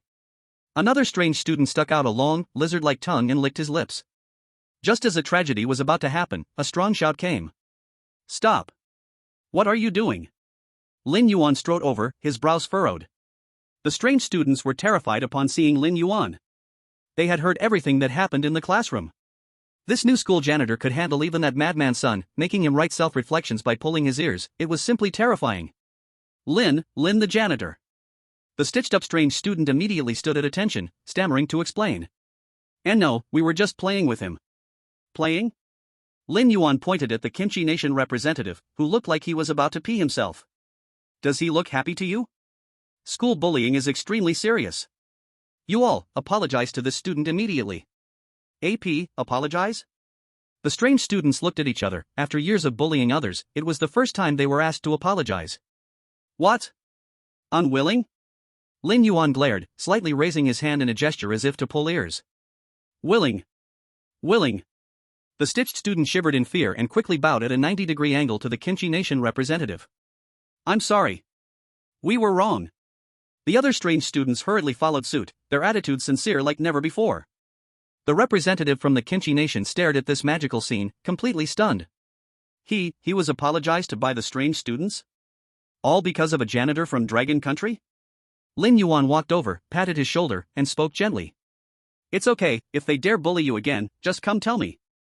Chapter 21, A Day in the Life of a Janitor is Very Tiring. The representative of the Kimchi nation looked at Lin Yuan's clear and caring eyes, and suddenly burst into tears, hugging Lin Yuan's leg tightly. Whoa, thank you. Thank you. You are my benefactor. Live stream comments. The love saint saved another one. Kimchi nation representative, never thought I would receive an apology from the strange ones in my life. School bullying? Doesn't exist in front of the love saint. Suggesting the love saint directly establish a happy high anti-bullying committee. Lin Yuan comforted the representative of the Kimchi nation, then turned to the strange students with a serious expression. Just apologizing isn't enough. Each of you must run 100 laps on the playground. You're not allowed to leave school until you finish. 100 laps? The stitched student turned pale. Any objections? Lin Yuan raised an eyebrow. No objections. No objections. We will run right away. The strange students, faces the picture of misery, obeyed and walked to the track to start running in a huff. The male teacher, seeing all this, was dumbfounded. His admiration for Lin Yuan was beyond words. This guy was simply the stabilizing force of the school. After dealing with the playground bullying incident, Lin Yuan wandered into the school cafeteria. Inside, chaos reigned. The food provided could instantly zero out any normal human sanity. He saw several human student representatives from different countries, looking uneasy at the wiggling, screaming, or eyeball-covered food on their trays, unable to swallow. And a large, heavy-headed, thick-bodied Chef Strange was menacingly glaring at them, with the rule being must finish the food provided by the cafeteria. Lin Yuan walked over, looked at the food and then at the Chef Strange, frowning. Bro, your cooking needs improvement. These things look unappetizing. How can the students eat? They are in their growth phase and need proper nutrition. The Chef Strange was about to explode in anger, but upon realizing it was Lin Yuan, his fury instantly turned into cold sweat. Lin the janitor, this has all been prepared according to the rules. Rules are dead, but people are alive. Lin Yuan rolled up his sleeves, prepared for a big change. Come on, let me show my skills and improve the food for the students. He didn't care if the odd chef agreed or not, directly taking over the stove, picking up those strange ingredients and starting his loving cooking. Before long, several plates of stir-fried dishes, though still bizarre in color, at least no longer wriggled or screamed, were served. Lin Yuan personally brought the plates to the few stunned human representatives, enthusiastically saying, "Students, come try this, eat it while it's hot." The representatives looked at the food that at least looked a bit more normal on the plate, then glanced at the odd chef beside them who dared not protest, and saw Lin Yuan's encouraging gaze, hesitatingly took a bite. The taste surprisingly wasn't bad? It even had a strangely pleasant aroma? At least it was much better than those maggots. They immediately started to wolf it down. Lin Yuan nodded in satisfaction, saying to the odd chef, "See? From now on, follow this standard. We need to focus on color, aroma, and taste, understand?" Chef Odd understood, Lin the janitor. It looked at the few people eating with great enthusiasm and began to doubt its career as a chef. Live stream comments. The love saint has conquered the cafeteria. Chef Odd, my career has met Waterloo. Representatives from other countries, thank you, Dragon Kingdom janitor. This janitor is more concerned than the principal. One day of janitor work ended, Lin Yuan rectified school bullying, improved cafeteria food, and even mediated a few conflicts among students, truly diligent and remarkable. When he returned to the principal's office, Yen was looking through the water mirror at his day's great achievements, her mouth curled with an unable to suppress smile. "Honey, I'm home." Lin Yuan pushed the door in, a bit smug on his face. "Today was so busy for me, but the results were significant. I feel that the atmosphere in our school has improved a lot." Yen looked at the fine beads of sweat on his forehead and the sparkling eyes seeking praise, her heart softening.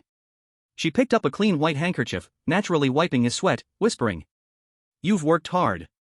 Through their mental bond, she could clearly feel Lin Yuan's sense of achievement and satisfaction from sharing the burden for his wife and building a better campus, pure and untainted by any other feelings.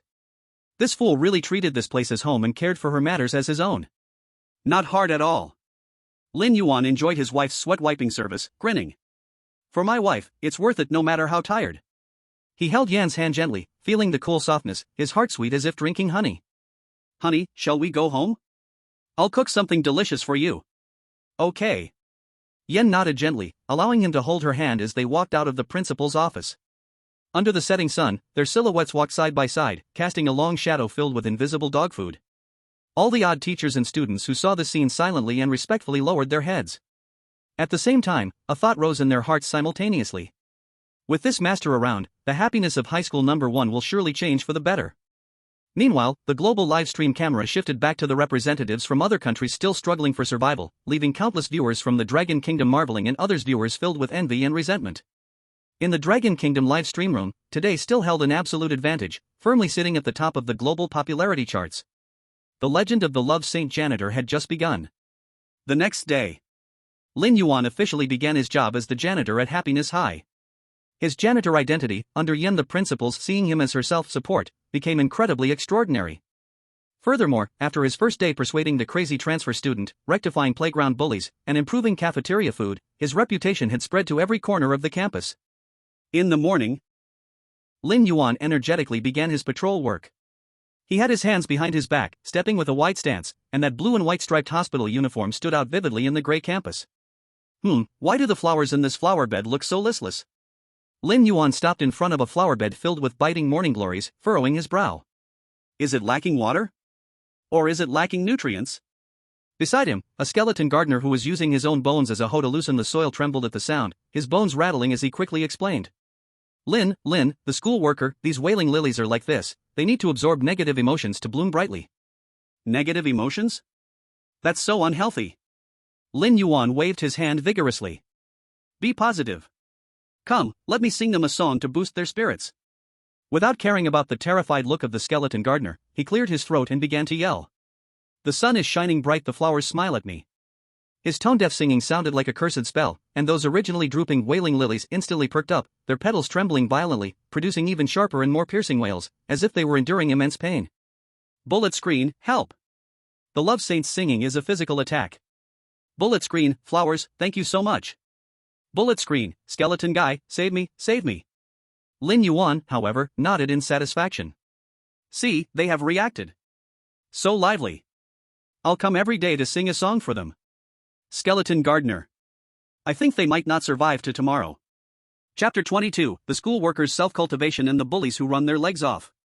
Leaving the flower bed, Lin Yuan strolled to the teaching building. In the corridor, the oddly behaving students who were previously chasing, playing, and pulling at each other instantly froze like they were muted as they spotted him. They lined up against the wall, flashing smiles more grotesque than crying. Hello, Lin, the school worker. Hello, students. Lin Yuan nodded kindly and then pointed at a student with a pair of scissors stuck in his head. This student, how can you bring a weapon to school? It's so dangerous. Quickly take it out and give it to the teacher for safekeeping. That student looked on the verge of tears, eerily muttering. Lin, the school worker, if I take it out, I'll die. Nonsense. What do you mean having scissors stuck in your head? Be obedient and take it out. Lin Yuan's tone left no room for doubt. Under Lin Yuan's affectionate gaze, the student trembled, slowly pulling out the scissors. The expected panic did not occur, he just felt a slight breeze in his head but indeed was still alive. That's more like it. Alright, off to class you go. Lin Yuan patted his shoulder and casually handed the still dripping scissors to a passing teacher. Teacher, please help keep this. The teacher looked at the weapon in his hands, then at the student who was touching the hole in his head with a dazed expression, falling into deep thought. Bullet screen, power of rules? Words become law? Bullet screen, I suspect the Love Saint's reason has a built-in rule correction effect. Bullet screen, student, who am I? Where am I? Where are my scissors? Meanwhile, on the other end of the school, Tom, a representative from the United States, pretending to be a repeat student, was being confronted eerily in the restroom by several athletic-looking students. Hey, yellow-haired kid, I heard you're fast at running? The leading athlete cracked his knuckles, making sounds like popping beans. Come, let's have a race, and if you lose, you leave your legs here. Tom's face turned pale. His rule was do not refuse any sports challenge from classmates, but this was clearly a death trap. I can't outrun you guys. Tom tried to plead for mercy. Can't outrun? Then you better leave your legs now. Another athlete pulled out nails like a guillotine. At Tom's moment of despair, an ethereal voice sounded at the restroom door. What are you doing? Bullying classmates again? Lin Yuan walked in with a frown. Lin, the school worker. The athletes instantly stood at attention, cold sweat pouring down. Lin, the school worker. They're forcing me to race. Tom looked like he had seen a savior. Hurry up, he shouted. Lin Yuan looked at those sports students, heartbroken. It's you guys again. Full of energy, right? You like to run, huh? Good. I will fulfill your wish. He pointed outside the window. Do you see that playground? Go, run laps for me. I won't say stop, you can't stop. Lin, how many laps should we run? One sports student asked, trembling with a strange voice. Run until I am satisfied. Lin Yuan waved his hand fiercely. Now, at once, immediately. Start running. The sports students, terrified, couldn't hesitate, and with sad faces, they dashed out of the restroom, heading to the playground, beginning their long-running journey. Tom watched the scene, tears of excitement filling his eyes, bowing repeatedly to Lin Yuan. Thank you. Thank you, Lin. Lin Yuan helped him up, speaking earnestly. Classmate, don't be afraid of bullying, be brave and tell the teacher, or tell me. Our school will never allow such evil to exist. Bullet screen, the Love Saint is mighty. The light of justice on campus. Bullet screen, American Tom, thank you, mysterious Eastern power. Bullet screen, sports students, if only we had bullied students from other schools. On the playground, several sports students were running awkwardly, their speed slowing down more and more. Although they were strange, they couldn't withstand this endless physical consumption. Boss. I can't keep going. A little brother panted. Shut up. Do you want me to grab your ears? Or do you want to write a self-criticism? The leading sports student gritted his teeth. Run. Run to the death. They would rather run to death than face Lin Yuan's reasonable punishment again. Meanwhile, Lin Yuan continued his patrol. Wherever he went, discipline was strict, and harmony reigned. He even took some time to attend a class, raising his hand to ask during the history teacher's lecture on the origin of eerie. Teacher, why do these things come out to stroll at night instead of sleeping? Are they suffering from insomnia? I suggest they drink some soothing brain tonic. The history teacher awkwardly held the head that he used as a teaching tool, which kept screaming, and for a moment could not speak. Bullet screen, history teacher, this question is out of the syllabus. Bullet screen, is the soothing brain tonic okay? Bullet screen, the Love Saint aims to trick all the strange beings. In the principal's office, Yen watched Lin Yuan's diligent work through a water mirror, a smile never leaving her lips. She could sense that the resentment in the school seemed to calm down a bit. Although the method was strange, the result seemed good. Through their mental contract, she clearly received Lin Yuan's heartfelt words at that moment. I helped a few classmates again today, maintained peace on campus, and my wife will definitely praise me. Happy. Yen couldn't help but chuckle softly, a warmth flowing in her cold eyes that even she hadn't noticed. This silly boy. Chapter 23, Cafeteria Reform and the Crying Head Chef. Lunch break arrived, and the cafeteria of Happiness No. 1 High School became the ultimate test for the mental endurance of human representatives. The representative from Kimchi Country, Jin Shobin, looked at the plate of gooey substance that kept changing colors and sometimes showed a face of pain, her stomach churning. Her rule was you must finish the allocated food. The representative from a 3 country, Raj, faced a plate of curry squid that was still slightly wriggling and covered in suckers, his complexion pale. The other representatives from small countries were similarly distressed, staring at the delicacies on their plates that could zero out their sanity, wanting to cry without tears. The head chef, a nearly 3-meter-tall pig-headed creature, wearing a blood-stained apron and wielding a huge cleaver, stood proudly, hands on hips, surveying his masterpiece, enjoying the fear of the human representatives. Eat. Eat it all. Whoever dares to leave a bite, I will chop them up and turn them into meat filling for tomorrow. The pig-headed head chef roared, saliva spraying like corrosive liquid, sizzling as it hit the ground. Jin Shobin closed her eyes, gathered her courage, and scooped a spoonful of the colorful goo, trembling as she brought it to her mouth. Just as the spoon was about to touch her lips. Wait. The familiar voice rang out again. Lin Yuan frowned and walked over. He first glanced at Jin Shobin's plate, then at Raj's plate of curry squid, and finally his gaze landed on the pig-headed head chef. Brother, what is this stuff you made?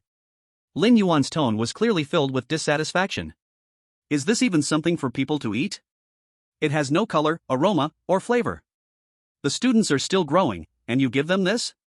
Seeing Lin Yuan, the massive pig-headed chef visibly trembled, but out of the chef's dignity, it still gritted its teeth and defended itself.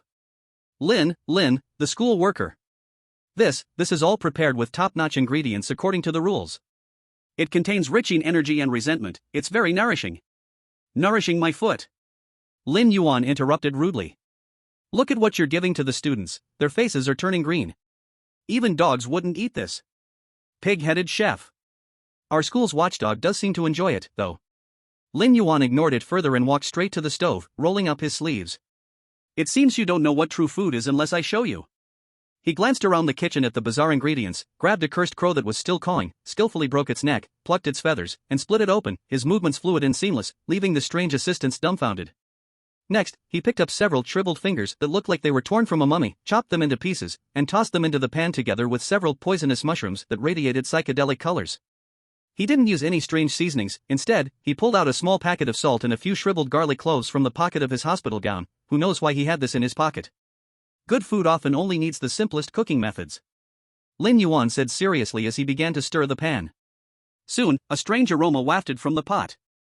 The scent wasn't tempting, even a bit odd, but compared to the nauseating rotten stench and bloody smell from the cafeteria, it was simply refreshing.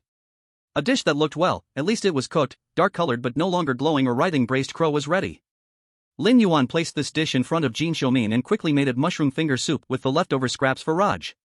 Students, give it a try, careful, it's hot. Lin Yuan enthusiastically invited. Jin Shobin and Raj looked at the things on their plates that at least resembled food, glanced at the pig-headed chef who dared not speak, and hesitated to take a bite. The taste was very strange, indescribable, but not inedible. At least it was not the imagined strange taste and corrosiveness. Compared to what they had before, it was simply a delicacy. The two were instantly moved to tears and wolfed down their food. Eat slowly, don't choke. Lin Yuan said like a kind old father, then looked at the other human representatives who were eagerly watching.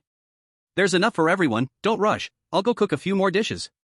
Saying this, he turned around and dove back into the kitchen, starting to cook on a large scale with his unique Lin-style cuisine. The pig-headed chef watched Lin Yuan skillfully handle those ferocious ingredients that it usually didn't dare to touch, saw those ingredients become obedient in Lin Yuan's hands, and watched the human representatives eat with great delight. It fell into deep self-doubt. Could it be my thousands of years of cooking skills really went the wrong way? Bullet screen, the head chef's heart is shattered. Bullet screen, the chef's cooking, a cure for all grievances. Bullet screen, although it still looks shabby, beauty arises through comparison. Bullet screen, representatives of other countries, thank you, Dragon Country school worker, for saving our lives. The pig-headed chef, crestfallen, walked into a corner, holding its beloved cleaver, and began to silently cry. It felt that its culinary career had received a devastating blow. Lin Yuan finished his work, watching as the human representatives finally felt full and satisfied, even though the taste was hard to describe. In a high school of happiness, the pig-headed chef nodded in satisfaction as he tasted the food he cooked, which was at least edible and harmless. He walked over to the pig-headed head chef and patted its sturdy arm, not reaching the shoulder. "Hey, brother, did you see that? Cooking requires heart and love." Lin Yuan spoke earnestly. "From now on, follow my standard, got it? If I see you serving students those messy dishes again, I will make you eat your own cooking every day." The pig-headed head chef trembled all over, thinking of the top ingredients it had used. A chill rushed from its feet straight through its head. It hurriedly nodded. I heard you, Lin the school worker. I will definitely change. I will research new recipes right now." From then on, the atmosphere of the cafeteria at Happiness High dramatically changed. Although the ingredients were still bizarre, at least under the pig-headed chef's careful imitation and Lin Yuan's occasional guidance, they became edible. The pig-headed head chef even began studying human nutrition and 100 recipes for home cooking, becoming a breath of fresh air in the bizarre world. And Lin Yuan's reputation as the culinary god school worker spread across the campus, even reaching other areas of the neighborhood, attracting some greedy bizarre beings to come and take a look, only to be ruthlessly driven away by the school's guards. In the principal's office, Yan looked at Lin Yuan, surrounded by a group of human representatives expressing their gratitude, in the water mirror. His silly yet slightly proud smile stirred ripples in her cold heart lake once again. "With heart, with love." She whispered Lin Yuan's words, seemingly understanding something, yet feeling even more confused. But this fool always manages to bring unexpected change. Through the contract, she sensed what Lin Yuan was thinking at that moment. "Hee, I helped my wife solve the long-standing cafeteria problem. I am truly a competent school worker. Tonight, I need my wife to add a chicken leg for me. I wonder what the chickens here look like." Yen couldn't help but facepalm but quietly smiled. Perhaps, this isn't so bad. Chapter 24, The Charmer School Worker and the Crying Piano Room. Under Lin Yuan's education of love, the atmosphere at Happiness High indeed improved significantly on the surface. At least, when Lin the school worker patrolled with his hands behind his back, all bizarre teachers and students displayed unprecedented civilized manners. However, deep within this bizarre school lay a long-standing resentment that even Yin found troublesome.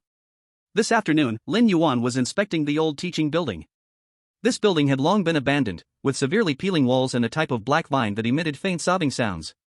According to the bizarre introduction by a male teacher, this used to be the school's art building, but a major fire occurred years ago, killing many people, after which strange events constantly unfolded. Even low-level bizarre beings didn't dare to approach. Especially that piano room. The male teacher ominously lowered his voice, even though he had no vocal organs. Every midnight, there's always the sound of a woman crying and the sound of a piano. Teachers and students who went in to investigate never came out. As he spoke, his skeleton rattled in fear. "Oh? There's such a thing?" Upon hearing this, Lin Yuan not only wasn't scared, but instead showed great interest. It must be that a certain student is under psychological pressure, or the piano is broken and no one has fixed it, hiding in there feeling sad. As a school worker, it's my responsibility to help students relieve their worries and troubles. After finishing, he lifted his foot and walked into the old teaching building. Lin the school worker. Think carefully." The male teacher tried to grab him but only grasped at air, anxiously watching Lin Yuan's figure disappear into the darkness, spinning in circles in a panic. Bullet comments, here it comes. The charmer is going to purify the campus legend again. Bullet comments, a woman's crying voice?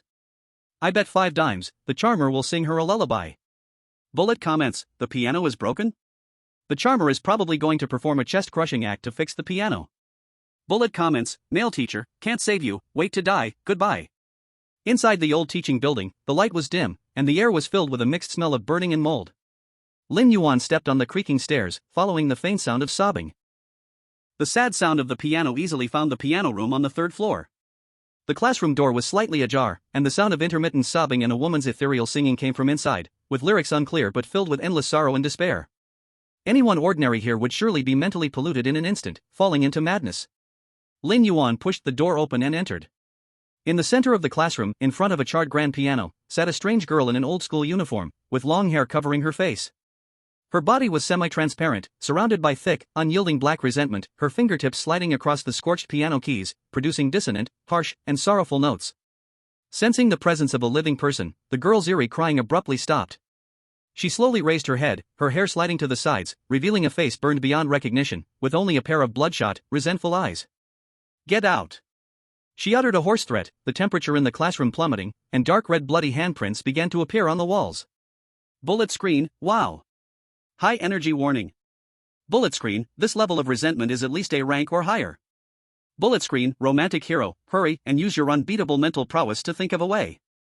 Lin Yuan stared at the terrifying face, stunned for a moment, then suddenly showed an expression of sympathy. He took a few steps forward, and in the girl's bewildered gaze, pulled out it looked like a relatively clean handkerchief and handed it over. Classmate, your face, is it an allergy? Or did you accidentally burn it?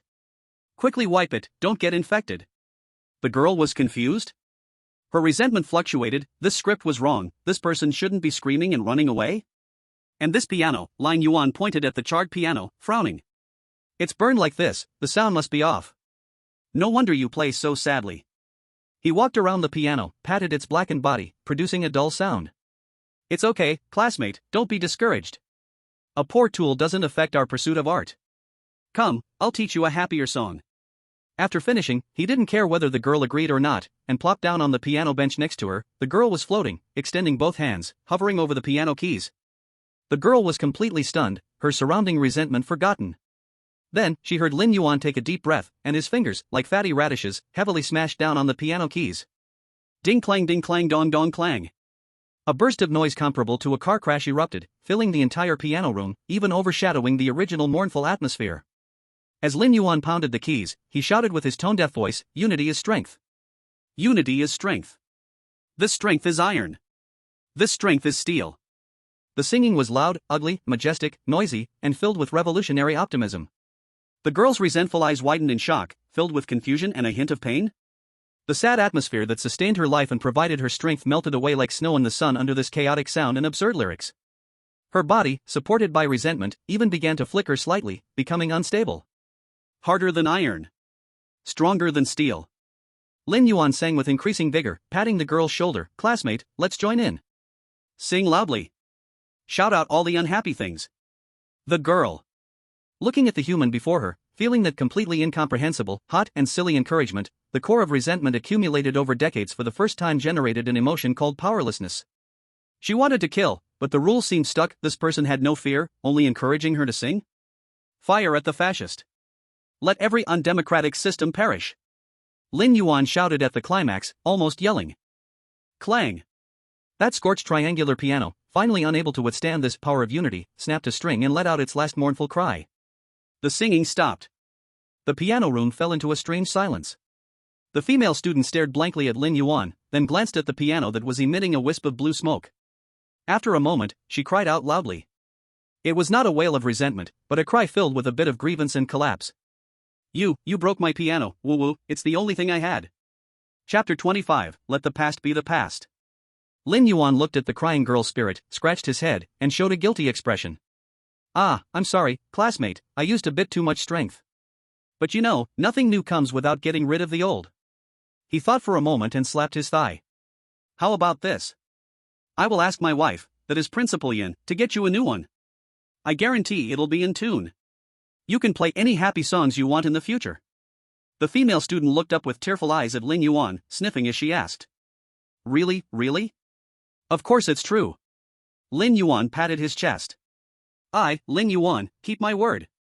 Looking into Lin Yuan's sincere, untainted eyes, the grudge in the female student's heart unknowingly dissipated a large part. She found that she couldn't seem to hate him anymore. This human, although it seemed his brain had issues, but he seemed to be a good person? Bullet screen, is that it, just like that? Bullet screen, Unity is strength, specializes in treating all kinds of grievances. Bullet screen, girl spirit, I'm crying, I'm acting, no, I'm really crying, but. Bullet screen, love saint's solution, physics exorcism mental pollution promise compensation. Bullet screen, Queen Yen? When did our school budget include replacing pianos for vengeful spirits? At this moment, Lin Yuan seemed to notice something. He looked over to a deformed metal cabinet in the corner of the classroom, walked over, and pulled out something that was also charred, but could still vaguely be recognized as a music box. Oh? Is this yours? Lin Yuan handed the music box to the girl spirit. The female student trembled when she saw the music box, her eyes revealing complex emotions. This was her favorite possession in life, holding the few beautiful memories she had. Lin Yuan clumsily twisted the key, and the music box surprisingly played a few broken notes. He looked at the girl spirit and showed a warm smile. You see, beautiful things, even if they are damaged, can still make a sound. Classmate, let the past be the past, we must look forward. This phrase, which might sound like empty platitudes to normal people, coming from the mouth of a mental patient, seemed to carry a peculiar kind of magic. The girl spirit looked at the broken music box and then glanced at Lin Yuan's clear and sincere, no, his clear and honest eyes. The resentment around her quickly dissipated like retreating tides. Her scorched face gradually became clearer, though still pale. It no longer looked terrifying, but instead bore a sense of relieved tranquility. She slightly bowed to Lin Yuan, her figure slowly fading, eventually transforming into points of glowing light, dissipating into the air. Only that broken music box gently fell to the ground. The years-long haunting of the piano room at Happiness High was thus resolved. Bullet screen, I'm actually a bit touched? Bullet screen, the love saint inadvertently completed the highest level of exorcism. Bullet screen, this is using virtue to subdue ghosts, physical plus mental dual treatment. Bullet screen, suggestion, the official dragon country should list Unity as Strength as the designated song for dealing with the supernatural. Meanwhile, on the other side of the world, a representative from the Pyramid Country, playing the role of an archaeologist, accidentally triggered a mechanism while digging into a pharaoh's tomb, a supernatural instance, and is currently being bound by countless bandages, turning into a new mummy, letting out desperate whimpers. A representative from the White Elephant Country. By the banks of the Ganges, weird replica, they tried to perform some sort of ritual, but were dragged under the water by countless pale arms reaching out from the river, bubbling a few times before falling silent. Their live broadcast was filled with an atmosphere of despair and death. It stood in stark contrast to the absurd yet warm campus worker daily life in the Dragon Kingdom's live streaming room. The emotions of the global audience reached a new peak. Lin Yuan picked up the music box, blew off the dust on it, and nodded in satisfaction. I've helped another lost classmate, such great merit. I'll show this to my wife when I get back, maybe she can fix it. He hummed a tuneless version of Unity is Strength, and leisurely walked out of the old teaching building. Outside, the male teacher was anxiously waiting, and upon seeing Lin Yuan come out unscathed, holding a dark object in his hands, the ghostly fire in his eye sockets almost fell out. Lin the campus worker. Are you all right? What could happen to me? Lin Yuan looked at him with puzzlement. That classmate figured things out and has already gone where she should go. This place will be fine from now on, we can redecorate it as an activity room. The male teacher was befuddled. He watched Lin Yuan's back as he walked away and began to ponder for the first time, maybe this guy was truly sent by heaven to purify the happiness of high school 1, a divine being? In the principal's office, Yan, who had witnessed the entire process through a water mirror, was rendered speechless for a long time. She could feel that the heavy resentment that had lingered for years in the area of the old teaching building had indeed disappeared. What replaced it was a feeling of peace that was difficult to describe. Through the spiritual contract, she clearly sensed Lin Yuan's thoughts at this moment. Helping classmates feels so good. My wife will definitely praise me when she knows. This music box is a nice gift, just a bit dirty, needs a clean. The corners of Yan's mouth couldn't help but curl into a beautiful arc. This silly guy, always able to bring miracles. She picked up the internal communication device and connected to the logistics department. Arrange for someone to redecorate the piano room on the 3rd floor of the old teaching building. Also, purchase a new piano. Putting down the communication device, she looked out the window, feeling more relaxed than ever. Maybe with this silly guy around, this long and cold reign of the strange king wouldn't be so boring after all. Chapter 26, Repairing the Music Box and Dusty Memories. Lin Yuan held the charred music box as if it were a treasure and returned to the office. Wife, look what I found. He proudly held up the music box in front of Yan, who was looking at documents. Yan raised her eyes, glancing over the dirty and burnt music box, a faint sense of familiarity flashing through her heart, but she didn't pay much attention to it. To her, it was just one of the many remnants of resentment left in the school. It's a broken old thing, toss it away. Her tone was flat as she continued to focus on her documents. That's not right. Lin Yuan immediately hugged the music box. This is an important item for that classmate. I'm going to fix it. He wasted no time, diving into a box and pulling out a toolbox. Inside were some rusty wrenches, pliers, and even a half-bone. He began to fiddle with the music box, humming a tuneless version of Unity is Strength. Yan watched his focused, though very amateurish, profile and through the spiritual contract felt his firm belief of I must help my classmate fix this treasure, shaking her head in helplessness, letting him be. The live broadcast's comments were filled with jabs. Is the Cupid here learning his skills from Master Lu Ban in reverse operations? I'll bet a bag of spicy strips that this music box will be completely wrecked in his hands. Queen Yan, let him do as he pleases, anyway, it's not like we're short on this junk at home. However, just as Lin Yuan attempted to pry open the base of the music box with that half-bone, an unexpected turn occurred. With a click, the base of the music box actually opened a gap. A faint, almost imperceptible black aura drifted out, while a blurred, fragmented image surged into Lin Yuan's mind like a tide. It was a sunny afternoon, a young girl spinning joyfully on the grass, a blurry figure watching her gently, handing her a music box. The scene was warm and beautiful. Then, suddenly, the image shifted, flames shot into the sky, and horrifying screams filled the air. The girl reached out in despair, trying to grasp that blurry figure, but was ultimately consumed by the flames. Outside the fire, a man in a teacher's uniform, with a grim demeanor, curled his lips into a cruel smile. Ah! Lin Yuan covered his head. The images came too quickly, making his head feel slightly swollen. What's wrong? Yan instantly appeared by his side, her cold hand resting on his shoulder, her sharp gaze fixed on the music box. She also sensed the fleeting wave of unusual energy. It's nothing, it's nothing. Lin Yuan shook his head, pointing at the music box as he said to Yan. Wife, I saw it inside. There's a bad teacher. He started the fire. He caused harm to that student. Yan's brows furrowed. She vaguely remembered the fire in the old teaching building. It was something from many years ago. The investigation concluded that it was an accidental fire. Could there be more to this? That grim male teacher, she seemed to have some impression of him. It seemed he was later transferred to the community's reformatory? Bullet screen, wow. Did we trigger a hidden storyline? Bullet screen, does the lover have this function? A human memory reader? Bullet screen, reformatory? That doesn't sound like a good place. Bullet screen, this is to help the resentful spirit student clear her injustice. I know about this matter, I will handle it. Yan patted Lin Yuan's hand, her tone carrying an undeniable firmness. She didn't want Lin Yuan to get involved in deeper troubles, especially concerning that place, the reformatory. No. Lin Yuan, however, was exceptionally insistent. He grasped Yan's hand, his eyes clear and determined. Wife, we must help her. That bad teacher must be punished. Otherwise, it's too pitiful for her. Seeing the untainted sense of justice in Lin Yuan's eyes, Yan fell silent. Through their contract, she could feel his pure heart that could not tolerate such injustice. She sighed. All right, I will investigate. She conceded. But you are not allowed to act on your own, got it? Got it. You're the best, wife. Lin Yuan's face instantly lit up as he leaned in and kissed Yan on the cheek. Yan's face turned slightly red, she shot him a glance, but her gaze softened. Chapter 27, The Acknowledgement of the Father-in-Law and a New Crisis.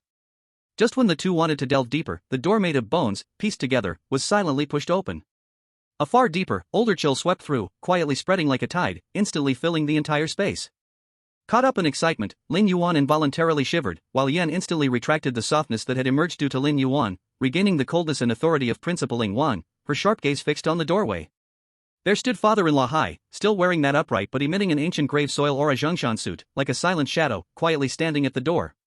His face, rigid like stone, showed no emotion, only those hollow eyes first swept over Yan and finally settled on Lin Yuan, who was holding the music box with a "aren't I amazing" expression. The live stream comments section erupted instantly. Wow! Father-in-law is here to check up. This aura. I don't even dare to breathe through the screen.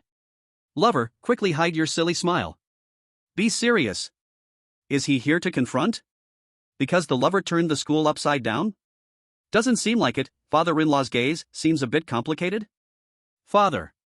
Yen stood up, her tone calm but carrying a hint of barely perceptible caution. Why are you here? Hai did not answer immediately. He walked into the office, step by step, in a stiff manner. His footsteps were light, but they seemed to step on the heartbeat of people, bringing invisible pressure. He walked straight to Lin Yuan and stopped, his hollow eyes closely examining Lin Yuan. Lin Yuan felt a bit uneasy under the gaze, but his strong nerves quickly reacted. He thought his father-in-law was here to see his work results. He immediately handed over the strange-sounding music box, a mix of pride and seeking praise on his face. Dad! You came at the right time. Look, I just fixed it. Isn't it amazing? I also discovered a big secret. A bad teacher set fire. Lin Yuan. Yen interrupted him, her eyes signaling him to stop speaking. Hai's gaze moved away from the music box and refocused on Lin Yuan's face. The air in the office seemed to freeze. The audience in the live broadcast held their breath, not knowing what this terrifying eerie father-in-law intended to do. Suddenly, the corners of Hai's stiff mouth lifted slightly, almost imperceptibly. Then, he raised a hand like a dry branch and patted Lin Yuan's shoulder. Once, twice. The action was somewhat awkward, yet it did not contain any killing intent or negative emotion. Good job. The sound came out like rusty iron scraping, still cold but seemingly less hollow than before, adding a hint of indescribable meaning. Lin Yuan was taken aback for a moment, then overjoyed. His father-in-law praised him. He immediately took it as a boost, puffing out his chest like a soldier receiving inspection from a superior. Thank you, Dad. This is what I should do. Maintaining peace on campus and helping classmates is my duty as a school janitor. Yen blinked in surprise at the sight. She understood her father better than anyone. He was an ancient existence that even other eerie kings feared, rarely showing emotions, let alone praising others, especially a human. Hai nodded, seemingly very satisfied with Lin Yuan's response. He turned to Yen, his hollow eyes conveying some kind of message. The neighborhood's balance is moved by him. Hai's voice was deep. The old fox in the penitentiary has already noticed him. Yan's gaze instantly turned icy. He dares to touch Lin Yuan? For now, he doesn't dare. Hai said slowly. But the undercurrents have begun. You, keep an eye on him. After speaking, he patted Lin Yuan's shoulder again, then, as quietly as he came, turned and melted into the shadows outside the door, disappearing from sight. The office restored its previous temperature, but the heavy atmosphere lingered for a long time. After a brief silence, the live chat exploded. Father-in-law praised someone? Good job? Is that for fixing the music box or for messing up the school? The main point is the latter. The love saint is being targeted by something even more powerful. Penitentiary? Sounds like the ultimate dungeon. Father-in-law is here to remind plus approve. The love saint's status is secure. Queen Yan's protection mode for her husband has been activated. Although Lin Yuan didn't fully understand what penitentiary and old fox meant, he grasped the core meaning. Bad guys wanted to cause him trouble, but both his father-in-law and wife were on his side. He suddenly felt confident, grabbing Yan's arm, full of assurance. Don't worry, wife. With Dad and you backing me up, no old fox or little fox dares to cause trouble. I'll reason with them. If reasoning fails, I'll just punch them. Looking at his silly expression of heaven is the boss, and I am the second, the cold killing intent that rose in Yan's heart due to her father's warning inexplicably lessened a lot. She sighed helplessly, reaching out to straighten his collar, which had been messed up by fiddling with the music box. I knew you would cause trouble. Her tone did not sound too reproachful, instead carrying a hint of indulgence. In the future, don't stray too far from my sight at school. Got it, wife. Lin Yuan happily replied. Enjoying the care of my wife. Chapter 28, The After-Sales Service of My Sister-in-Law and Global Comparison. In the following days, happiness revealed a strange harmony under Lin Yuan's diligent reform. Students no longer openly fought, but learned to have friendly exchanges in corners away from Lin's eyes. Teachers also tried to use relatively civilized language during lectures, although the teaching tools remained terrifying. The head chef in the cafeteria, known for cooking pig heads, utterly transformed, dedicated to researching how to promote Lin's cuisine. Although the taste remained hard to describe, at least it wouldn't lead anyone, weirdly, to die on the spot. Lin Yuan was quite pleased with this, striding through the campus every day with a demeanor that said he would not recognize anyone. That afternoon, he had just mediated a dispute between two students over a fresh eyeball and was preparing to return to the principal's room to cuddle with his wife when a charming voice sounded behind him. Brother-in-law, are you done? Lin Yuan turned around and saw Mei leaning against a bazaar tree with hand like leaves, smiling at him. Today she wore a more capable black leather outfit that perfectly outlined her fiery figure, causing several male odd employees in the distance to swallow hard while peeking. Mayor? Why are you here? Lin Yuan asked curiously. Of course, I'm here to see my dear brother-in-law. Are you adapting well to the school? Mei swayed her hips as she walked over and naturally tried to hook her arm around Lin Yuan's. Sister is too much, she keeps such a close watch on you that I haven't even had the chance to say a few more words. At that moment, a cold chill instantly locked onto him. Mei's movement froze in midair, she pouted and reluctantly withdrew her hand, making a face at Yen, who had appeared at the entrance to the teaching building, her eyes frosty. Sister, don't be so stingy. I just came to give my brother-in-law some after-sales service. After-sales service? Lin Yuan blinked. Yes. Mei pulled out a beautifully packaged little box from behind her, exuding an ominous aura. Last time, my brother-in-law was startled at my supermarket, this is a compensation. Inside are good things, confusing aroma. When lit, it makes people, very happy. She winked at Lin Yuan, hinting at something. The livestream comments went wild. Confusing aroma? Is it what I think it is? The black sister-in-law is indeed unyielding. Is she trying to assist or cause trouble? You must accept it, love guru. Try it with Queen Yen tonight. Are you crazy? How dare you give the weird king this? Queen Yen, do you think I'm deaf? Lin Yuan took the box, looked at it with a face of disdain. Happy? I'm already very happy. With my wife by my side, I'm joyful every day. This stuff smells strange, I don't want it. Saying this, he casually tossed the confusing aroma, capable of plunging an A-class oddity into eternal confusion, towards a nearby unrecyclable trash can. Hey, don't! Lin interrupted him quickly, stamping her foot in anger. Brother-in-law. This is very precious. No matter how precious it is, my wife doesn't like strange smells. Lin Yuan had strong reasons. Yan watched the scene, her cold expression easing slightly. She walked up to Lin Yuan and gently said to Mei. I acknowledge your kindness, you can leave now. Mei looked at Lin Yuan, who was indifferent, and her protective sister, feeling both angry and helpless. She rolled her eyes and suddenly smiled. Alright, brother-in-law isn't interested, that's fine. But, brother-in-law, some new employees have come to the supermarket recently, and they aren't very obedient. You're the manager, can you come over and help me manage a little? She deliberately emphasized the two words manage, clearly with bad intentions. New employees? Not obedient? Lin Yuan's sense of responsibility was ignited again. That won't do. As the manager, I must be responsible for the supermarket. Wife, can I take a day off tomorrow to check on the supermarket? Yan gave Mei a glare, and Mei returned with an innocent smile. As you wish. Yan finally said lightly, pulling Lin Yuan's hand and walking back. But I have to get home on time after work. I promise to be on time. Lin Yuan loudly replied, and did not forget to turn back and wave to Mei. Mayor sister, tomorrow I will go help you manage your employees. Mei looked at the two leaving hand in hand, a smile of success spreading across her face. Live streaming comments. The tricks of the little sister-in-law are unbeatable. The romantic sense of responsibility is perfectly utilized. Tomorrow the supermarket dungeon opens. Can't wait. Queen Yan, I have endured this sister for too long. Meanwhile, in the Dragon Country livestream filled with joy, the live streams of other countries around the world were shrouded in gloom.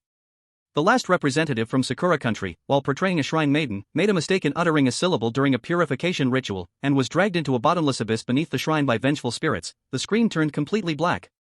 All representatives from Sakura Country are dead. A random S-level bizarre disaster night parade of 100 demons will strike the capital area of Sakura Country in 1 hour. A chilling system announcement echoed, shaking the world.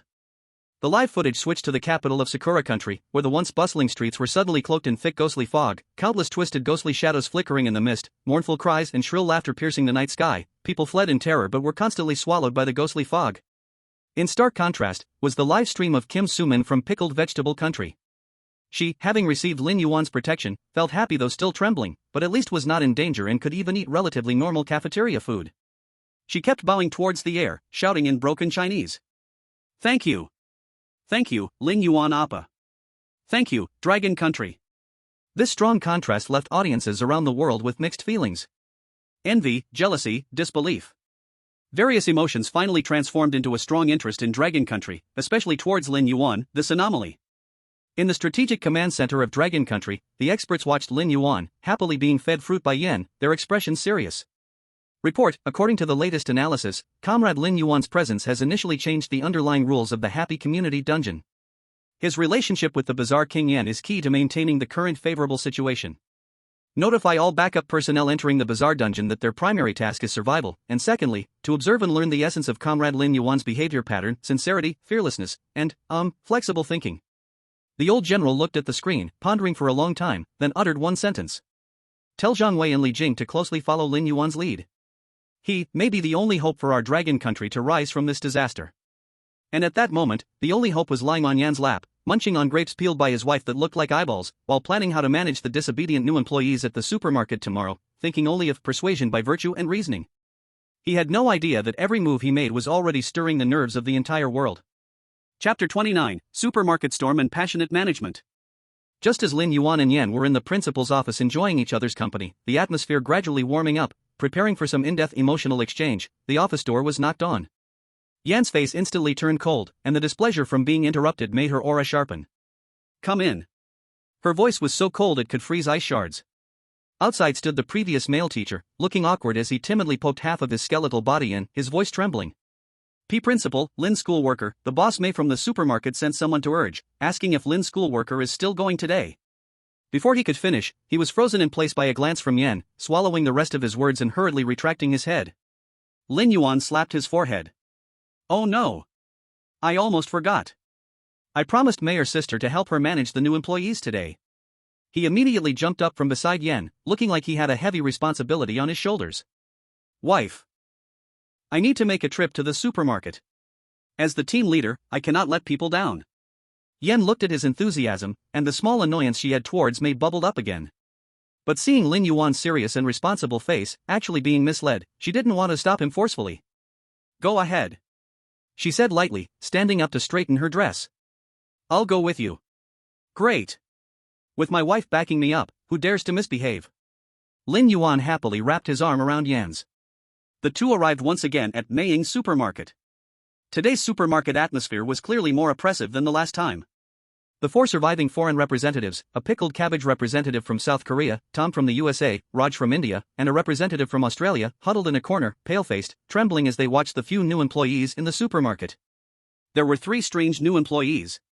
One was a carapace demon covered in thick black armor, nearly 3 meters tall, exuding a B+ level aura, violently dismantling shelves, seemingly extremely dissatisfied with their placement. One was a corrosive slime, slumped on the ground like mud, bubbling with green bubbles, emitting a strong foul smell, leaving holes in the floor it passed over. The last one was a grinning clown, dressed in a shabby clown suit, with a weird painted face, continuously emitting cackling laughter while chasing the Australian representative, trying to shove a few screaming balloons into his mouth. Meanwhile, Mei was leisurely sitting behind the cash register, propping up her beautiful black-stockinged leg, tasting a drink as thick as blood, watching the chaos with great interest. Seeing Lin Yuan and Yan enter, her eyes brightened, and she immediately put down her cup, gracefully approaching them. Brother-in-law, you're finally here. Look at these newcomers, each one clumsy and stubborn, driving me crazy. Ignoring Yan's icy glare, she tried to lean against Lin Yuan. Yan subtly pulled Lin Yuan behind her, coldly saying, "Is this what you call not very obedient?" "Yes, yes." Mei blinked her innocent big eyes. "Sister, look. That big guy is wrecking the place, that mud is ruining the floor, and that clown is bothering customers. How can I do business like this?" Live stream comments. Wow. These 3 new employees are all heavyweights. The carapace demon looks like a power type, corrosive slime does area damage, and the grinning clown is causing psychological pollution. Sister-in-law is throwing a big problem at the love saint. Love saint, come on. Use your reasoning to convince them. Queen Yan, I will just watch quietly as you cause trouble. Lin Yuan looked at the chaos in the supermarket, his brow furrowed, a strong sense of mission filling him. This is outrageous. These are not employees, they are simply vandals. He broke free from Yan's hand. Yan reluctantly let go, striding toward the carapace demon who was dismantling the shelves. Hey! You big guy. I'm talking to you. Stop it. Lin Yuan approached the carapace demon, looking up as he shouted. The carapace demon stopped its actions, lowered its head, and its compound eyes flickered with fierce light as it let out a deep growl, raising a paw like a heavy hammer, ready to swipe at Lin Yuan. One swipe from that paw could flatten a tank. Lin Yuan. Yan's expression tightened, her fingertips gathering eerie energy. Mei also put away her playful demeanor, ready to act at any moment. However, Lin Yuan not only did not retreat, but stepped forward, pointing at the raised paw of the carapace demon, and shouted sternly. What do you think you're doing? Destroying property isn't enough, now you want to attack the leader? This is rebellion. Lower your paw. His righteous rebuke seemed to carry a strange, rule-like power. The paw of the carapace demon, infused with tremendous strength, actually froze in mid-air, unable to drop or retract. Its simple mind could not understand why this tiny human was not afraid. Why did he dare to scold it? Why could its killing intent not lock onto the opponent? What are you staring at? Not satisfied? Lin Yuan circled around the shell demon, pointing at the messed-up shelves it had torn apart. Look at the mess you've made. Aren't these shelves worth something? If you break them, it'll come out of your paycheck. You'll be paying it off in your next life. Shell demon? Paycheck? What's that? And you? Lin Yuan turned to the corrosive slime, pinching his nose. Going to the bathroom anywhere? Do you have any sense of public decency? Hurry up and lick the dirty spot clean. Otherwise, you'll be fined. Corrosive slime wiggled, popping out a bigger green bubble. Lick? What do I lick with? Finally, he looked at the grinning clown, who was cornering the representative from Kangaroo Nation. You. Yes, you. The one dressed all flashy. The grinning clown stopped moving, tilting his head, staring at Lin Yuan with eyes that held no laughter, his face pain twisted. Not working hard during work hours, playing with balloons? Do you know you scared the customers? Quick, apologize to this customer. Grinning clown, he. Apologize? That word isn't in my vocabulary. Live stream comments. It's starting. The second round of Love Guru's management. Shell demon, CPU overload. Slime, I'm a damn slime. How do I lick? Clown, this person seems to have some serious issues. Kangaroo Nation representative, help, save me. Weak. The three new employees were completely confused by Lin Yuan's totally unorthodox management. Their rules for killing seemed ineffective against this person? He was not only unafraid, but he was also lecturing them on supermarket management regulations and employee codes? What are you all staring at? Lin Yuan placed his hands on his hips. You, big guy, restore the shelves to their original state. You, the mud pile, clean up the floor. You, clown, apologize and stand by the door to greet customers. The three bizarre beings. They looked at each other, then at the two fierce-looking kings of trickery, Yan and Mei, nearby, as well as this human who rendered their rules ineffective. Eventually, under Lin Yuan's imposing gaze, the shell demon quietly began to try to piece the broken shelves back together, though in a rough manner that made it look even worse. The corrosive slime struggled to absorb the corrosive liquid it had left behind, with little effect.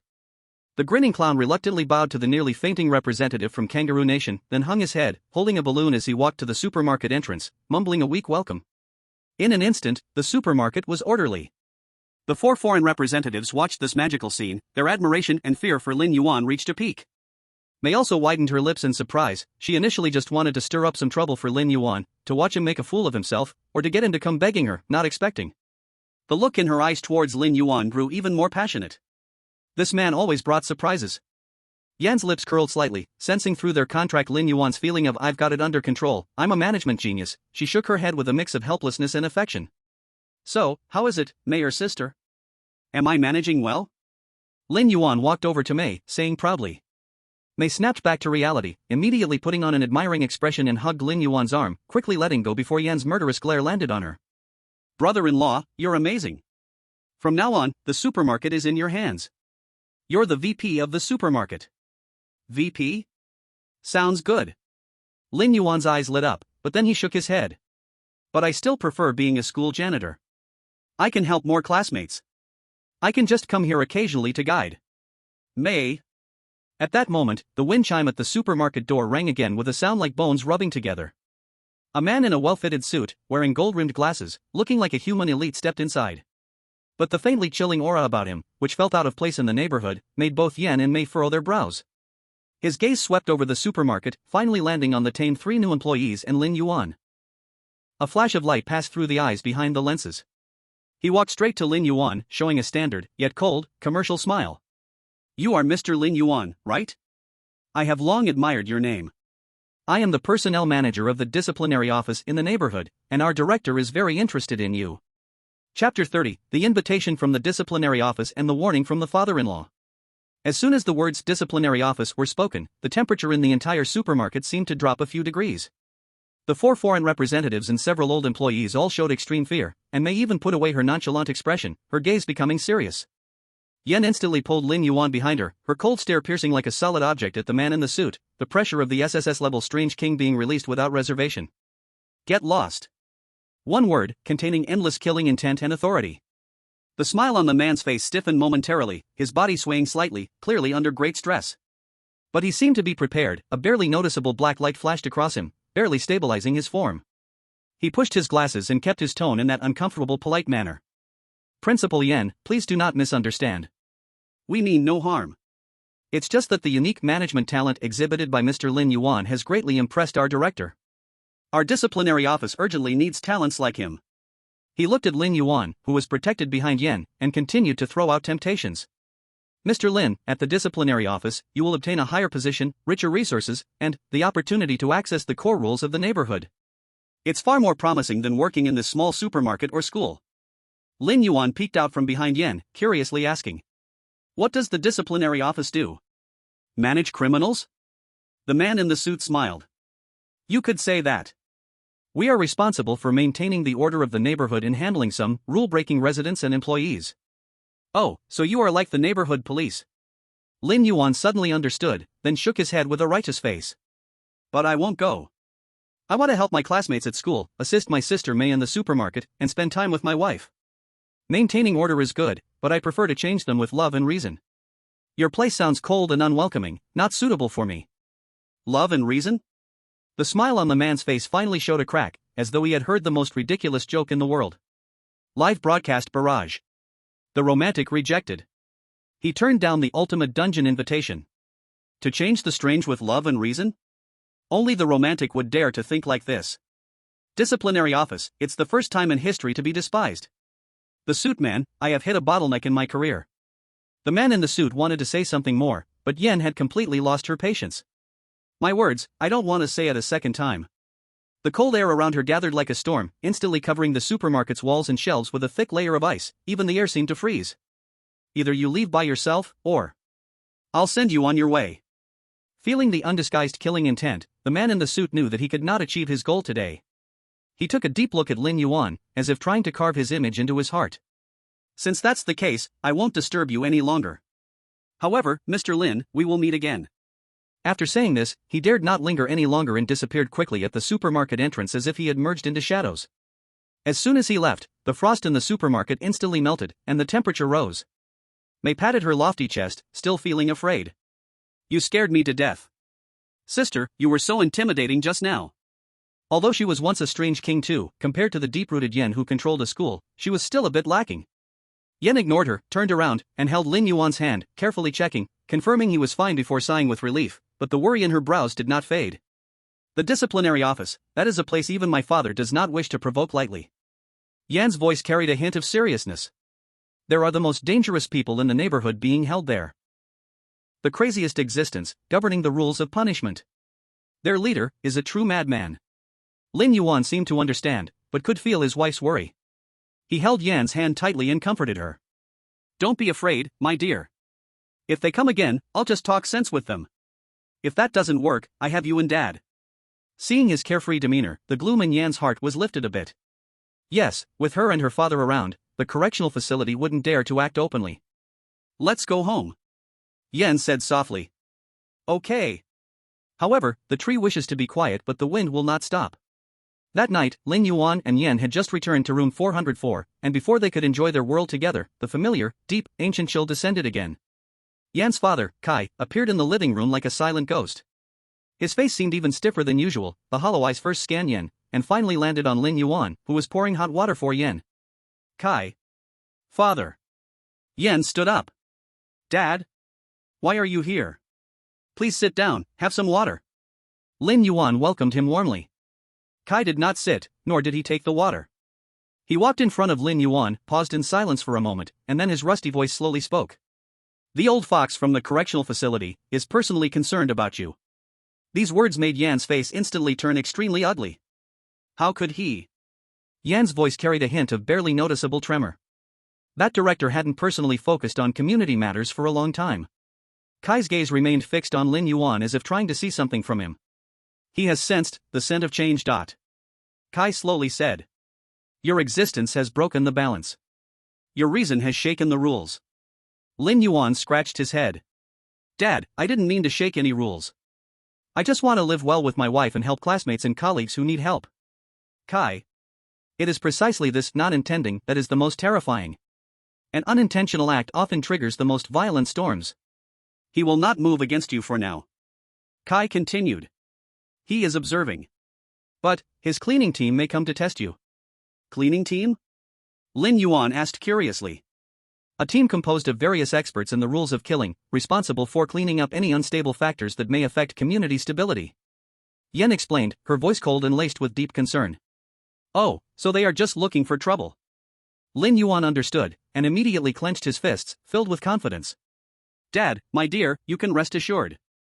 If they come, I'll just talk sense to them. Win them over with virtue.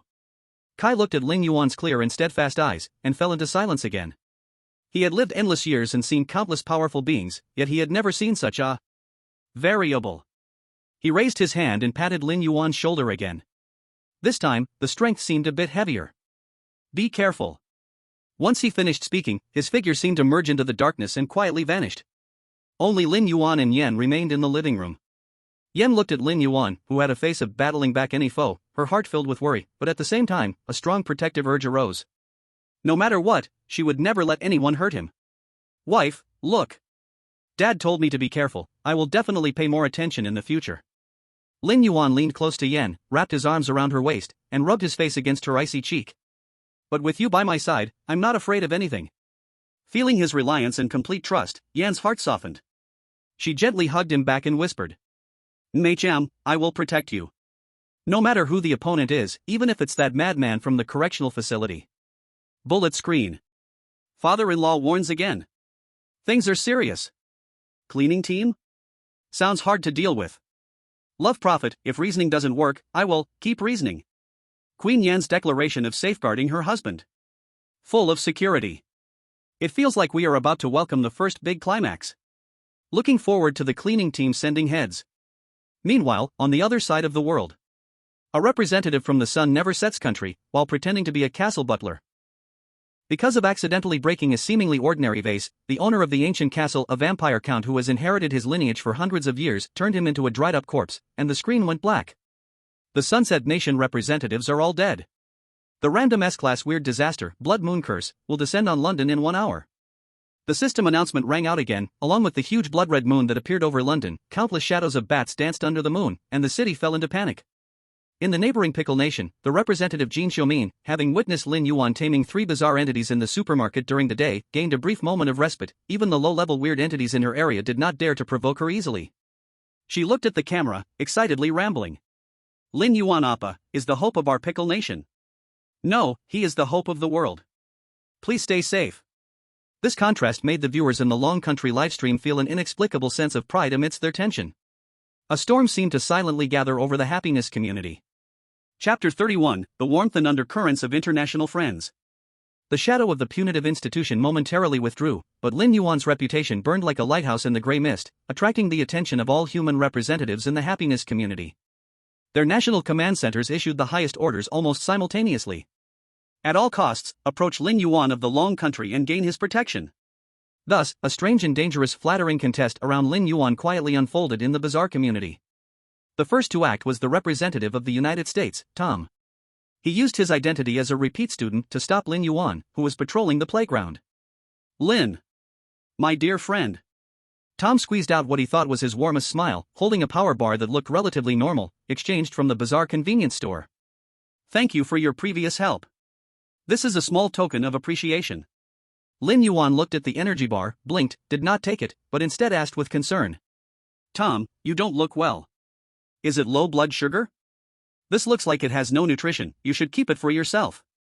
Come on, I'll take you to the cafeteria and ask the pig head brother to make you some blood enrichment dish. Tom's smile instantly froze on his face. Blood enrichment dish? He had just seen with his own eyes that the blood enrichment dish ingredients were a kind of screaming blood-sucking bat. And no thanks, Lin. I'm fine. Tom hurriedly waved his hands. No need to be polite. Let's go. Lin Yuan said decisively, warmly putting his arm around Tom's shoulders, pulling him toward the cafeteria with surprising strength. Bullet comments. The passion of a love saint is unbearable for mortals. Tom, I was terrified at that moment. About how I intended to give a gift but ended up being dragged to try poison. In the cafeteria, the head chef Pighead stood straight up upon seeing Lin Yuan's arrival.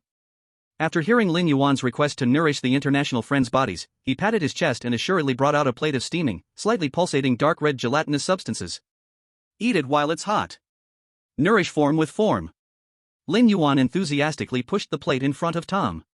Tom looked at the plate of blood enrichment dish, smelling the strong metallic odor, his stomach churned. One of the rules in the cafeteria is not to waste food, but this was not even a portioned meal. But would refusing Lin Yuan's kindness anger him? Under Lin Yuan's eager gaze, Tom trembled as he picked up a spoon and took a bite. Instantly, a violent cold energy exploded in his body, and he felt as if his blood was freezing. His face instantly turned from white to green, trembling so much that he could not speak. It seems the effect is good. So moved they can't even speak. Lin Yuan nodded in satisfaction. Next time bring a few more friends. Tom. Help, me. On the other side, the representative of the romantic country, Sophie, playing the role of an art student, took a roundabout approach.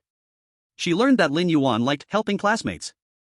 In the art studio she was responsible for cleaning, which was filled with canvases made from real human skin. She created an accident, splattering paint from a certain creature's bile all over herself, then pitifully curled up in the corner of the hallway, sobbing. Sure enough, Lin Yuan, passing by, discovered her. Classmate, what's wrong? Lin Yuan squatted down and asked with concern. Sophie lifted her tear-filled face. Lin, the janitor. I accidentally spilled paint and I'm afraid of being scolded by the teacher. Oh dear, why cry over such a small thing?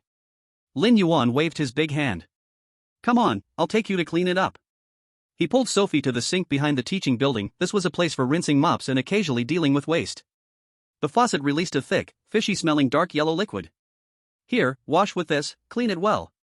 Lin Yuan turned on the faucet and, without further ado, directed the stream at Sophie. The liquid touched her skin, sending a surge of tingling and a slight burning sensation. Sophie screamed in shock. This was not water, but clearly a diluted corrosive liquid. Don't move, it'll be over soon. Lin Yuan vigorously helped her scrub, applying so much force that he nearly dislocated Sophie's arm. By the time Lin Yuan decided it was clean, Sophie's expensive replica dress was completely ruined, and her skin was red, looking 10 times worse than before. Bullet screen. The care of a straight man is the most deadly. Sophie, I just wanted to act, I didn't intend to sacrifice my clothes and skin. Romantic sage, look, it's clean now, I'm truly a helpful janitor. Sophie was at a loss for tears, looking at Lin Yuan's praise-me-clear eyes, unable to utter a single complaint, only able to swallow her bitterness and blood. The most unfortunate was Raj from the country of Asan. He directly found Lin Yuan, who was dozing in the janitor's break room, which was essentially a storage room for cleaning tools, and with a thud, knelt down, performing a grand bow. Master Lin Yuan. Please take me as your apprentice. Teach me the great wisdom of ignoring bizarre rules. Lin Yuan was startled, instantly wide awake. Hey, classmate, what are you doing? Get up. A man's knees are worth gold. No. If you don't agree, I won't get up. Raj firmly believed this was an ancient Eastern ritual for apprenticeship. Lin Yuan scratched his head, looking at Raj's pious, but actually desperate, eyes, and sighed.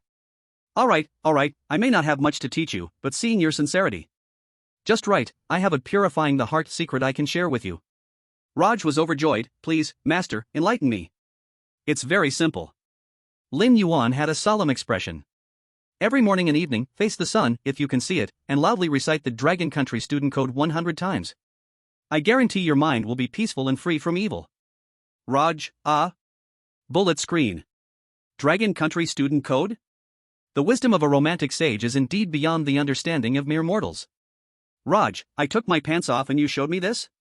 Although his heart was crumbling, holding on to the thought that the master must have some profound meaning, Raj truly recited the Dragon Country student code every morning and evening to the grey skies above, drawing strange looks from those around him, thinking he was even more seriously ill than Lin Yuan. Jean Xiumin from the country of kimchi was relatively smarter. She took the best friend route, attempting to approach Yen, using an indirect way to save her own interests. She used her identity as a community hospital doctor to find opportunities to report work to Yen, laying it on thick with praise. Yen just listened coldly, until Jean Xiumin accidentally mentioned. Lin Yuan Appa is so outstanding, in our country, such men would have many excellent women admiring them. Before she could finish, the air around Yen instantly plummeted to freezing point, and Jean Xiumin felt as though she had been thrown into an ice cellar, her very soul nearly frozen. You don't need to worry about him. Yen threw down this sentence and turned to leave. Jean Xiumin collapsed to the ground, cold sweat soaking through her back. She realized the possessiveness of the bizarre principle. Far beyond her imagination. After several attempts, these foreign representatives not only received no substantial protection but each one was inadvertently tricked by Lin Yuan, leaving them embarrassed, injured, and heartbroken. Hope shattered, fear turned into resentment. In the dead of night, in an abandoned boiler room of the community, Tom, Sophie, Raj, and Kim Suman secretly gathered. This can't go on. That lunatic from the Dragon Country is just playing us. Tom gritted his teeth, still feeling unwell in his stomach. He and his creepy royal wife don't see us as human at all. Sophie touched her still painful skin and resentfully said, We must save ourselves. Before he brings a more terrible disaster, or that cleanup team wipes us out together. Raj's eyes flashed with madness. Only if he dies, perhaps the rules here can return to normal, and we will have a glimmer of hope. Kim Suman finally spoke the cruel decision. A clumsy yet vicious assassination plan against Lin Yuan brewed in the dark corner. Meanwhile, in room 404. Yen leaned in Lin Yuan's arms. Through their mental bond, she faintly sensed the weak but clear malice targeting Lin Yuan gathering. Her gaze turned cold. What's wrong, wife? Lin Yuan felt the change in her breath. Nothing. Yen shook her head, softly holding him. Just, starting tomorrow, let Zhang Wei and Li Jing follow you closely. Zhang Wei and Li Jing? Great. Lin Yuan was very happy, the more, the merrier. We can help more classmates together. Yen looked at his unclouded smile and made up her mind. Anyone wanting to harm him would pay a price that would shatter their souls. The next day, Zhang Wei and Li Jing, receiving the highest orders from the Dragon Country Command Center, were transferred to Happiness High School as special security and school nurse assistants, their core task being one, by any means necessary, protect Lin Yuan. Chapter 32, Clumsy Assassination and Absolute Protection. The arrival of Zhang Wei and Li Jing made Lin Yuan's campus charity work even more flourishing. With his professional military training and strong willpower, Zhang Wei, though unable to ignore rules like Lin Yuan, managed to barely establish himself on campus after understanding the core principle of stay close to Lin Yuan and act on command. He mainly helped Lin Yuan suppress some of the more unruly and strange students. Li Jing, using her medical knowledge, performed some, strange post-battle rescue work after Lin Yuan helped classmates, like rebandaging the skeleton student who was persuaded into pieces by Lin Yuan or giving antidotes she concocted to the strange who was poisoned by loving porridge. The trio's dynamic was unique but unexpectedly harmonious. This made Tom and others who were secretly observing feel increasingly anxious. Lin Yuan's protective power had become stronger. They decided to act quickly. The plan was simple: use the rules and deflect the blame. They learned that deep within the school library, sealed inside, was a cursed book with self-awareness. Anyone nearing it would be eroded by its whispers and ultimately go mad. Their plan was to find a way to lure Lin Yuan deep into the library, triggering the murderous rules of the cursed book. That day at lunch break, Sophie acted, pretending to panic as she rushed to Lin Yuan, Lin janitor. Something's wrong. A classmate has passed out in the library. It looks like they are possessed. Possessed? Lin Yuan exclaimed upon hearing this. Quick, take me there. Zhang Wei instinctively sensed something was wrong and blocked Lin Yuan. Comrade Lin Yuan, the depths of the library are off limits and may be dangerous. We should report to the principal first. Oh, if we wait to report, the classmate will be in danger. Saving a person is like putting out a fire. Lin Yuan pushed Zhang Wei aside and pulled Sophie towards the library. Zhang Wei and Li Jing exchanged glances and could only follow immediately. Sophie led Lin Yuan to a hidden corner deep in the library, filled with cobwebs and dust, pointing at a student figure lying on the ground, facing away from them. Right there. Lin Yuan, without a doubt, rushed over immediately. As he approached the dummy, about to step into the cursed book's power range, an unexpected change occurred. The black, thick-skinned book entangled in chains suddenly opened its cover by itself, revealing a huge eye filled with bloodshot veins, the chains rattling loudly, as a twisted and mad consciousness surged towards Lin Yuan like a tide. Be careful! Zhang Wei shouted loudly, instinctively reaching for his gun, even though he didn't have one, and Li Jing covered her ears, her face pale. However, Lin Yuan looked at the wide-eyed book, just stunned for a moment, then showed a look of sudden realization. He stepped forward a few paces, in the astonished gazes of everyone, including the cursed book, and grabbed the book with force, then firmly dusted off the cover. So it's you causing the trouble. Instead of staying nicely on the shelf, you come out to scare students? Pretending to be unconscious? Lin Yuan pointed at the confused giant eye on the cover, giving it a stern lecture. Do you know that this is very inconsiderate? You scared all the students away. Who's going to read now? The borrowing rate of the library is going to decline. Can you take responsibility for that? Cursed book? Its crazy whispers stuttered. Erosion? Madness? The opponent's mental world was like an incredibly smooth pebble, with no place to grip. Instead, that incessant reasoning was like a magic sound filling its mind, causing its core cursed runes to start disordering. And you, with that eye. Lin Yuan leaned in closer, staring at the giant eye. So many bloodshot veins, it's obvious you've been staying up late. Not paying attention to eye hygiene. From now on, do eye exercises every day, got it? Cursed book. I'm the cursed book. What do I have to do with staying up late? Seeing it not speaking, Lin Yuan thought it had recognized its mistake and nodded in satisfaction. He looked around and saw the bookshelves in disarray, his brow furrowing again. Look at this mess. Zhang Wei, Li Jing, come help, let's tidy this place up and give this book a cleaner environment. If it's in a better mood, it won't come out to cause trouble. Zhang Wei, Li Jing, yes. Thus, under the astonished gaze of Tom, Sophie, and others who were peeking from a distance with special tools, Lin Yuan, along with Zhang Wei and Li Jing, began a big cleanup of the forbidden area sealing the cursed book. They wiped the bookshelves, organized the dangerous magic books, and even used the found rags to make a little nest for the cursed book. The cursed book was stuffed into that nest by Lin Yuan, its giant eye filled with despair. It felt that its cursed power was tightly suppressed by some invisible force during that guy's tidying up. The plan had completely failed. Not only did it not harm Lin Yuan, but it also got one more dangerous area organized. Barrage. Ha ha ha. The cursed book suffers from the hygiene cleanup. Book, what did I do wrong to deserve this? Tom and Sophie, this script is wrong. Hiding in the shadows, Tom and the others were pale-faced, their hearts dead as ashes. No, we must use a more direct method. A fierce look flashed in Tom's eyes as he pulled out a dagger exuding an ominous black aura from his pocket. This was obtained at great cost from a fallen oddity, capable of harming spiritual beings, including rule-protected human representatives, in a short time. He wanted to personally end this unreasonable madman. Just as Lin Yuan had his back to them, focused on putting his stay quiet while reading, no noise allowed label on a book that could bite, Tom lunged out from the shadows like a lurking leopard, aiming the dagger straight at Lin Yuan's back. Comrade Lin Yuan, be careful. Zhang Wei remained vigilant, noticing at the first moment as someone angrily charged over, but he was too far away, and it seemed too late. Li Jing also let out a cry. At that critical moment. Buzz! An invisible, cold barrier instantly appeared behind Lin Yuan. Tom's dagger struck the barrier, like plunging into ancient ice, unable to penetrate even an inch, and a terrifying backlash power spread up the dagger. Ah! Tom let out a chilling scream, his arm holding the dagger instantly froze into ice, then shattered into pieces. He flew back like a kite with a broken string, crashing into a bookshelf, unsure of his life or death. Yan's figure, like cold ice formed from nothingness, silently appeared beside Lin Yuan. She didn't even glance at Tom, she only looked at Lin Yuan with concern. Wife? You're here? Lin Yuan turned back, saw Yan, and immediately smiled. Look at how neat we've made this place.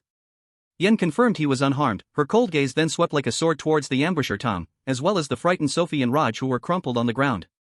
Time to clean up the trash. Her words sentenced their fate. Chapter 33, Settlement and Glimmer.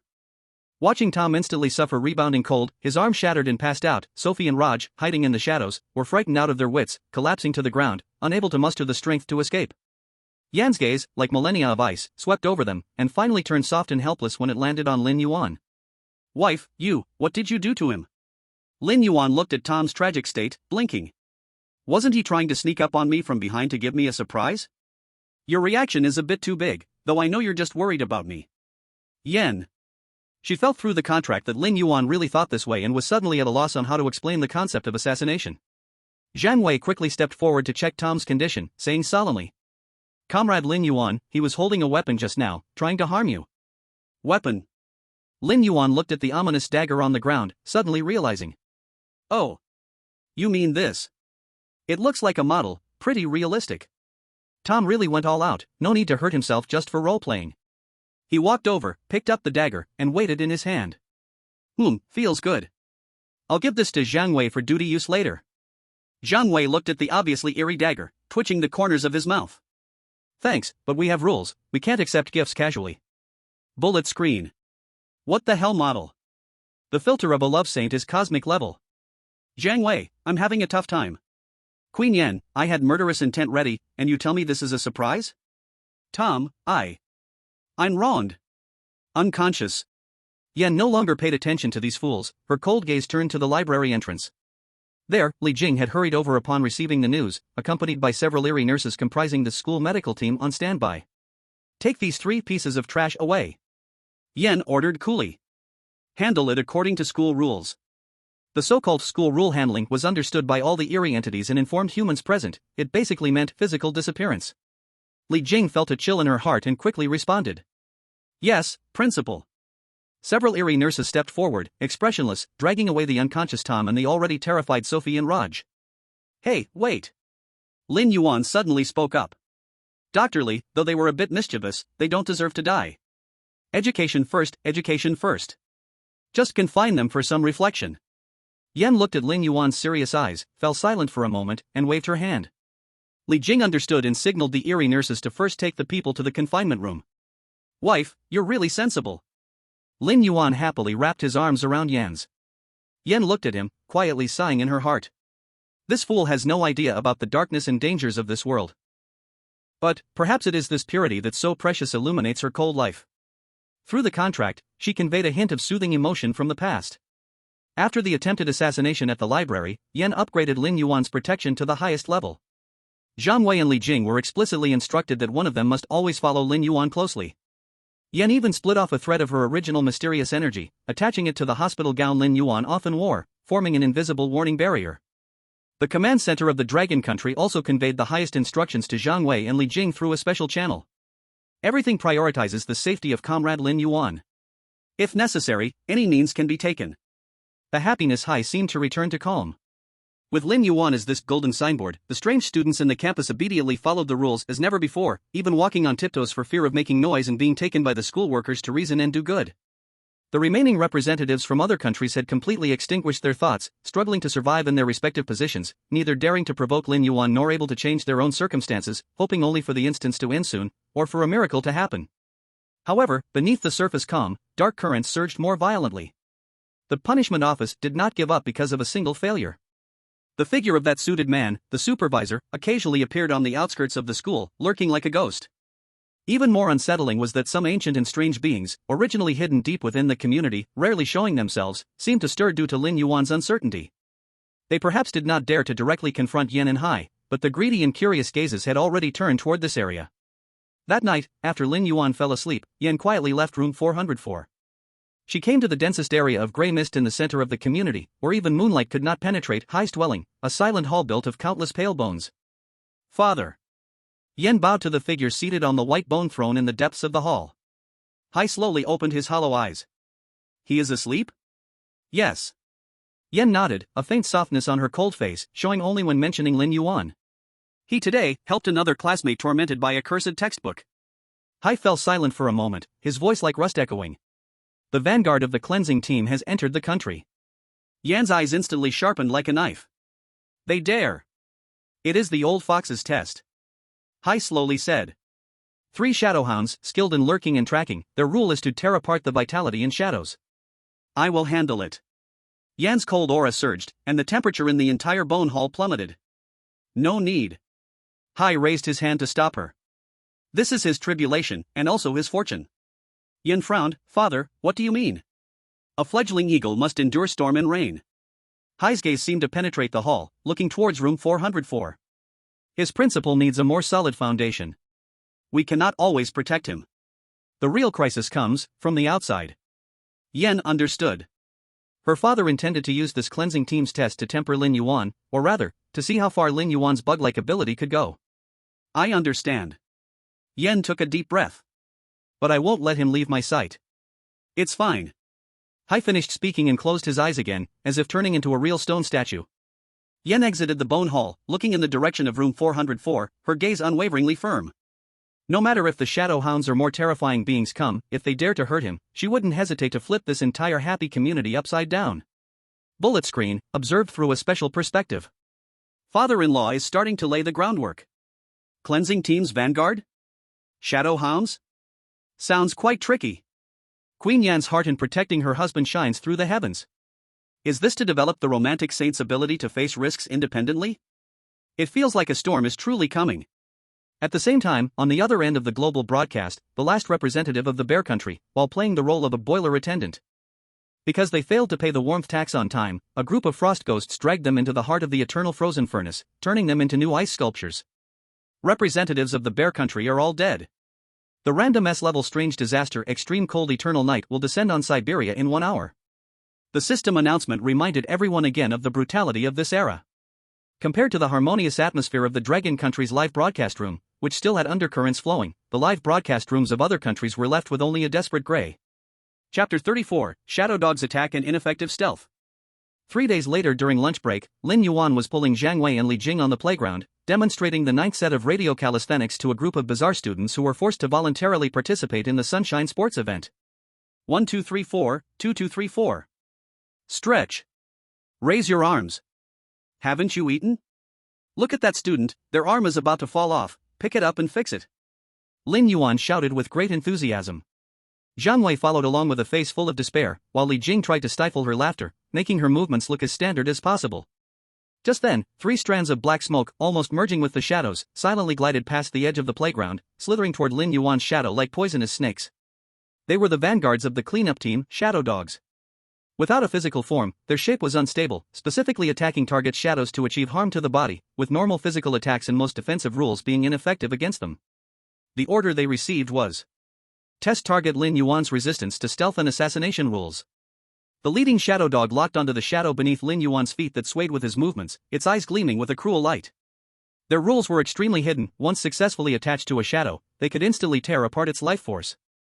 Just as it was about to touch Lin Yuan's shadow, Lin Yuan happened to make a body turn and turned around, immediately seeing a few unnatural black shadows on the ground. Ha!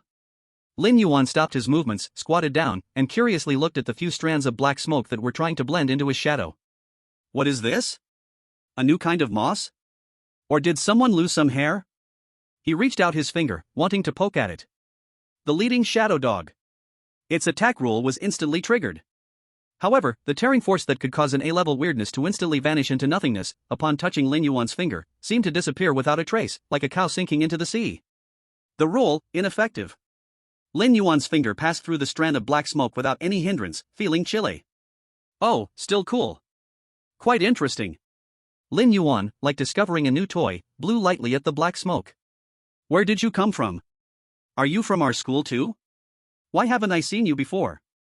Are you new students, feeling shy to join the group activity? The three shadow dogs were completely stunned. Their existence was for lurking and assassination, they had never encountered such a situation. The target not only could see them but could touch them with bare hands while ignoring the rules? Moreover, he even treated them as new classmates? Seeing the black smoke not speaking, only slightly moving, Lin Yuan continued to say to himself. Looks like they're shy. No worries, coming here makes us a family. Come, do calisthenics with me, exercise, and defend our community. 1 2 3 4. He tried to use his hand to pull the strand of black smoke, wanting to drag it up to do exercises together. The leading shadow dog felt that its core's eerie energy was about to be disrupted by this ridiculous act. It instinctively wanted to retreat, to escape from this incomprehensible human. Don't run, classmates. Exercise makes people happy. Seeing that the black smoke wanted to slip away, Lin Yuan hurriedly shouted. Zhang Wei. Li Jing.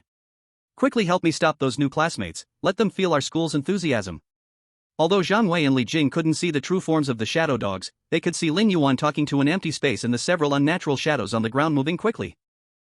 Immediately sensing something wrong, Zhang Wei took a quick step forward, and although he lacked specific methods, his powerful presence of vital energy and willpower created a field that made the shadowhounds feel extremely uncomfortable. Li Jing quickly took out a bottle of her specially made calming spray, the ingredients unknown, and the smell pungent, from the medical box, and began to spray it wildly towards the shadowy area. Put! Like cold water hitting hot oil, the few strands of black smoke emitted a faint sizzling sound when they came into contact with the spray, and their speed of movement clearly slowed down. They were not afraid of physical attacks, but they had an instinctual aversion to this thing that contained the intent of exorcism and a noxious smell. Yes. Spray them. Lin Yuan commanded. It might be some harmful gas that escaped from a chemical lab, we need to disinfect. The three shadowhounds sent to test were now completely losing their composure. Assassination? Testing? The target treated them as moss, as shy students, as harmful gases. They were invited with radio calisthenics, vital energy shocks, and sprayed with a mist that smelled like poison. This mission was impossible to continue. The leading shadowhound emitted a sound only its kind could hear, filled with frustration and anger, and the three strands of black smoke no longer hesitated. Like frightened stray dogs, they fled the playground at 10 times their earlier speed, disappearing into the shadows. Bullet screen. Ha ha ha. Shadowhound, career Waterloo. Romantic heroes 3 moves, mortal recognition, barehanded touch, radio calisthenics invite. Dr. Lee's spray worked. Vanguard of the cleaning team, report to the head. The target seems to have the social coward syndrome rule, completely crushing us. Nice. It's so satisfying to see the pretentious shadowhounds take a beating. Lin Yuan watched the shy student run away and shook his head regretfully.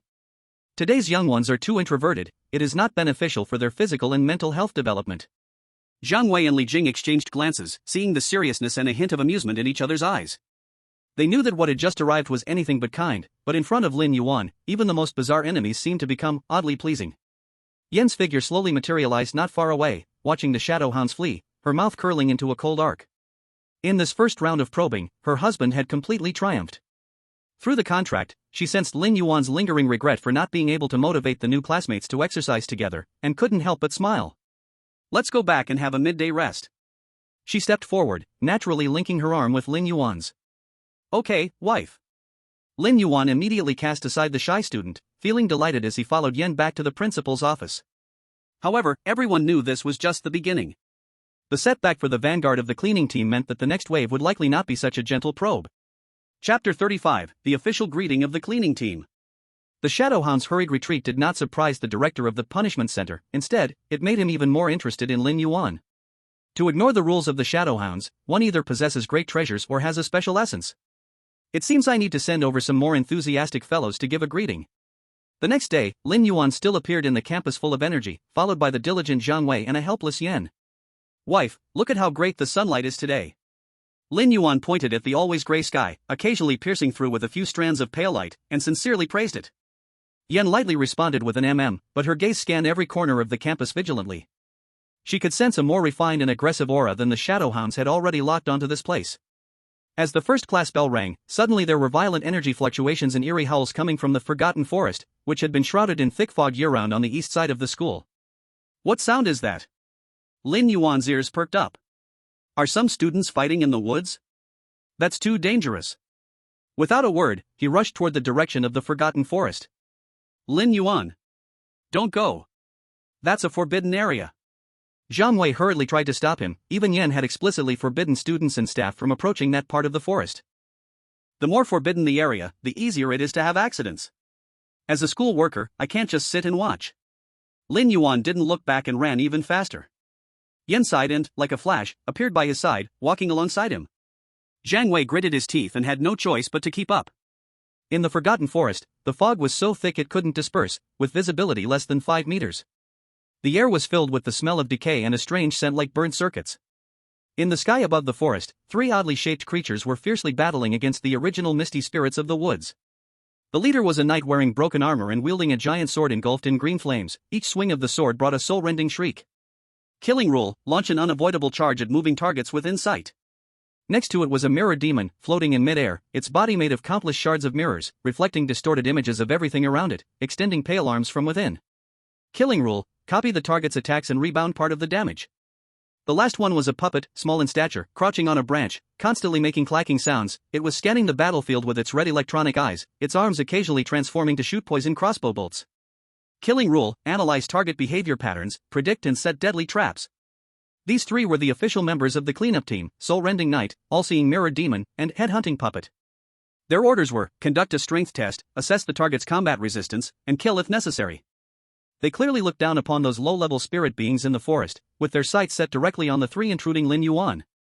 The Soul-Rending Knight was the first to spot Lin Yuan. 2 points of crimson light lit up under its helmet, locking onto this running human. Rule triggered. Death charge. The shadowy warhorse beneath it reared up, and the next second, it, along with the giant sword, transformed into a stream of green deathlight, charging towards Lin Yuan with a speed beyond sight, carrying the momentum to obliterate souls. This strike was fast. Accurate. Ruthless, enough to tear apart a main battle tank with all its occupants. Be careful. Zhang Wei's eyes widened, wanting to push Lin Yuan away but finding no time. Yan's eyes turned cold, her jade hand raised, and an extreme cold aura was about to burst forth. However, facing this finishing blow, Lin Yuan's reaction was. Instead of dodging, his eyes lit up, and he excitedly waved his hand at the stream of deathlight, shouting loudly, "Hey! That comrade on the horse! No speeding allowed at school. No carrying restricted weapons either. Stop now." As he shouted, that stream of deathlight really stopped less than a meter in front of him. Soul-Rending Knight? Its rule was to launch an unavoidable charge at moving targets, but just moments ago, as the power of the rule was about to reach this human, it experienced an absurd feedback. The target showed no signs of escaping or hostility, but instead was making friendly traffic guidance? The rules had jammed. The green flames flickered in front of Lin Yuan, reflecting on his face, which was filled with serious criticism. Look at your getup. Where did you run out from? A film set? Or are you 2 into cosplay? Lin Yuan stepped forward, completely ignoring the soul-freezing killing intent, pointing at the Soul-Rending Knight's giant sword. That thing looks pretty heavy. What if it hurts a classmate? Put it away quickly. Saying this, he even reached out to grab the giant sword engulfed in green flames. The Soul-Rending Knight instinctively pulled the sword back, its simple battle logic completely confused. Kill? The rules won't allow it. Not killing? Then what am I here for? The livestream's comments section was going crazy with laughter. Traffic guidance versus death charge. The Love Master wins. Knight, I'm splitting apart. Rules: the opponent has not moved and issued a non-hostile command. The charge conditions are not met. Recalculating. Requesting the psychological shadow area of the Knight. Just as the soul-cutting Knight's CPU overloaded, the mirror demon in the sky made its move. Its mirror flashed, capturing Lin Yuan's image, and then the Lin Yuan in the mirror suddenly spoke in Lin Yuan's exact voice. You idiot! Come hit me! Rule: copy the target's form and voice to provoke, anger the opponent into attacking, and the damage will bounce back. Lin Yuan looked at the self in the mirror, paused for a moment, then frowned, saying to the mirror demon. This mirror is of poor quality. It even reflects things misshapen. And my voice is not that unpleasant. Also, how can I insult myself? Be confident. Come, learn from me, I'm really handsome. Mirror demon. The mirror began to show snowy dots. And the head-hunting puppet squatting on the tree, its red electronic eye flashing wildly, was frantically analyzing Lin Yuan's behavior patterns. Target behavior, persuasion, criticism, narcissism. Behavior logic, cannot be analyzed. Chaotic. Disordered. Threat level, cannot be determined. Suggested plan. Error code garbled. It tried to predict Lin Yuan's next move, but the logic chain broke down, and wisps of smoke began to rise from its head. The three main forces of the cleaning team, one was stuck in a bug, one was led astray, and one directly crashed. Zhang Wei looked at this absurd scene, his tense nerves slightly relaxed as he instinctively wiped his cold sweat. Yan's mouth curled slightly as she felt through the contract that Lin Yuan was thinking, these new employees are so strange, it seems I need to strengthen the training. She found it both amusing and infuriating. Seeing the knight still unresponsive, the mirror indifferent, and the puppet smoking, Lin Yuan turned his gaze to the mist demons that had been beaten to a pulp by the three main forces. Oh dear, how did you make the locals look like this? This is unacceptable. Quick, stop fighting, come help carry the injured classmates, students to the infirmary. He directed the three members of the cleaning team to help the targets they had just been attacking. The soul-cutting knight stood still, sword in hand. The mirrored demon's mirror's surface rippled, as if crying. The head-hunting puppet was still smoking. What are you still doing? Lin Yuan blared. Do you want me to teach you how to bandage? In the end, under Lin Yuan's moral persuasion, the soul-cutting knight reluctantly picked up two of the smashed demons, the mirror demon raised a few with its light, and the head-hunting puppet mechanically picked up some fragments. A stretcher team composed of elite members of the cleaning team, led by Lin Yuan, marched towards the school infirmary in a bizarre but grand manner. The live stream's bullet comments exploded. I'm dying of laughter. The cleaning team turned into a stretcher team. Love Saint, didn't expect it? I can use them like this. Warden, how do I write this report? About my assassins becoming kind-hearted volunteers. Awesome. This twist is so damn refreshing. In the infirmary, Li Jing stared at this special patient and the even more special rescue team Lin Yuan brought, completely dumbfounded. Dr. Li, hurry, save people. No, save the demons. Lin Yuan urged. Li Jing looked at the terrifying killing aura on the soul-cutting knight, her hands trembling, but she still steeled herself to step forward to treat them. Yen stood at the infirmary door, looking at the chaotic yet strangely harmonious scene inside, her eyes cold as she gazed toward the direction of the warden. She knew this was just the beginning. The forces sent by the opponent would grow stronger, and the tests would become more direct. But no matter what, she would stand by his side. She gently stroked her lower abdomen. Through the spiritual contract, she seemed to sense a very faint, life wave originating from Lin Yuan that was developing, but the feeling was too vague, perhaps it was just an illusion. She shook her head, pushing the thought down, it was not the time to think about this. Chapter 36, Jealousy and the New Plan of the Black Stocking Sister-in-Law. The farce of the cleaning team's stretcher team soon spread throughout the high-rise in the happy community. In the detention center, the man in the suit with gold-rimmed glasses looked at the vague and somewhat mentally disordered report presented by his subordinates, the veins on his forehead throbbing. Unable to analyze, rules invalid, forced to participate in rescue operations. He took a deep breath, bowing slightly into the shadows. Director, it seems that the conventional testing methods are not effective for Mr. Lin. From the shadows, a lazy yet magnetic voice chuckled softly. Interesting. Since external forces are hard to intervene, let's start from within. I heard. Yan's younger sister is quite clever? The suited man immediately understood. Understood, I know what to do. Meanwhile, in room 404, the atmosphere was a bit subtle. Yan watched Lin Yuan, who was enthusiastically applying oil to the music box, and casually asked. Did Mei sneakily come to see you again in the woods yesterday? Through their mental connection, she sensed a slight wave of teased emotion from Lin Yuan yesterday. Lin Yuan didn't look up. Yeah, Mayor came later and said I looked handsome directing the cleanup team. She wanted to invite me to her supermarket office for a deep discussion about management experience, but I refused. He said it as if it were natural. I told her that management experience can be discussed here or in front of you, my wife. It wouldn't be good to go alone to the office. What if people gossip and ruin Mayor's reputation? Hearing this, Yen was first taken aback, then a warm flow surged in her heart, and the corners of her mouth uncontrollably tilted up. This silly man could sometimes be so straightforward it was both funny and touching, but his unabashed protection and sense of boundaries made her feel incredibly cherished. She walked behind Lin Yuan, gently hugged him from behind, and pressed her face against his back. You did well. Her voice carried a softness she wasn't even aware of. However, this warmth was soon shattered. In the afternoon, Lin Yuan was supervising the soul splitter practice civilized duty at school, which mainly involved learning to smile, although their smiles looked worse than their cries, when Mei swayed her waist over, exuding charm. She was obviously well dressed today, in a black lace dress paired with ultra-thin black stockings and high heels, showcasing her allure to the fullest, even drawing the attention of the emotionless oddities around her. Brother-in-law. Her voice was sweet to the point of being cloying, directly ignoring Yan, who had instantly turned cold beside her, and shoved a beautifully wrapped box into Lin Yuan's hands. You didn't like the last fragrance, so this time, I specially picked out a good one for you. Lin Yuan opened it to find a smooth, seemingly expensive men's tie. Mayor, what is this? Brother-in-law, you're now the vice principal of the school, self-proclaimed, and a supervisor at the supermarket, you need a proper outfit. Mei threw a flirtatious glance. This is woven with shadow spider silk, it keeps warm in winter and cool in summer, and it can passively condensing energy to nourish the body. She particularly emphasized nourish the body, her gaze flirtatiously sweeping between Lin Yuan and Yan. Yan's expression had gone cold enough to frost over. Shadow spider silk? That's a material only the anomaly king can handle. The condensing energy is a great supplement for oddities, but for living people, especially living males, long-term contact would only erode their yang energy, with unimaginable consequences. This was no gift, it was clearly harboring malicious intent. Lin Yuan picked up the tie and touched it. The texture is nice.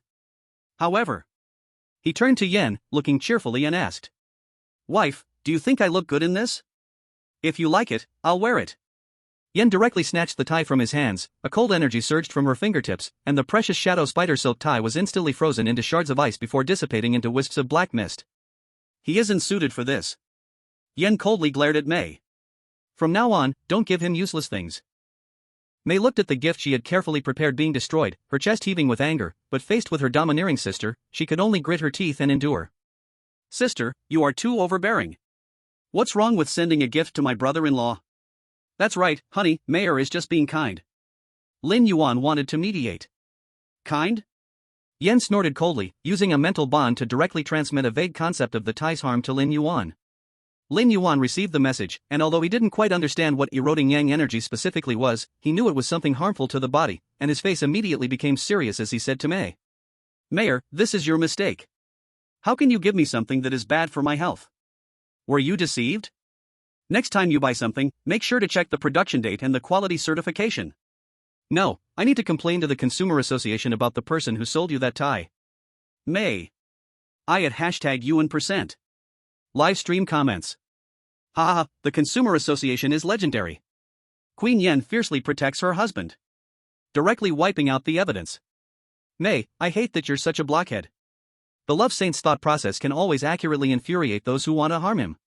Mei looked at Lin Yuan's righteous expression of I'm doing this for your own good and almost spat out a mouthful of old blood. She glared fiercely at Yan, stomped her foot, and angrily walked away. Hard tactics didn't work, soft tactics she had tried, and even her scheming had been seen through. She felt that all her frustration came from this crazy brother-in-law. Seeing Mei leave, Yan's sense of crisis had not eased. Mei wouldn't give up easily, and she felt that there were other eyes lurking in the shadows. She wrapped her arm around Lin Yuan's and softly said, In the future, apart from the things I give you, don't accept things from others randomly, okay? Got it, honey. Lin Yuan nodded vigorously. I only accept what my wife gives me. What my wife gives is the best. Looking at his wholeheartedly dependent and trusting expression, Yan's heart was filled with satisfaction, and that sense of protectiveness grew even stronger. She must quickly enhance her strength to cope with the greater storms that might arise in the future. Perhaps, the original ice core mentioned by her father, which was hidden in the forbidden area of the community, she should try to absorb it? Although dangerous, for him. Chapter 37 Global Catastrophe and Long Country's Glory. While Lin Yuan enjoyed a pampered life as the school worker leader in happy community, battling wits with his mysterious wife and sister-in-law, the selected representatives around the globe were experiencing true hell on earth. The last representative from the land of the rising sun, a former royal agent, while playing the role of a castle butler, accidentally spilled red wine on a vampire countess's skirt and was immediately turned into the lowest kind of blood slave, enduring endless bloodthirsty pain and humiliation day and night, unable to live or die. His blank, hollow eyes on the livestream made all viewers feel despair. The representative from Germany, an engineer, attempted to use logic and engineering to crack the pattern of a killing mechanism in the mechanical wasteland dungeon, but ended up triggering a higher-level chain trap, and was drawn into a massive gear, turning into a pool of blood and flesh mixed with machine oil. The cold machinery continued to operate mercilessly. The most tragic case was that of representatives from a small African country, who entered an A-class dungeon called Plague Village. At this moment, the global livestream split screen displayed their final moments. The village was shrouded in dense yellow-green toxic fog, the ground sticky with pus, and the 3 representatives' bodies were severely decayed, covered in huge blisters, with eyes filled with madness and pain, tearing each other apart and gnawing at each other. Eventually, the screen went black with a loud explosion. Representatives of XXX country are all dead. Random S-class bizarre disaster withering plague will descend upon the entire territory of XXX country in 1 hour. The system announcement echoed coldly, like the tolling of a death knell. These tragic scenes. The atmosphere of the Dragon Country livestream room, quirky and even a bit heartwarming and funny, formed a contrast like heaven and hell. The popularity of the Dragon Country livestream room had reached a terrifying number, with over 80% of viewers worldwide gathering here, as if this place was the only light and source of fun in a deep abyss of despair. I can't bear to watch other livestreams, they are too oppressive. It's still easy here in Dragon Country. Thanks to the Love Saint, I can still laugh like a pig in this apocalypse. The command centers in other countries must be numb by now. How are they supposed to play this? Dragon Country, the version answer has been found, but it's a limited edition, cannot be replicated.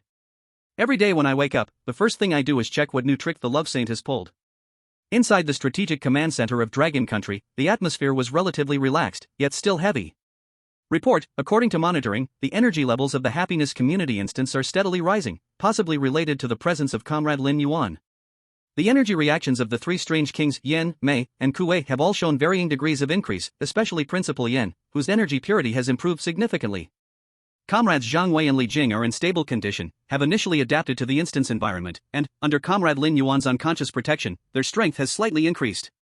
The old general looked at Lin Yuan on the screen, cheerfully correcting the military posture of the soul-split knight, and said solemnly, "We cannot let our guard down. The more attention Comrade Lin Yuan attracts, the greater the potential danger. Notify everyone to initiate the Spark program, searching nationwide for people with special ways of thinking as potential candidates for targeted training. Even if we can only learn 1/10 of Comrade Lin Yuan's essence, it might increase our chances of survival in future instances." Clearly, Dragon Country had begun to attempt theoretical summarization and limited promotion of the Lin Yuan phenomenon. Although everyone knew that this psychopathic method of breaking the deadlock was rare and hard to come by. Inside the Happiness Community, Lin Yuan was completely unaware of all this. He had just successfully convinced the soul-split knight that when encountering truant students on duty, they should use educational love instead of death glare, feeling as though his campus management work had reached a new level, and he was happily thinking of how his wife would reward him tonight. Meanwhile, Yen was gazing at the tallest tower in the center of the community, piercing through the gray clouds, her eyes resolute. There lay the forbidden place sealing the original ice core, the eternal frost spire. In order to possess enough strength to protect this fool beside her, she had to take a risk. Chapter 38, Yan's Departure and Mei's Opportunity. The night in Happiness Community was more dangerous and bizarre than the day. The gray mist grew thicker, and the whispers and unclear sounds became clearer. In room 404, however, there was a rare touch of warmth. Lin Yuan was holding tools, tapping on a charred music box, humming a tune that was out of tune. Yen sat beside him, seemingly flipping through an ancient book made of human skin, but her gaze occasionally fell on Lin Yuan's focused profile, her eyes complex. Through the mental contract, she could feel the pure blue sky in Lin Yuan's heart, free of any gloom, which made her cold heart seem to be iron warm. But precisely because of this, her determination to grow stronger and to have enough power to protect this clear sky was even more resolute. She put down the ancient book, gently spoke, her voice especially clear in the quiet room. "Lin Yuan, I have to go out tonight." Lin Yuan stopped his hands, turned to look at her, and immediately showed reluctance on his face. "Huh? Where are you going, dear? It's so late, it's dangerous outside." Yen looked into his eyes filled with genuine worry, her heart warmed, and explained. "I have a few things to take care of, I'll be back soon. You just stay at home and wait for me." She didn't dare to say that she was going to the deadly eternal frost spire, fearing this fool would recklessly follow her. "Do you have to go tonight?" Lin Yuan leaned in, hugged her waist, and buried his face in her embrace, rubbing against her. "I can't sleep without my wife nearby." Yan's body stiffened slightly, then relaxed, gently patting his back like soothing a large dog. "Be good. I'll be back soon." She paused for a moment and transmitted a wave of comforting, gentle sleepiness through their bond. "You sleep first, I'll leave after you fall asleep." Wrapped in her cool, fragrant embrace, Lin Yuan was soon engulfed by that sleepy feeling, his eyelids quickly growing heavy as he mumbled. Then, wife, come back early, be safe. Before long, he fell into a deep sleep in Yan's arms. Yan carefully carried him to bed, tucked him in, and gazed at his peaceful sleeping face for a long time. She leaned down and placed a cool, solemn kiss on his forehead. Wait for me to come back. In the next moment, her figure transformed into a wisp of icy mist, quietly drifting out the window, merging into the endless gray outside. Bullet comments. Queen Yan left? Where did she go? This atmosphere isn't right, feels like something big is about to happen. The love saint, such a silly sweet thing, fell asleep just like that? I'm done for, I have a bad feeling. Not long after Yan left, another wisp of more alluring, seductive black smoke rose silently from downstairs, like a long-waiting poisonous snake, gathering at the door of room 404. May looked at the tightly shut door, a confident smile curling at the corners of her mouth. What she was wearing was strikingly similar to Yan's white dress, but in a more ambiguous light purple color, and made of a thinner, lighter material. With a gentle wave, the mechanism inside the door unlocked silently. She walked in as naturally as if she were returning home. In the living room, only Lin Yuan's steady breathing could be heard. May approached the bed, looking at the sleeping Lin Yuan, her eyes flashing with curiosity and a desire to conquer. She mimicked Yan's cool voice, gently nudging Lin Yuan. Honey. I'm back. In his dream, Lin Yuan, feeling a familiar scent, instinctively reached out and pulled the person next to him into his arms, mumbling. Wife, you're back. Caught in Lin Yuan's solid embrace, May's body stiffened slightly but then softened, feeling secretly pleased. She leaned into his arms, tilted her head up, and offered her red lips. In a state between dreams and reality, Lin Yuan responded to the kiss. Unlike Yan's cool and stiff kiss, this one was warmer and more familiar, carrying an enticing quality. At this moment, the live broadcast faded into darkness on cue, without any suspense. Bullet comments exploded. Wow! It got dark so fast? It's May. Definitely the black little sister-in-law. She changed into the same white sleep dress. So scheming. The love saint can't tell the difference? Is he too dazed? Queen Yin just left, and the house got robbed? Paid. I'm saying it again. I want to see the process. In the darkness, only the slightly embarrassing sounds and May's occasional stifled, triumphant giggles could be heard. This night was destined to be long and torturous for room 404 and billions of viewers worldwide. When the sunlight of the next day barely illuminated room 404 through the dust-covered window, Lin Yuan stirred awake. Instinctively reaching out to his side, he found it empty. Lin Yuan sat up abruptly, rubbing his eyes. Indeed, there was no sign of Yin in the room. Wife. He called out, but there was no response. He suddenly felt a little empty inside. Just as worry and disappointment began to creep in, the doorbell chimed. Ding dong. Chapter 39, Kuei takes advantage of the situation. Lin Yuan's eyes brightened, and he immediately jumped out of bed, not bothering to put on his shoes, rushing to open the door. Wife. You're back. But standing outside the door was not Yan, but his sister, Kuei, dressed in a simple, clean white lab coat, wearing glasses, and holding several bags that emitted a faint herbal scent. Her demeanor was still shy and timid. The harmless little white flower appearance. Lin Yuan was taken aback for a moment, then his face broke into a smile free of any gloom, and he naturally pulled her in, taking the bag from her hand. Wife, when did you change your clothes? You're wearing glasses too. Is this the new style from your school? It looks nice, very scholarly. He completely mistook Kuei for Yan, who had just come home and changed her outfit. Kuei was pulled into the house, and upon hearing his words, a quick flash of strange triumph glinted in her eyes behind the lenses, but on the surface, she quickly lowered her head, her fair cheeks flushing with a rosy hue, softly responding in a weak, mosquito-like voice. I just went to buy some breakfast. Her voice imitated Yan's perfectly, carrying a touch of Yan's characteristic coolness but mingling with her own fragile feeling. Oh, let me handle buying breakfast. You work so hard, my wife, you should sleep a bit more. Lin Yuan affectionately held her hand, pressing her down onto a chair. You sit and rest, I'll go heat up the breakfast. Watching Lin Yuan busying away in the kitchen, a smile uncontrollably crept up at the corners of Kuei's mouth, and excitement mixed with the thrill of a successful scheme and curiosity satisfied. She gently pushed up her glasses, her mind holding a dialogue between two personas. The weak persona, isn't it wrong for us to deceive my brother-in-law? The eldest sister will be angry if she finds out. The sickly sweet persona, hee, what's wrong with that? This is a once-in-a-lifetime research opportunity. With the eldest sister not here, the second sister is gaining ground, why can't we have a share? And don't you want to know why he can ignore the rules? Only by getting close can we better research. The weak persona but. The sickly sweet persona no buts. Just now at the door, when he held your hand, didn't you feel it? That weak yet pure energy feedback, although it was slight, our core mysterious energy indeed stirred a bit. At that moment, Lin Yuan finished heating the breakfast. It looked like some kind of pancake made from fungi, emitting a strange smell. He came over with the plate and saw wife still sitting there, her face displaying a blush he couldn't understand, which was actually the excitement of the sickly sweet persona, thinking she was still embarrassed from waking up early. He set the plate down, walked to Kuei, squatted down, and looked up at her with clear, loving eyes. "Wife, you've worked hard." As he spoke, just like every morning with Yan, he naturally tilted his head back, closed his eyes, and sought a good morning kiss. Kuei looked at the handsome face close to her heart, if she had one, skipped a beat. She hesitated for a moment, but in the end, her desire for research and exploration overwhelmed her. She slowly leaned down, pressing her lips against his. This kiss was different from Yan's warmth and was unlike the shyness of Yan. It carried a careful exploration and a secret, analytical focus. Lin Yuan, however, was unaware and thought today's kiss from his wife felt a bit different, but still believed her to be the wife he loved the most. As the kiss ended, Kuei breathed lightly, feeling her own power coalesce into a barely detectable thread. She looked at Lin Yuan's face of pure enjoyment, and a bolder thought surfaced. She displayed an expression mixed with shyness and temptation, gently holding Lin Yuan's hand, her voice soft and sweet. "Husband, it's still early, shall we go back to the room to rest a bit more?" Lin Yuan looked at wife, inviting him actively, although he found it a bit strange. Since he usually initiated, he never refused her requests, immediately lifting Kuei up happily. "Okay. Listening to my wife." The live broadcast scene, under the numb gaze of millions of viewers, once again plunged into darkness without suspense. Bullet screen. Here we go again? This time it's the sickly sweet third sister. Is the love saint truly unable to recognize her or just pretending not to? I bet 50 cents, he really didn't notice. Is the white nightgown the real body? Wearing it makes her a wife? Queen Yan, come back quickly.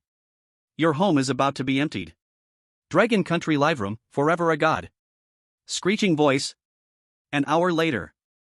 The dark screen lit up again.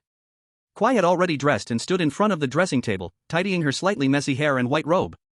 Her face bore an unprecedented rosy glow, her eyes sparkling astonishingly.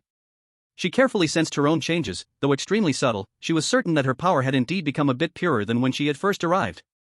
At their level of the ghastly king, strength had long been solidified, and it was incredibly difficult to enhance, yet merely being with Lin Yuan could have such an effect?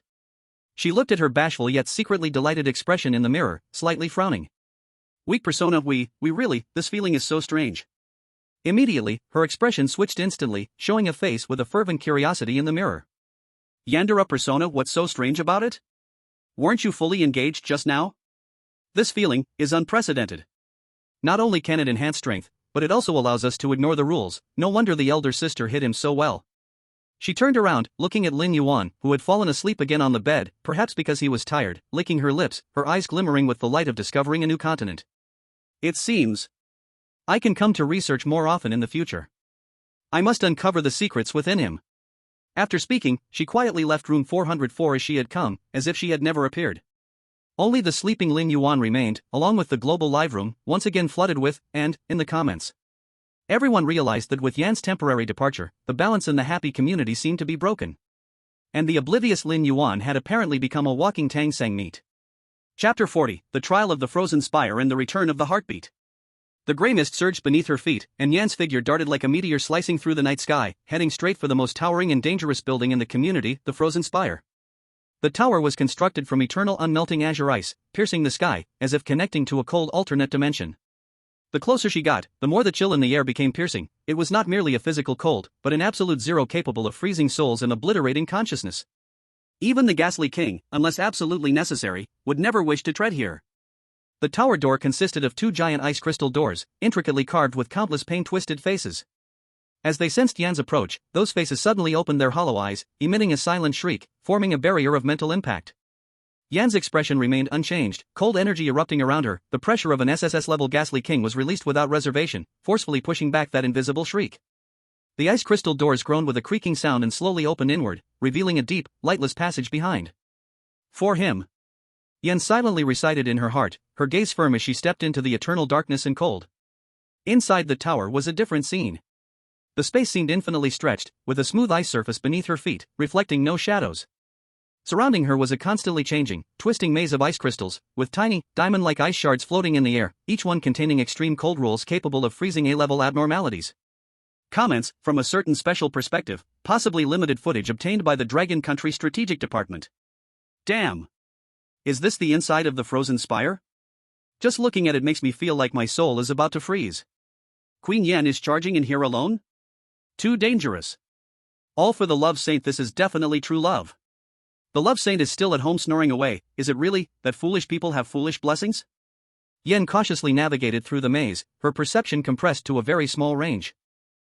The rules here are chaotic and dangerous. One wrong step could send you to an eternal ice prison, or trigger an ancient ice explosion trap. Suddenly, the ice wall ahead wriggled, transforming into countless sharp ice spears, shrieking as they tore through space, shooting down like a storm. Every ice spear locked onto Yan's soul aura, with no escape possible. Yan's gaze sharpened, her hands pressed together in front of her chest, and a massive ice crystal shield wall instantly materialized. Boom! The ice spears crashed against the shield wall, creating a deafening explosion, ice shards flying everywhere. Cracks appeared on the shield wall, but it ultimately blocked this wave of attacks. Before she could catch her breath, the ice surface beneath suddenly became like quicksand, a powerful suction pulling her into an endless ice abyss. At the same time, countless giant ice spikes fell from above like stalactites. Yen snorted coldly, the chill beneath her feet erupted, instantly freezing the quicksand-like ice surface again. Her form flickered like a ghost, weaving through the gaps between the densely falling ice spikes, her fingertips launching several ice-blue crafty energies, accurately shattering the most dangerous ice spikes. This was just the beginning. The deeper she delved, the more cunning and bizarre the traps became. There were ice crystal mirrors that could replicate and enhance the invader's abilities. Whispering cold winds that could evoke inner fears, creating despairing illusions. And a field of absolute zero that silently eroded crafty energies, freezing one's core. Yen, relying on her powerful strength and firm will, overcame them one by one. Her dress was torn, her breath slightly erratic, but her eyes shone brighter. She could feel, at the tower's core, a power that was of the same origin as hers but more ancient and pure calling out to her. Not knowing how long had passed, she finally broke through the last maze and arrived at the most central part of the spire. It was a huge circular ice chamber, the dome soaring into the unseen sky. In the center of the ice chamber floated a crystal, about the size of a fist, entirely transparent, as if a galaxy was swirling within it, the primordial ice core. It emitted a stunning blue halo, but everything close to it, including space and time, showed signs of being frozen. However, between the ice core and Yen stood the final barrier, an ice crystal guardian, formed naturally from extreme cold, looking exactly like her. It had no consciousness, only the purest guardian instinct and a power that was of the same origin as Yen, yet more ancient and powerful. Defeat oneself. Yen understood this final trial. Without hesitation, her figure transformed into a blue streak of light, rushing toward the ice crystal guardian. A silent yet perilous battle erupted in the ice chamber. The powers used by both originated from the same source, cold air clashing, the sound of shattering ice crystals ringing out incessantly. The mirror replicated all her combat skills, even surpassing her due to the purity of its power. Yen was pushed back again and again, the cold energy around her dimming a bit. She looked at the cold self, and an uninvited memory of Lin Yuan's silly smile came to her mind, remembering his warm embrace, recalling his unconditional love. I must go back, he is waiting for me. A surge of never-before-felt strength rose from her heart. It was not pure crafty energy, it seemed mixed with a trace of vitality originating from Lin Yuan. The cold energy concentrated at her fingertips suddenly changed, no longer purely ice blue, the edges even tinged with a barely perceptible warm golden hue. Crack! The ice spear containing this unusual power struck the core of the ice crystal guardian. The guardian's movement suddenly froze, cracks appeared all over its body, and finally boom, it shattered completely, turning into pure cold energy absorbed by Yen. Yen panted, looking at the swiftly fading golden edge on her fingertips, a hint of confusion flickering in her eyes. But more than anything, it was a realization. She walked step by step toward the floating source ice core. The closer she got, the stronger the freezing power that could freeze everything became. Frost began to form at the tips of her hair and between her brows, her movements growing slow. She stretched out her hand, struggling to penetrate that layer of invisible force field, reaching for the source ice core. At the moment her fingertips touched the ice core, a vast and cold energy, like a torrent breaking through a dam, surged wildly into her body. Ugh! Yen let out a suppressed cry of pain, feeling her trickster king core almost bursting and freezing, then merging with this power. Her consciousness, washed away by the absolute force, swayed like a flickering candle in a storm, on the verge of going out. Just as she was about to be completely devoured, on the other end of the spiritual contract, a faint yet incredibly resilient feeling of silly dependence and longing broke through endless space and the cold energy barrier, shining in the depths of her drowning consciousness like the warmest sunlight. Wife, come back soon. It was the voice of that silly person, his murmurs in his sleep, engraved into her soul through the contract. This power was not strong enough to resist the source ice core, but it was like a lighthouse, firmly holding on to her last clarity. For him. Yan's eyes erupted with bright blue light, and she began to forcibly guide and absorb this massive primordial power with her strong will. Outside the ice chamber, the entire Everfrost Tower began to tremble slightly, the dark blue glow of the tower flickering. Bullet screen. Did it succeed? Queen Yan is absorbing the ice core. Just a moment ago, I felt like Queen Yan was about to collapse. It's the Love Saint. Absolutely the Love Saint helping from the shadows. What is this? Can love create miracles? Upstairs, in a strange world, saying this, but it seems to be true? Unknowingly, time passed, and the tremor of the ice chamber gradually calmed down. Yan still stood there, eyes tightly closed.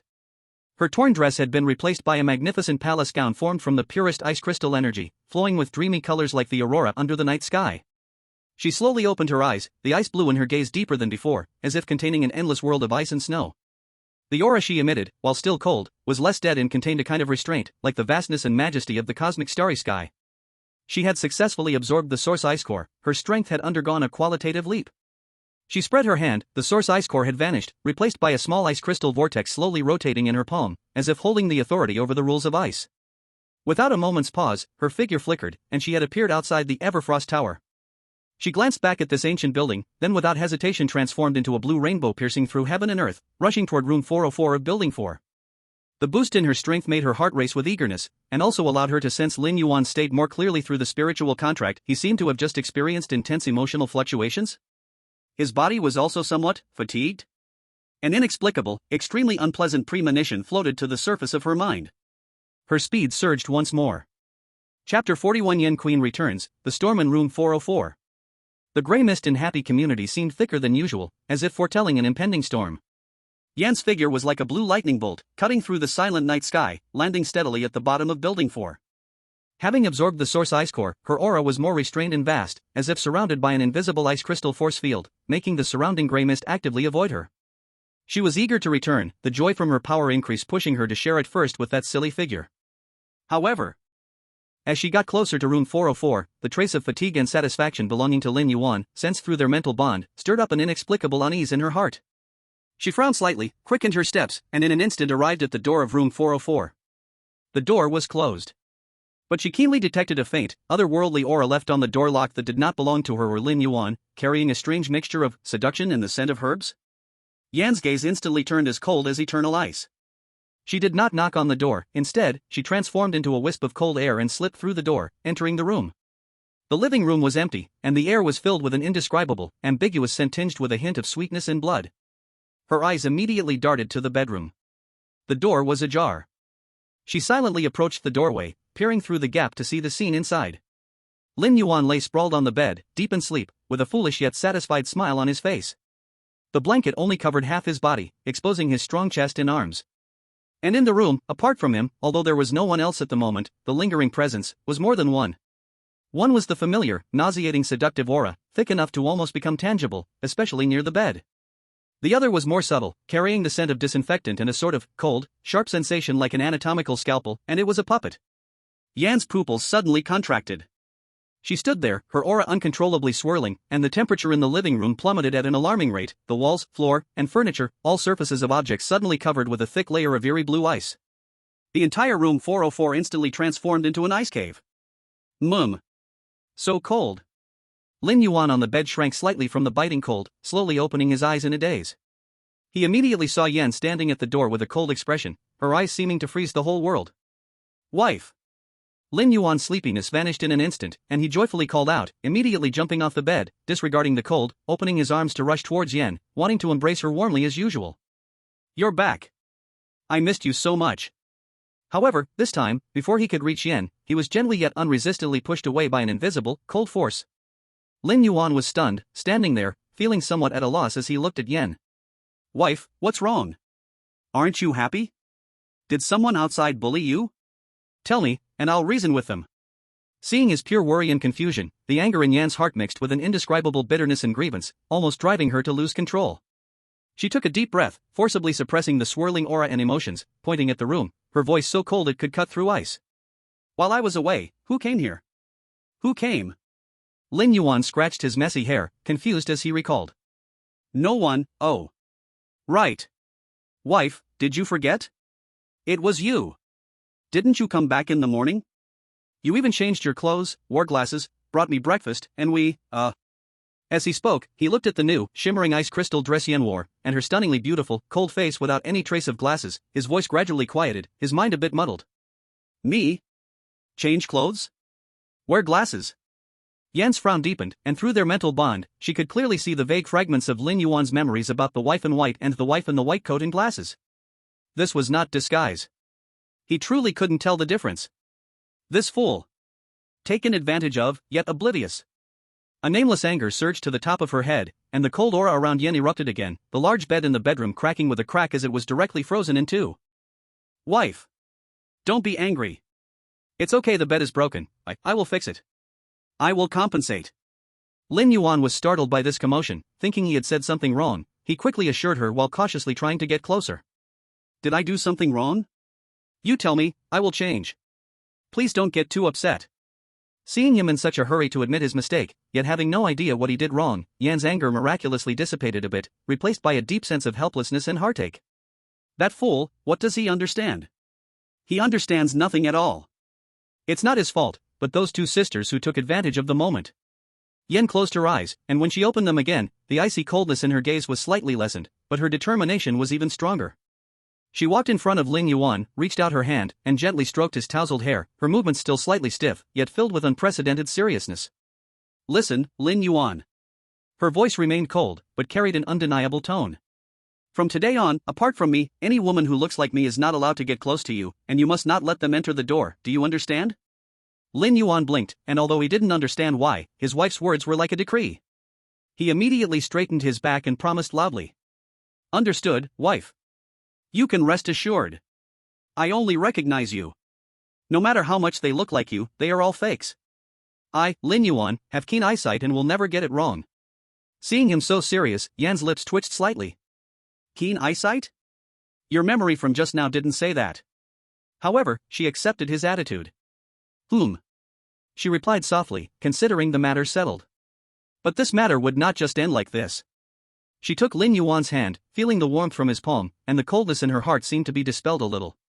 Let's go, we can't stay here, let's go to the school first. Sure. Wherever you go, I go. Lin Yuan immediately became cheerful. As long as he could be with his wife, it didn't matter where they stayed. Just as they were about to leave, Yan's gaze swept over the charred music box partially repaired by Lin Yuan in the corner of the living room. Her eyes flickered. With a casual gesture, the music box flew into her hand. Perhaps it was time to visit that old fox hiding in the correction facility. Since her strength had increased, it was time to take the initiative and give a warning to those lurking in the shadows, eyeing her husband. At that moment, Mei in the supermarket and Kuwei in the hospital office both shuddered at nearly the same time, an inexplicable feeling of palpitations flooding over them. They knew the elder sister had returned. And it seemed she was very angry. The barrage in the live stream room went completely crazy after a brief silence brought on by Yan's terrifying aura. Wow! The rightful queen has returned. So much killing intent. The bed is even broken. What fury this is! Is the love saint still oblivious? I am truly amazed by this old six. Queen Yen, did a wild cat enter while I was away? That old fox in the correction facility is going to be in trouble. Queen Yen feels incredibly powerful right now. Let's fight. Let's fight. Sisters, let's get this battlefield going. Chapter 42, The Visit to the Correction Facility, the Father-in-Law's Approval. In the Principal's Office of Happiness Community High School. Even though it was just a temporary stop, Yen still arranged it to be as solemn and magnificent as an ice crystal palace. Lin Yuan curiously touched and poked around, praising his wife's new office. Wife, your new office is really grand. Way better than our broken house. Yen sat in the principal's chair made of condensed ice, ignoring his silly remarks, and instead delivered a cold message towards a specific direction through a special method. After a moment, the shadows in the principal's office twisted, and the personnel director of the correction facility, dressed in a sharp suit and wearing gold-rimmed glasses, appeared with a somewhat pale face. He was more respectful than before. Even with a hint of barely perceptible fear, he deeply bowed to Yen. Yen. Principal Yen, congratulations on your significant progress. He could clearly feel that the aura of the eerie king before him was even more unfathomable than before, as if it had merged with the cold rules of the entire community, causing his soul to tremble. Yen looked at him indifferently, without saying a word, directly flicking her fingers. A beam of ice blue light shot towards the supervisor. The supervisor instinctively wanted to dodge, but found that the space around him seemed to have frozen, leaving him utterly unable to move. He watched helplessly as the light entered his chest, a pure and terrifying chill instantly coursing through his body, freezing the operation of his eerie energy, yet it did not harm him in the slightest. This precise control made the supervisor pale with shock. "Go back and tell your director." Yan's voice was like coming from the depths of hell, carrying undeniable authority. "Lin Yuan is my husband. Anyone who dares to extend their claws towards him, extend one, I'll chop one. Extend two, I'll annihilate them all. Including my two clueless younger sisters." Her words paused for a moment, then she added, with a colder tone. "If he himself wants to discuss, I am always available." "Just right, I also want to ask, what crime is it to condone subordinates harassing the families of faculty and staff in the community?" The supervisor was in a cold sweat, his body shaking like a sieve, repeatedly nodding. "Yes. Yes. I will definitely deliver the message. I will. Get lost." Yen waved her hand, lifting the restraint on him. The supervisor felt as if he had been granted a great reprieve, crawling and rolling into the shadows, escaping like mad. Lin Yuan, who had been watching the whole scene, although he didn't quite understand the specifics, felt a sense of pride seeing that previously arrogant suited man so embarrassed in front of his wife. He immediately rushed to Yan's side, beaming with pleasure. "Wife! You were so cool. That's how you should teach them a lesson.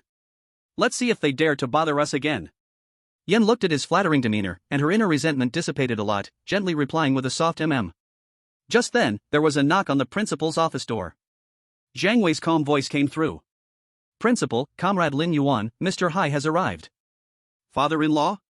Lin Yuan's eyes lit up, and he immediately ran to open the door. "Dad! What brings you here? Please come in." Hai still appeared as rigid as a stone statue, walking in with heavy steps.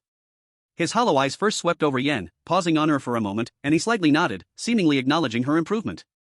Then, his gaze fell on Lin Yuan. Lin Yuan enthusiastically brought a chair. "Dad, sit down. My wife just brewed tea, it seems she didn't brew it." He scratched his head and glanced at Yen. Hai waved his hand, signaling that it wasn't necessary. He looked at Lin Yuan, and his rusty voice slowly echoed. "You did well." Lin Yuan was stunned for a moment, then overjoyed. "Dad! You praised me again. Is it because I helped my wife manage the school? Or because I united the classmates?" "Hi." He was silent for a moment, seemingly organizing his words, and finally said. "Maintain your true heart. Your reason is useful." This was probably the most straightforward encouragement and recognition that this ancient eerie king could offer. After that, he turned to Yen and conveyed a message. "The eyes outside, I've cleared some. The rest, you handle yourself." Yan's expression sharpened, and she nodded. "Thank you, father." She knew her father referred to those prying eyes from outside the community or from other eerie king forces. While she absorbed the ice core and dealt with the supervisor, her father had already cleared some obstacles for her in the shadows. Hai patted Lin Yuan's shoulder again, and this time, his strength seemed to carry a hint of approval. Then, his figure faded like it had merged with the ground, slowly sinking into the shadows, disappearing from sight. "Dad really comes and goes in a hurry." Lin Yuan sighed, then excitedly said to Yen. "Wife! Dad praised me again. He also told me to keep my true heart. Looks like my persistence in using love and reason to persuade everyone is right." Yen looked at him, excited like a child who had just received a small red flower, and helplessly shook her head, yet her eyes showed a hint of a faint smile. This fool, perhaps his reason can truly create miracles. At least he has begun to bring a different color to this cold little happy community. The live broadcast room was once again filled with the barrage of father-in-law approval, mixed with astonished comments about Yan's abilities in her defense of her husband. Meanwhile, on other split screens broadcasting globally, the last representative of Camel Country, in the desert dungeon, was digging a cactus with his bare hands, unable to find a water source. His hands were stained red with juice, his eyes filled with despair. The representative of Kangaroo Country was surrounded by a swarm of huge venomous mosquitoes in the jungle dungeon, his body swollen, letting out a heart-wrenching scream. The stark contrast to the peaceful Dragon Country livestream made the situation more cruel. Chapter 43, The Rage of the Main Consort and the Godly Mediation. In the principal's office, the air seemed to freeze into ice blocks, colder than the endless frozen tower after Yen absorbed the source's initial ice core. Yen sat upright on the ice crystal throne, her eyes slightly closed, her fingertips tapping rhythmically on the armrest. With each tap, the temperature in the room dropped a degree, frost silently spreading on the floor and walls. Lin Yuan wrapped himself in a thick quilt he had found from the dormitory, only his head visible, and shivered as he asked, "Wife, did you turn on the air conditioning too high? It's a bit cold." Yen didn't open her eyes, merely replied faintly, without a trace of emotion. Just then, the door of the principal's office opened. May stepped in wearing a fiery red leather skirt, seemingly trying to disperse some of the chill with warm colors, but the moment she entered the room, her smile froze, and she instinctively wrapped her arms tightly around herself. Following closely was Wei, dressed in a plain white doctor's gown, her head down and entering timidly. The moment she stepped inside, she shuddered like a frightened little quail. "Sister, you called for us?" May forced herself to stay calm, but her voice trembled slightly. She could feel that her sister's aura had become 10 times more terrifying than before. Yen slowly opened her eyes, and her ice blue gaze locked onto the two of them like two ancient icy mountains. She didn't speak, merely raised her hand, and two extremely faint traces of energy, radiating the same aura as Lin Yuan, appeared at her fingertips. A wave of invisible, terrifying pressure belonging to the SSS-Level Phantom King suddenly bore down on Mei and Wei, feeling like a tangible mountain. Thud. The slightly weaker Wei couldn't withstand it first and fell directly to the ground, her face pale, her glasses skewed. Mei let out a muffled grunt, her body swaying violently, and she barely stood upright by leaning against the doorframe. She looked horrified at Yen, finally understanding why her sister was so enraged. They had secretly interacted with the traces left by Lin Yuan, and her sister had accurately caught and isolated them. This had been absolutely impossible before. Bullet screen. Whoa! The opening is a king bomb. Directly brings out the pressure. Queen Yen, evidence is conclusive, what else do you have to say? Wei went down immediately. Mei is also holding on. This feeling of oppression, I can't even breathe through the screen. I was gone for one night. Yan's voice was low, yet felt like an ice pick piercing the soul. You are very good at seizing opportunities. Mei bit her lip, still wanting to argue. Sister, we just care about brother-in-law. Care? With a flick of her fingertip, the trace of energy belonging to Mei transformed into a small ice needle, hovering an inch before her forehead, the bone-chilling cold making her soul tremble. Using love tie to care? Or using dream incense to care? Wei trembled all over, her voice rising with a cry, Sister. I just wanted to study why brother-in-law can ignore the rules. I meant no harm. Another ice needle hovered before Wei's forehead. Study? Yan's gaze was as cold as ice, penetrating to the bone. To use your anatomical perspective and soul probe to study my husband? Lin Yuan watched the tense scene before him, especially seeing his fragile third sister kneeling. Immediately, his protective instincts surged, and without care for the cold, he threw off the blanket and jumped out. Oh dear. Wife. Dad. Sister Mei. Sister Kuei. What are you doing? We're family, let's talk things through. Wielding knives and guns will only hurt feelings. He dashed forward, arms wide open, like a mother hen shielding her chicks, putting Mei and Kuei behind him, facing Yen with a look of I'm here to mediate. The two icy needles hesitated for a moment due to Lin Yuan's sudden interruption, but did not disperse. Yen glared at Lin Yuan, blocking her way with a frown. Move aside. I won't. Lin Yuan held his neck stiffly, feeling slightly uneasy but still insisted. Wife, I know you're angry. But they are your sisters. When a sister makes a mistake, it's right for the older sister to discipline her, but it can't be this harsh. Look, you've scared the third sister to tears. Kuei, was I scared? It was pressure I felt. Lin Yuan then turned to Mei and Kuei behind him. Sister Mei, Sister Kuei, you too. How could you sneak over to see me while your wife is not home? I know you wanted to give me a surprise, but this isn't good. Look how angry it made my wife. Quickly, apologize to your sister and promise you won't do it again. Mei and Kuei? Apologize? Promise not to do it again? We wanted to. The live comments exploded. What a surprise. Is the filter of a love saint made from a black hole of the universe? About me thinking night raids and research are surprises. Queen Yen, seriously, blood pressure rising. Logic of the love saint, all problems arise from a lack of communication. Mei looked at Lin Yuan's pure and foolish defense, anger causing her chest to ache. Yet, faced with her older sister's murderous glare and the icy needles in front, she could only bow her head in frustration and mumble. Sister, I'm sorry, I won't dare again. Kuei quickly followed suit, stuttering. Sorry, big sister. I won't research brother-in-law without your permission anymore. Yen looked at Lin Yuan, who wore an expression of look, they know they were wrong, then glanced at her sisters, whose attempts at apology only added to her bottled anger, suffocating her. This fool. He has no idea what these two good sisters really want to do. But seeing him wholeheartedly maintain family harmony, what can she do? Should she really freeze her two sisters into ice sculptures in front of him?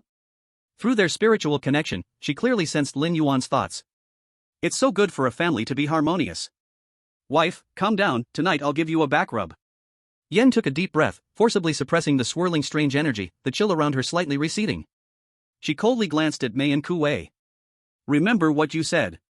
If there's a next time. She didn't finish her sentence, but the icy murderous intent made both sisters shudder in unison. There will be no next time. Absolutely no next time. Lin Yuan immediately patted his chest in assurance and then cheerfully approached Yen, taking her hand. Wife, look, the sisters know they were wrong, so please forgive them. It's almost time for dinner. It's been a long time since we ate together as a family. I'll go to the cafeteria and get Brother Pighead to make some good dishes.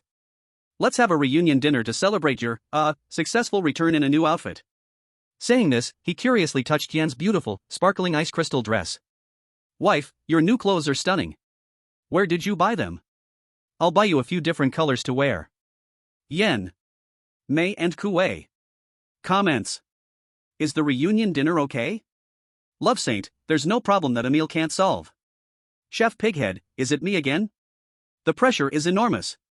Queen Yen, should I clench my fist or relax it?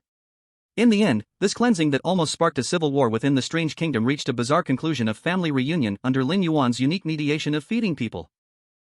Looking at Lin Yuan joyfully pulling the unwilling Mei and Ku Wei, discussing what to eat for dinner, Yen helplessly rubbed her forehead. Forget it, why bother with this fool? As long as they behave in the future, this time, let's consider it settled for now. However, the death penalty can be avoided, but not the living penalty. Yen looked at Mei and Ku Wei, and coldly said. Eating is fine. For the next month, 70% of the profits from the supermarket and hospital will be handed over as school funds. Also, you are responsible for Zhang Wei and Li Jing's special training, but Mei and Ku Wei's faces instantly fell. Handing over 70% of the profits? And they had to babysit those two humans? But looking at their sister's commanding gaze, they could only respond with bitter faces. Yes, sister. Bullet screen. Ha ha ha. Economic sanctions plus labor punishment. Queen Yen, dare to touch my people, and you'll pay the price. Zhang Wei and Li Jing suddenly have two weird kings as coaches? This punishment isn't too harmful, but extremely humiliating. That night in the happy cafeteria, a strange scene unfolded. Lin Yuan enthusiastically served Yen the delicacies carefully cooked, tremblingly, by the chef in charge, the pig head. Mei wore a grim expression, poking a piece of meat that looked like an eyeball in her plate viciously. Ku Wei took small bites, occasionally glancing sneakily at Lin Yuan, with a hint of fear and even stronger curiosity. Meanwhile, Zhang Wei and Li Jing sat at another table, looking at the three weird kings in front of them, feeling their meal was less appetizing. This settlement led by Yen ultimately ended in an unexpectedly satisfactory way filled with Lin Yuan's style. But everyone knew, the war between the sisters might have just begun. And Lin Yuan was still committed to maintaining the family's harmony and the world's peace with love, reason, and good food. Chapter 44, Hell Training of the Weird King Coaches. With a command from Queen Yen, even though Mei and Ku Wei were extremely reluctant, they could only obediently act as Zhang Wei and Li Jing's special coaches. On the first day, in the supermarket warehouse, Mei, wearing her signature black leather jacket, sat cross-legged on a cargo box, playing with a whip made of condensed resentment, glaring unkindly at Zhang Wei, who stood straight in front of her. TSK, my sister really is something, making me train you, this wooden block. Mei pouted. Listen, human, on my turf, the rules are simple, survive and learn how to calm down those disobedient products. She snapped her fingers, and a box sealed with talismans in the corner of the warehouse suddenly shook violently, with scratching and howling noises coming from inside. Go, calm down that agitated human-faced dog in there for me. Remember, no violence, use love and reason. A twisted smile crept on Mei's lips, she wanted to see how this human soldier would die without her brother-in-law's strange constitution. Zhang Wei's face was serious. He took a deep breath and stepped forward. He recalled the command center's analysis and the essence of Lin Yuan's behavior, sincerity and bravery. He opened the box, and a horrible dog with three faces in agony and a rotting body lunged out. A stench hit his face. Zhang Wei did not retreat or attack, but deepened his voice, following the military dog's training method. Sit. Human-faced dog? Stunned for a second, it pounced more violently. Bullet screen. Damn. Zhang Wei's move is impressive. Teaching a weird creature military discipline? Human-faced dog, are you kidding me? Boss Mei, laughing to death, this is much better than a TV show. Zhang Wei narrowly dodged the attack, and his mind rapidly recalled Lin Yuan's method. He tried a different approach, pointing at the dog's drooling mouth, sternly saying, pay attention to hygiene. Drooling everywhere will cost you points. The human-faced dog froze again, its three faces showing a bewildered expression at the same time. rules seemed to be fluctuating a bit. But the killing intent was even stronger. Seeing Zhang Wei about to be pounced on, Mei yawned boredly and waved her hand at random. A black mist wrapped the man-faced dog into a zonzi. Waste. Mei looked at Zhang Wei with disdain. You can't even manage basic emotional guidance. Today's task is to check all the screaming tomatoes in the warehouse and make them stop screaming. If you can't do it, you won't be allowed to eat. Looking at the countless blood-red tomatoes in the warehouse that screeched loudly when touched, Zhang Wei's face turned as dark as the bottom of a pot. Meanwhile, at the community hospital, in the underground autopsy room, Kuai wore a spotless white coat, donned rubber gloves, and looked at Li Jing, who was strapped to the operating table, with shining eyes. Dr. Li, don't be nervous. Kuai's voice was soft, but the scalpel in her hand glinted coldly. We're just going to do some minor resistance training. First, we need you to get used to the invasion of chaotic pollution. She took out a petri dish containing a thick liquid that constantly changed shape and color vibrantly. This is the source of the thousand-faced curse. Just a glance at it will drive a person insane. Kuai carefully pushed the petri dish in front of Li Jing. Come on, stare at it for 10 minutes, and record your mental fluctuations and any hallucinations that appear. Li Jing. She felt like she had returned to medical school, only now the mentor had transformed from a kind old professor into a twisted, sickly king, and the textbooks had changed from human anatomy to Cthulhu parasites. She forced herself to calm down and used her medical knowledge to analyze. Director Kuai, according to the principles of energy conservation and pollution diffusion, directly staring at a high-concentration pollution source does not meet safety standards. I recommend using isolation observation. Kuai tilted her head, blinking her innocent big eyes. Dr. Li, are you teaching me how to work? Here, I am the standard look, should I look or not? Looking at the approaching, madness-wreaking petri dish, Li Jing gritted her teeth, knowing she had no choice. She concentrated all her willpower and looked at the source of the thousand-faced curse. In an instant, countless twisted illusions and maddening whispers surged into her mind. Her face turned pale in an instant, and her body began to tremble uncontrollably. Bullet screen. Dr. Li is having a hard time. This is scarier than facing the strange. Kuai is definitely settling personal scores. The obsession of the science research madman. Dragon country representatives, we challenge physiological and psychological limits every day. Just as Li Jing felt her sanity about to collapse, an unnoticeable warm current flashed through an inconspicuous badge on her chest, the excellent assistant commemorative badge casually given to her by Lin Yuan after he once helped a classmate. The crazed illusions and whispers seemed to encounter an invisible wall, their power greatly diminished. Li Jing gasped sharply, still shaken.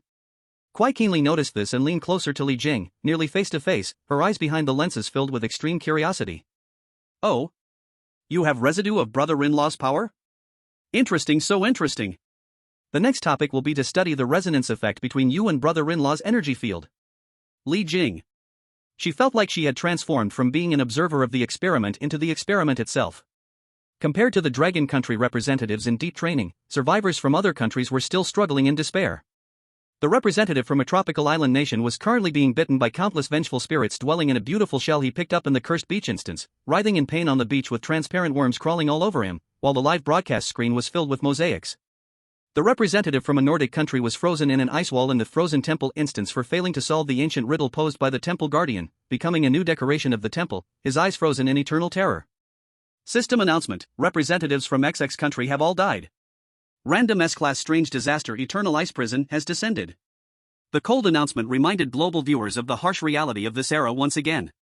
Meanwhile, in the Dragon Country livestream, viewers were both sympathizing with Zhang Wei and Li Jing while also being amused to tears by this absurd special training. Although it's quite miserable, why do I feel like laughing?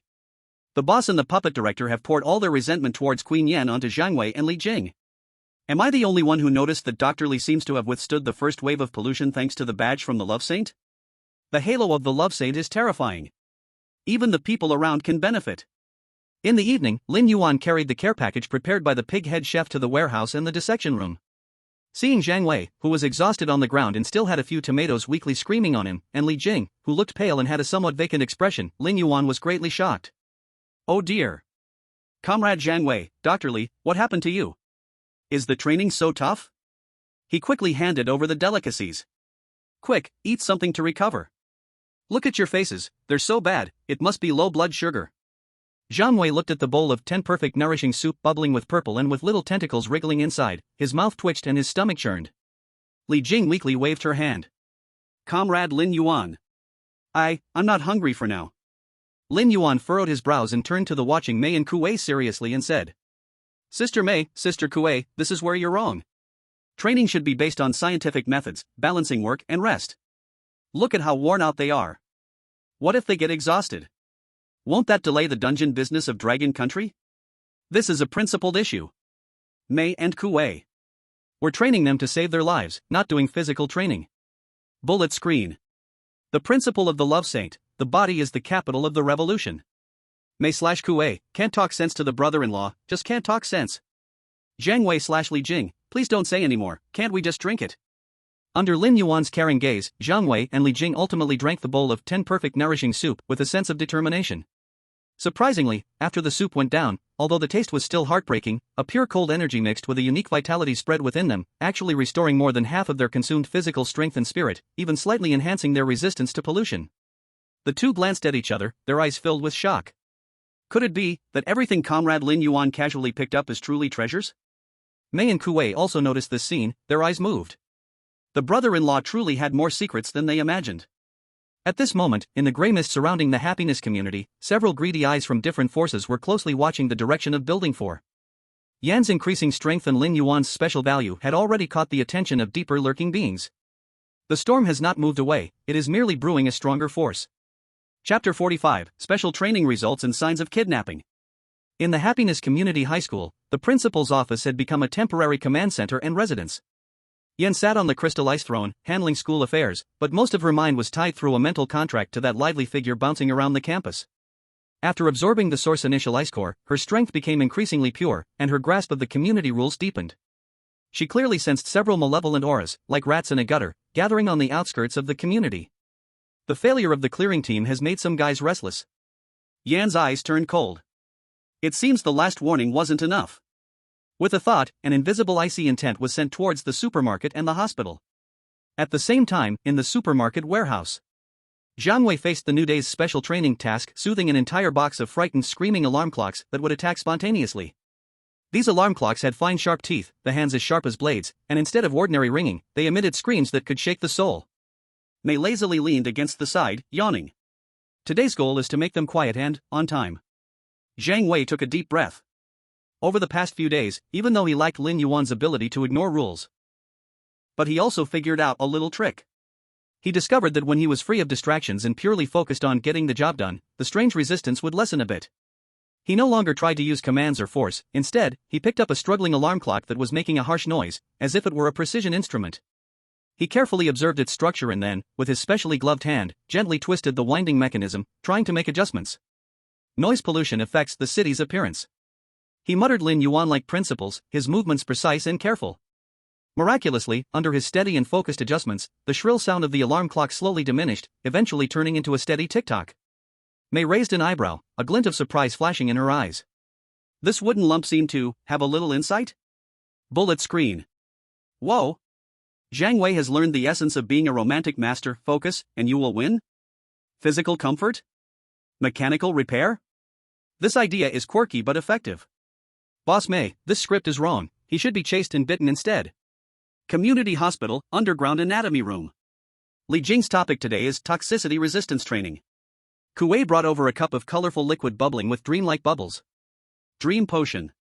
Drinking it will lead to an eternal beautiful dream, with the soul dissipating in happiness. Dr. Li, please analyze its components and find a neutralization method. Li Jing looked at the cup of potion that was potent enough to cause an A-level anomaly to fall, her face pale, but her eyes exceptionally determined. She picked up various strange instruments, some like bones, others like living tentacles, beginning to carefully take samples for analysis. The badge Lin Yuan gave her on her chest continuously radiated a faint warmth, guarding her spirit. On the brink of losing control numerous times, she relied on her powerful medical knowledge and tenacious willpower and truly found a component within another rotten mushroom that could partially neutralize the dream potion. When she dripped a drop of mushroom extract into the potion, the vibrant colors instantly dimmed a little, and Kuei was so excited he almost jumped up. We did it! You really found it! Although it's only a partial neutralization, this proves my hypothesis. My brother-in-law's energy residue acted as a catalyst. Amazing! Kuei grabbed Li Jing's hand, his eyes sparkling behind his glasses, as if he were looking at a rare treasure. Li Jing exhaled wearily, feeling as if she had danced with death, but her heart was filled with an unprecedented sense of accomplishment. Bullet screen. Dr. Li is awesome. This turned an anomaly dungeon into a scholar's laboratory. Director Kue, a new tool, no, a new collaborator has appeared. Sure enough, being around a romantic master makes the atmosphere strange yet powerful. Lin Yuan patrolled the campus, seeing Zhang Wei repairing the alarm clock and Li Jing doing experiments with Kue, in his eyes, feeling very gratified. Look! This is the spirit represented by our dragon country. Do something, love it, excel at it. He proudly gave a speech to the air, in fact, to the live stream camera. We need to spread this spirit of dedication to every corner of the community. He casually grabbed a passing peculiar student with a head like a light bulb. Classmate, look how serious teacher Zhang Wei is. You should study hard, knowledge is power. The light bulb student was so startled that his brightness increased several times, nodding repeatedly. However, beneath the warmth and humor of everyday life, dark currents surged. On the outskirts of the community, deep within the gray mist, several figures of various shapes, radiating a powerful A-level aura, gathered together. At the forefront was a faceless one, its body seemingly composed of countless shadows, its voice directly resonating in the minds of the other anomalies. Target, Lin Yuan of Dragon Country. Characteristics, suspected to possess extremely high rule resistance or hold a treasure. Task, capture alive. Principal Yen is currently stationed at the school, this is our only opportunity. A bulky figure. The devouring demon, dripping corrosive slime, made a gurgling sound. A human, needs such a big fuss? A blade demon with arms like huge bone blades said coldly. The punishment halls have all suffered losses at his hands. If we capture him and offer him to that great one, we can all get promoted. The faceless one said, intelligence shows that he runs on the playground every afternoon, guiding the athletes alone. That is our best time to act. Remember, be quick. Once we succeed, retreat immediately, and never confront Principal Yen directly. A kidnapping team made up of 5A grade anomalies locked their target onto the oblivious Lin Yuan. In other live streams around the world, the situation was still brutal. The last representative of the White Elephant Nation tried to perform some purification ritual in the Ganges instance. As a result, countless vengeful spirits surged from the river, dragging him to the bottom, and the screen was submerged in murky river water. All representatives of the White Elephant Nation are dead. Random S-grade anomaly disaster Holy River's morning has descended. In contrast, the joyful scene in the Dragon Nation's livestream seemed so precious. The viewers from the Dragon Nation felt relieved by Zhang Wei and Li Jing's growth, yet worried for the unknown danger that Lin Yuan was about to face. Run, love saint. There's a plot against you. Queen Yen, please predict this. These guys really don't know when to quit, the love saint is not someone they can touch. I have a feeling this kidnapping team will end up very badly. The afternoon sunlight, a pale version, filtered through the gray mist, casting down on the playground. Lin Yuan stood with his hands on his hips, supervising the Soul Splitter Knight and several sports students running in a strange manner. Step out. Breathe in rhythm. Hey, Soul Splitter, put away your green fire, it's too hot. We need to exercise scientifically. He had no idea that 5 malicious gazes had pierced through space and firmly locked onto him. Chapter 46, Kidnapping? No, this is delivering warmth. The shadows at the edge of the playground began to writhe unnaturally, spreading rapidly like ink dropped into clear water. The Soul Splitter Knight was the first to sense the abnormality while running in circles. It abruptly stopped, the crimson glow beneath its helmet brightened, warily looking toward where the shadows gathered. It was all too familiar with this lurking, assassination aura. Soul Splitter, why did you stop? Slacking off is not allowed. Lin Yuan noticed its abnormality and walked over to pat its cold armor. At that moment, 5 figures shot out from the shadows like ghosts. The faceless one took the lead, its faceless visage aimed at Lin Yuan, a wave of invisible mental shock pierced his mind like a sharp spike. This was its specialty, capable of instantly rendering the target's consciousness blank. The blade demon crossed its arms with bone blades, slashing 2 black blade waves that ripped through the air, blocking Lin Yuan's escape to the left and right. The devouring demon opened its huge, slimy jaws, creating a powerful suction to swallow Lin Yuan whole. The other 2 anomalies included one resembling a twisted vine, with countless thorny branches wrapping around Lin Yuan's feet, the other appeared like a phantom, leaving trailing shadows in the air, aiming for Lin Yuan's back. The coordination of the 5A grade anomalies was seamless, ambushing, controlling, slashing, and capturing in one fluid motion. The target was merely a normal human, in their eyes, this was an absolute guarantee. The bullet comments exploded. Holy crap! They're really coming. 5 against 1. No martial ethics. Love Saint, quickly use your invincible psychic skills to think of something. Queen Yen. Please save him. In the principal's office, Yen sensed the first anomaly the moment it appeared. A murderous intent flashed in her eyes, and her figure instantly blurred, about to tear through space and arrive at the playground.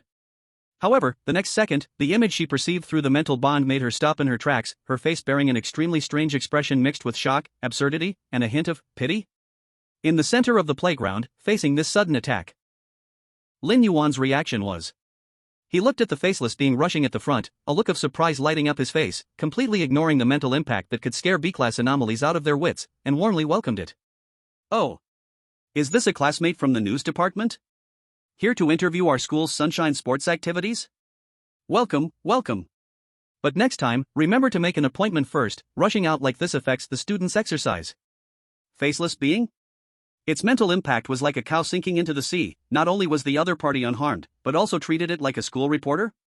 Its core thought overloaded in an instant. At the same time, the black blade aura of the blade demon had reached Lin Yuan's front. Lin Yuan acted as if he hadn't seen the deadly attack at all, instead frowning and saying to the blade demon, "Hey, classmate, playing with such dangerous toys is not allowed in school. Put it away. What if someone gets hurt?" As those two sharp blade auras touched Lin Yuan's body, they seemed to encounter some kind of absolutely inviolable rule, and with a poof sound, they disappeared like bubbles. The blade demon stared at its empty bone blades ahead, its electronic eyes, if it had them, flickering wildly, and its logic core directly reported an error. The swallowing demon's suction force acted on Lin Yuan, but Lin Yuan just swayed a bit and looked at the swallowing demon in confusion. "Classmate, is your stomach not feeling well? Why are you making strange noises? Did you eat something bad in the cafeteria? Come, let me take you to see Dr. Li." He said this while actively walking toward the swallowing demon, as if that terrifying suction was just a gentle breeze brushing past him. The swallowing demon looked at the food that was willingly approaching its mouth, its huge brain completely crashed, and the suction unwittingly stopped. The strange vine's branches wrapped around Lin Yuan's ankle. Lin Yuan looked down, bent down to pat those thorny vines, and said earnestly, "Classmate, growing randomly like this is not right, it's damaging the greenery. Come, let me help you move to a different place." Saying this, he grabbed the vines that could crush steel with his bare hands, yanked them out of the ground like pulling a radish, and even tied a knot with them. Strange vine. Who am I? Where am I? What am I doing? Finally, the phantom anomaly attacked Lin Yuan from behind, feeling as if it had crashed into an ancient, unchanging iceberg, causing no harm at all, and the rebound almost made it fall apart.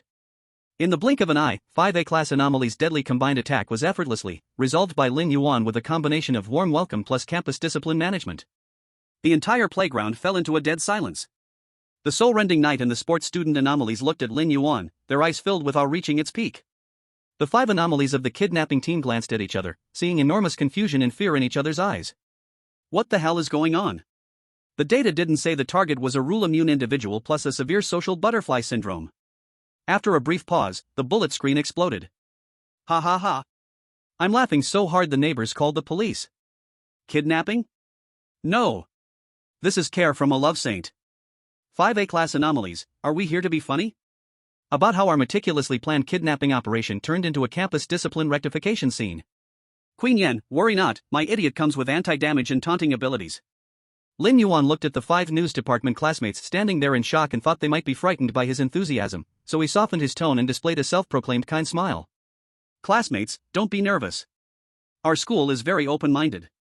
Since you are here, don't rush to leave, it's just in time to experience our school's special course ideology and behavior norms.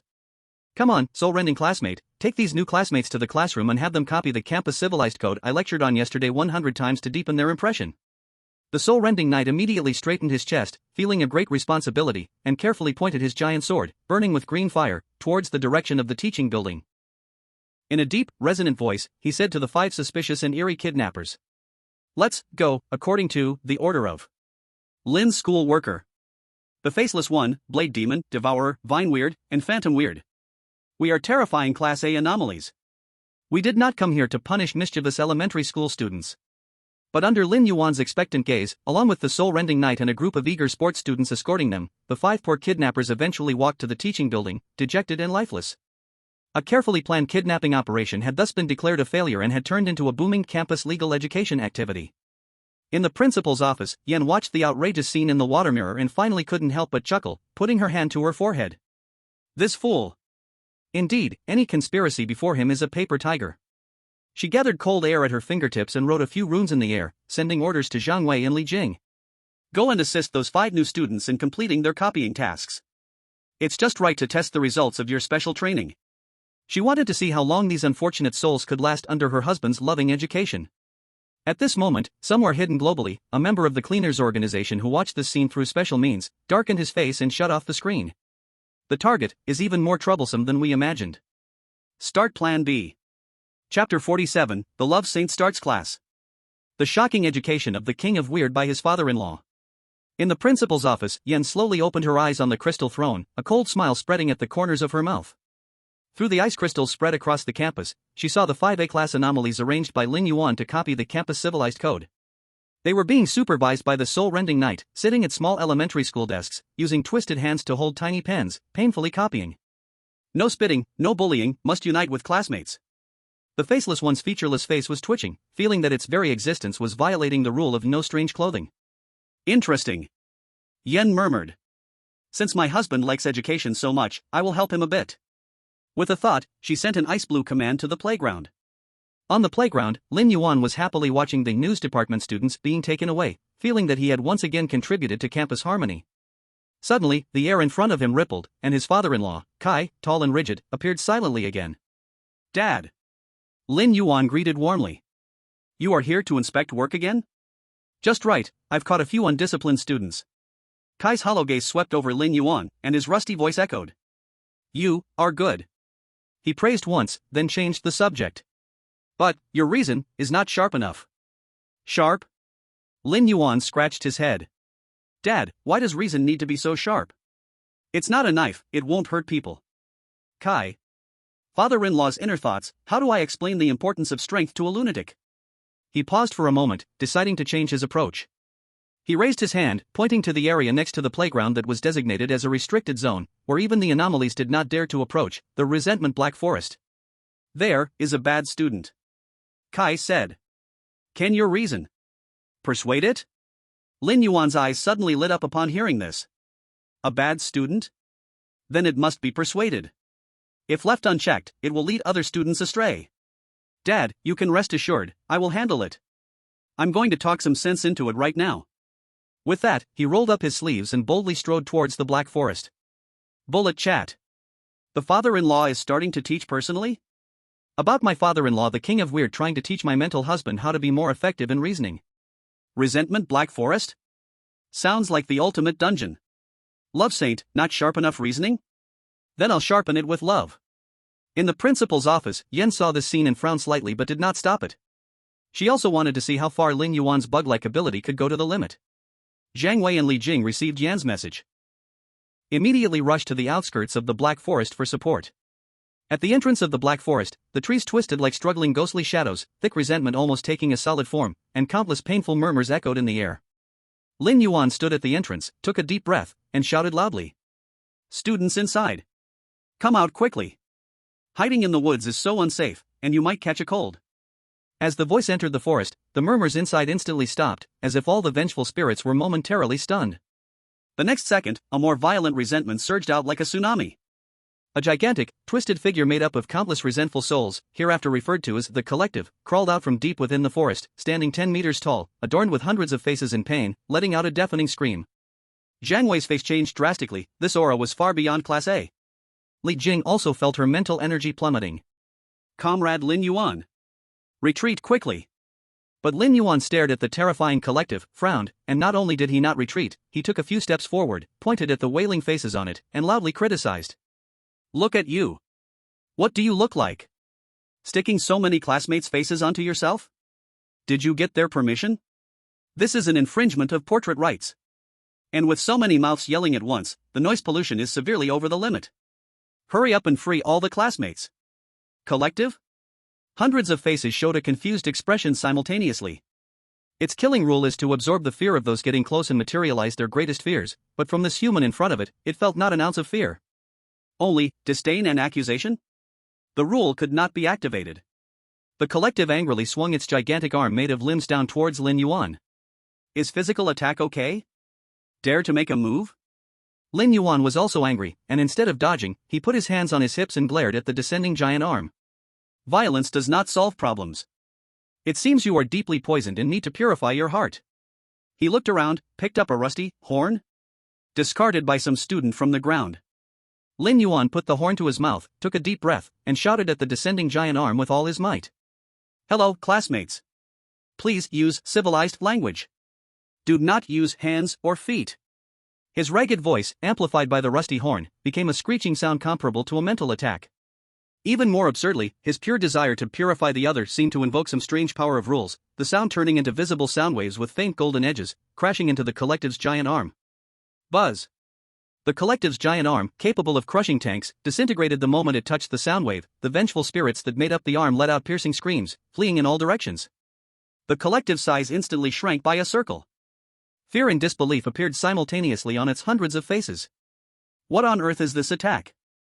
Physical damage supplemented with soul dispersal? Bullet comments. Wow. The upgraded version of words come to rule horn physical transcendence? Love's shout of the love saint. Collective, I'm falling apart. Literally. Father-in-law, this doesn't seem like the sharpness I wanted? Zhang Wei and Li Jing watched in shock. Seeing the horn attack was effective, Lin Yuan got more excited and raised the horn to continue shouting. To no one's mistakes can it change. Doing good has no greater benefit. Quick returned the faces of the other classmates. Another sound wave blasted out. The collective was so scared that it kept retreating, more vengeful spirits forcibly detached from its body, and its size shrank dramatically. It looked at Lin Yuan, then at the broken horn in his hand, for the first time producing the thought maybe being a good student is not so bad. At least, it wouldn't be tormented by this magic sound. Finally, under Lin Yuan's love-filled horn education, the massive vengeful collective completely disintegrated, transformed into countless liberated vengeful spirits, slightly bowed to Lin Yuan, then dissipated into the air. The resentment concentration in the black forest suddenly dropped, the sunlight, pale version, seemed to brighten a bit.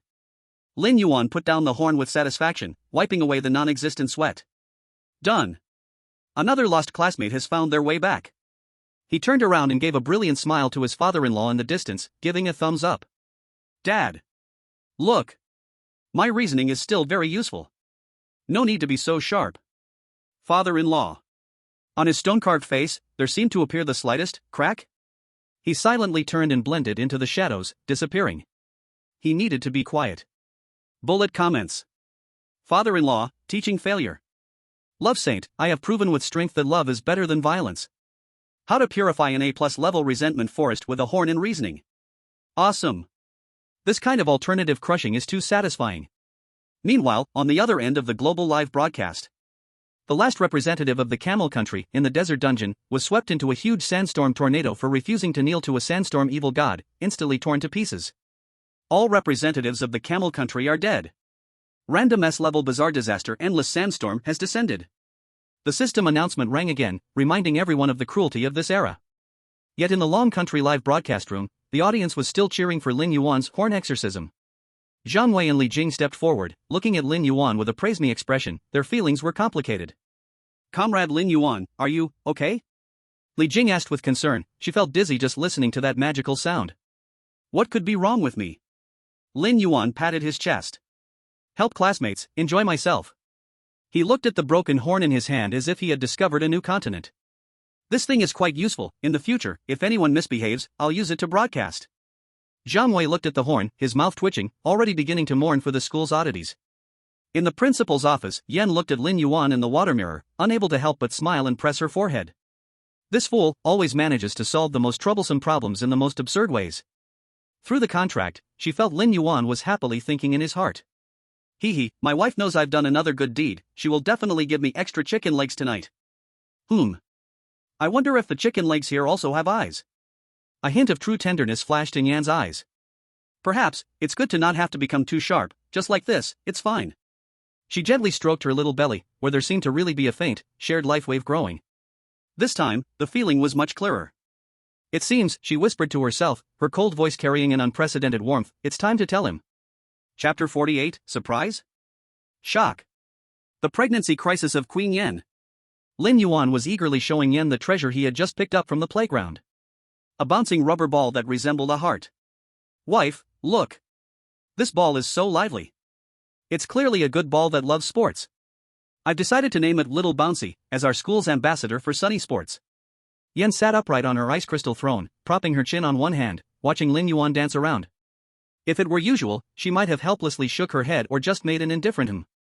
But today, she felt something was off.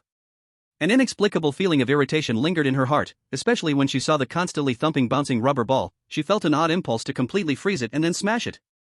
What shocked her even more was that she felt the vast, ocean-like eerie energy within her seem to become somewhat sluggish. Moreover, from deep within her core, there came an extremely faint, yet never before felt, flutter. She frowned slightly, trying to use her divine sense to explore the source of that flutter. As soon as her divine sense sank into her body, a strong, indescribable wave of nausea surged up her throat. Ugh! Yen suddenly covered her mouth, her complexion instantly turning even paler than usual. The cold air around her uncontrollably spilled out. The armrest of the throne cracked with a chill. Wife! What's wrong? Lin Yuan was startled and immediately dropped the little bouncer, rushing to Yan's side with a worried expression, supporting her. Did I disturb you too much? Or is that ball not to your taste? I'll throw it away right now. Please don't be mad. He was flustered, watching Yan look uncomfortable, his heart aching for her. Yen waved her hand, forcing down the overwhelming sensation. She raised her head, looking into Lin Yuan's clear eyes filled with concern, and her inexplicable irritation strangely calmed a bit. I'm fine. She took a deep breath, feeling a faint tremor, and a ridiculous yet seemingly reasonable thought flashed through her mind like lightning. Could it be? She recalled those shameless days and nights with Lin Yuan over the past month, the sole resonance after forming a spiritual contract that felt as smooth and harmonious as water and milk, and the hot vitality she sensed when her power surged, a vitality that belonged to Lin Yuan. As a king of mystery who had survived endless ages, she was not entirely ignorant of the creation of life. But she had never thought that this body, formed from purine energy and rules, could truly. Wife, your complexion is terrible. Your hands are so cold. No way, I have to take you to see a doctor. Let's find Sister Kuei. She's the best at medicine. Lin Yuan said, preparing to lift Yen up. Don't. Yen immediately stopped him, her voice betraying a hint of panic she wasn't even aware of. Find Kuei? Let that sister, whose head was full of research and dissection, examine her. She couldn't imagine the consequences. I'm just a bit tired, just need to rest. Yen tried to make her voice sound calm. Really? Lin Yuan said with some doubt, placing his hand on Yan's forehead, though her body was already cold. No fever. Wife, you can't push yourself too hard, health is the foundation of everything. Looking at his serious expression, Yan felt a mix of emotions. Through the spiritual contract, she could clearly feel Lin Yuan's pure concern and worry. This silly man. If it really is, how would he react? Yen didn't dare to think much, her heart was in chaos right now. This matter must be confirmed. And it must not be announced. Especially not let Mei and Kuei know. Otherwise, with Mei's penchant for chaos and Kuei's fervent desire for research, who knows what troubles would arise. And the punishment center, if they found out, they might go to any lengths. Yan's eyes instantly turned cold and sharp. It was necessary to confirm quickly and prepare thoroughly. Lin Yuan. Yan held his hand, her tone carrying a rare seriousness. I might need to meditate for a few days. Meditate? Lin Yuan blinked. Like what they show on TV, sitting and practicing, without eating or drinking? Almost. Yen nodded. During this time, you stay at school, don't wander around, especially don't go to the supermarket or the hospital, got it? Although he didn't understand why, his wife's words were like royal orders. Lin Yuan immediately patted his chest to assure her. Don't worry, wife. I'll stay right here at the school. I'll watch over the students. You can meditate with peace of mind and come out soon. Seeing his earnest expression, Yen felt a little relieved. She had to use this time to thoroughly understand the condition of her body and lay down the necessary defenses. All right. She softly replied, her fingertips tracing through the air, illuminating blue ice runes, and the entire principal's office began to twist and isolate, finally transforming into an absolutely quiet ice and snow barrier. Wait for me to come out. Yen gazed deeply at Lin Yuan, her figure slowly merging into the barrier's steps, disappearing from sight. Lin Yuan looked at the empty throne, feeling a bit reluctant, but thinking that his wife was getting stronger for training, he immediately became full of energy. Wife, you can meditate with peace of mind. I'm here at home. He shouted toward the barrier. He turned around, marched out of the principal's office with pride and confidence, ready to continue his great work as a school worker. However, the trees wanted peace, but the wind would not stop. On the afternoon of the second day, when Yen was in seclusion and Lin Yuan promised not to run around, Zhang Wei and Li Jing found Lin Yuan, who was giving psychological counseling to the wailing lilies in the flower bed, mainly threatening to pull them out if they cried again. Comrade Lin Yuan, something has happened. Zhang Wei said in a deep voice. What happened? Did students fight? Or did the cafeteria make dark cuisine again? Lin Yuan asked, brushing the dirt off his hands. Li Jing took out a tablet, supplies sent through special channels by the Dragon Country Command, and pulled up a surveillance video. The screen showed a gray fog area outside the community, where several tattered, emaciated humans were being herded by several low-level weird entities, transporting heavy stones that exuded black gas like livestock. Among them were two familiar figures, the American representative Tom and the French representative Sophie, who had previously attempted to assassinate Lin Yuan and were later put under confinement. They looked even more miserable than before, with Tom's broken arm hastily bandaged, and Sophie covered in dirt, her gaze vacant. According to information intercepted by the command and analysis of live-stream footage from other countries, Li Jing's tone was heavy. Tom and Sophie were transferred out of the school for reasons unknown after being confined by Principal Yen, landing in a nearby area called the Sweat and Blood Mine. The ruler there is an A+ level weird entity known as the Foreman, who takes pleasure in extracting negative emotions from human representatives. Zhang Wei added. The command suspects this may be part of the garbage collector organization or the Correctional Institute's Plan B. They cannot directly deal with you, so they started to eliminate the humans around you, weakening human forces while possibly trying to anger you, leading you out of the school's protective range. Lin Yuan looked at Tom and Sophie's miserable state on the screen, his brow furrowed tightly. They look so pitiful. Lin Yuan's sympathy began to overflow. Although they almost hurt themselves trying to surprise me before, they shouldn't be bullied like this. This is inhumane. Zhang Wei and Li Jing exchanged glances, thinking to themselves, as expected. Comrade Lin Yuan may think differently, but his nature is extremely kind, or compassionate.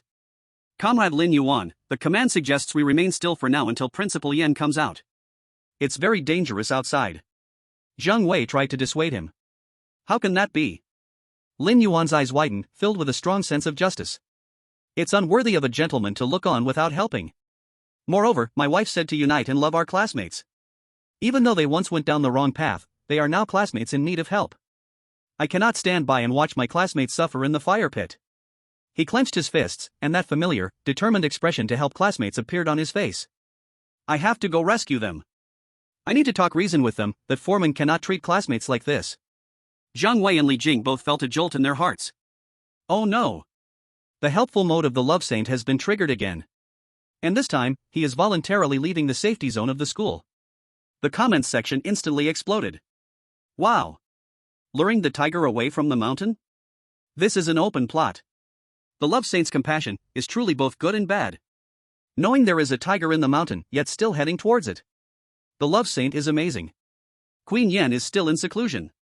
This is going to be a big deal. Correctional Institute, the plan is working. Comrade Lin Yuan, please think carefully. Zhang Wei stood in front of Lin Yuan. We are completely unfamiliar with the situation outside, and there could be traps. Yes, Comrade Lin Yuan. Li Jing also urged anxiously. Let's wait for the principal to come out, and we can discuss our plans then. No way. Saving someone is like putting out a fire. Delay a moment, and the classmates might suffer a moment longer. Lin Yuan wouldn't listen at all. He bypassed Zhang Wei and strode towards the school gate. Don't worry. I'm just going to reason with them. Led by virtue. Please tell my wife that I saved my classmate and will be back soon. Watching Lin Yuan walk towards the school gate without hesitation, Zhang Wei and Li Jing turned pale. They knew they couldn't stop him. Zhang Wei gritted his teeth and said to Li Jing. You hurry and guard the principal's office door, try to notify Principal Yen. I'll follow him and do my best to protect him. Li Jing nodded firmly, then turned and dashed towards the principal's office. Zhang Wei took a deep breath, his gaze sharp, and quickly followed Lin Yuan. No matter what, he must not let Comrade Lin Yuan go into danger alone. At this moment, inside the thick ice and snow barrier of the principal's office, Yen, sitting cross-legged, was pouring all her focus inward, tracing the source of a faint trembling, unaware of the brewing storm outside the barrier. Chapter 49, Talking Sense at the Mine, the Foreman is stunned. Outside the happy community, the blood and sweat mine. The atmosphere here was completely different from that inside the community. If the inside was a strangely ordered city, this was a lawless brutal hell. The gray-red sky hung low, and the air was filled with the mixed smells of sulfur and blood. The ground was cracked, with exposed, pulsating veins like blood vessels visible everywhere. Countless ragged humans, their eyes blank, were mining the filthy energy ores under the whip of a lowly, bizarre foreman waving a thorny whip. Occasionally, someone would collapse from exhaustion, only to be dragged away by an eerie figure nearby, vanishing without a trace. Tom dragged his broken body, mechanically swinging a pickaxe, each lift pulling at the painful stump of his severed arm. His once strong body was now gaunt, and his blue eyes held only the gray of despair. Sophie was not far from him, her once beautiful face now marred with stains and small wounds, her golden hair tangled like dry grass. She felt she was reaching her limit, both mentally and physically on the verge of collapse. Hurry up! You lazy pigs. If today's quota isn't finished, you all go into the furnace as fuel. A tall, crack-skinned foreman, radiating an A+ level aura, roared as he approached. In its hand was a glowing, red-hot branding whip, and wherever it passed, humans trembled in fear. It was the ruler of this mine, lava foreman Barton. Barton enjoyed the feeling of controlling life and death. It especially loved tormenting these representatives from different countries, who perhaps once were glorious. Watching them sink into despair, the negative emotions were its best food. It knew Tom and Sophie were special care cases, with orders from above to give them special attention. This made it even more excited. Barton approached Sophie, looking at her trembling body, and grinned as it raised the branding whip. Looks like you need some motivation, little beauty. Sophie closed her eyes in despair. Just at this critical moment, a clear yet dissatisfied voice thundered over the mine like a clap of thunder. Hey! You big red-skinned guy! Stop! How can you hit a classmate? All the miners and bazaar foremen looked up in shock. At the entrance of the mine stood a young man in a blue and white striped hospital gown, looking furious, hands on his hips, glaring at Barton. Behind him was a soldier from the Dragon Country, looking serious and tense. It was Lin Yuan and Zhang Wei. Bullet screen. Here they come. The romantic hero is arriving. Mine dungeon has opened. Looking forward to how the romantic hero will win people over. Zhang Wei, I was really scared at that time. Lava foreman, who the hell is this? Barton froze, looking at Lin Yuan, then at Zhang Wei behind him, confusion spreading across its lava-like face. School people? How did they end up here? Is this still a human wearing a hospital gown? Looks like, not very smart. Who are you? How dare you come to my territory and boss around? Barton put down the whip and roared in a deep voice, an A+ level presence pressing down. But that kind of pressure, which could make ordinary B-level weirdness kneel and plead for mercy, felt like a gentle breeze in front of Lin Yuan. Lin Yuan not only didn't feel scared, but instead walked a few steps to stand in front of Barton, looked up. Barton was nearly 3 meters tall, and seriously pointed at the iron whip in his hand, criticizing sternly. I am Lin Yuan, the school worker from Happiness High. What is this in your hand? Dangerous goods. You are not allowed to bring this to school. Here, well, this may not be a school, but you still can't hit people randomly. This is violent behavior, it's illegal. Illegal? Barton laughed in anger. Here, I am the law. You have the wrong values. Lin Yuan said with righteous indignation. Under the law, everyone is equal. Even if you are in charge here, you must reason. Look at how tired the students are, looking pale and thin, this is abuse. And you? He turned to a trembling low-level supervisor beside him. How can you whip students? You should manage with civility. Focus on verbal education. Low-level supervisor? Am I not a weirdness? No civility. Tom and Sophie looked at the suddenly appeared Lin Yuan as if they had seen a ghost. How did this mental patient from the Dragon Kingdom end up here? Does he dare to speak to Barton like this? Has he gone crazy? Barton felt like his brain wasn't enough. Is this human blind? Can't he see the surrounding environment? Can't he feel its killing intent? Kid, you're seeking death. Barton lost patience.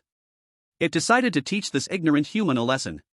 It lifted its fist the size of a cooking pot, burning with a dark red flame, and smashed it down toward Lin Yuan's head. This punch was enough to melt steel into molten iron. Comrade Lin Yuan. Be careful.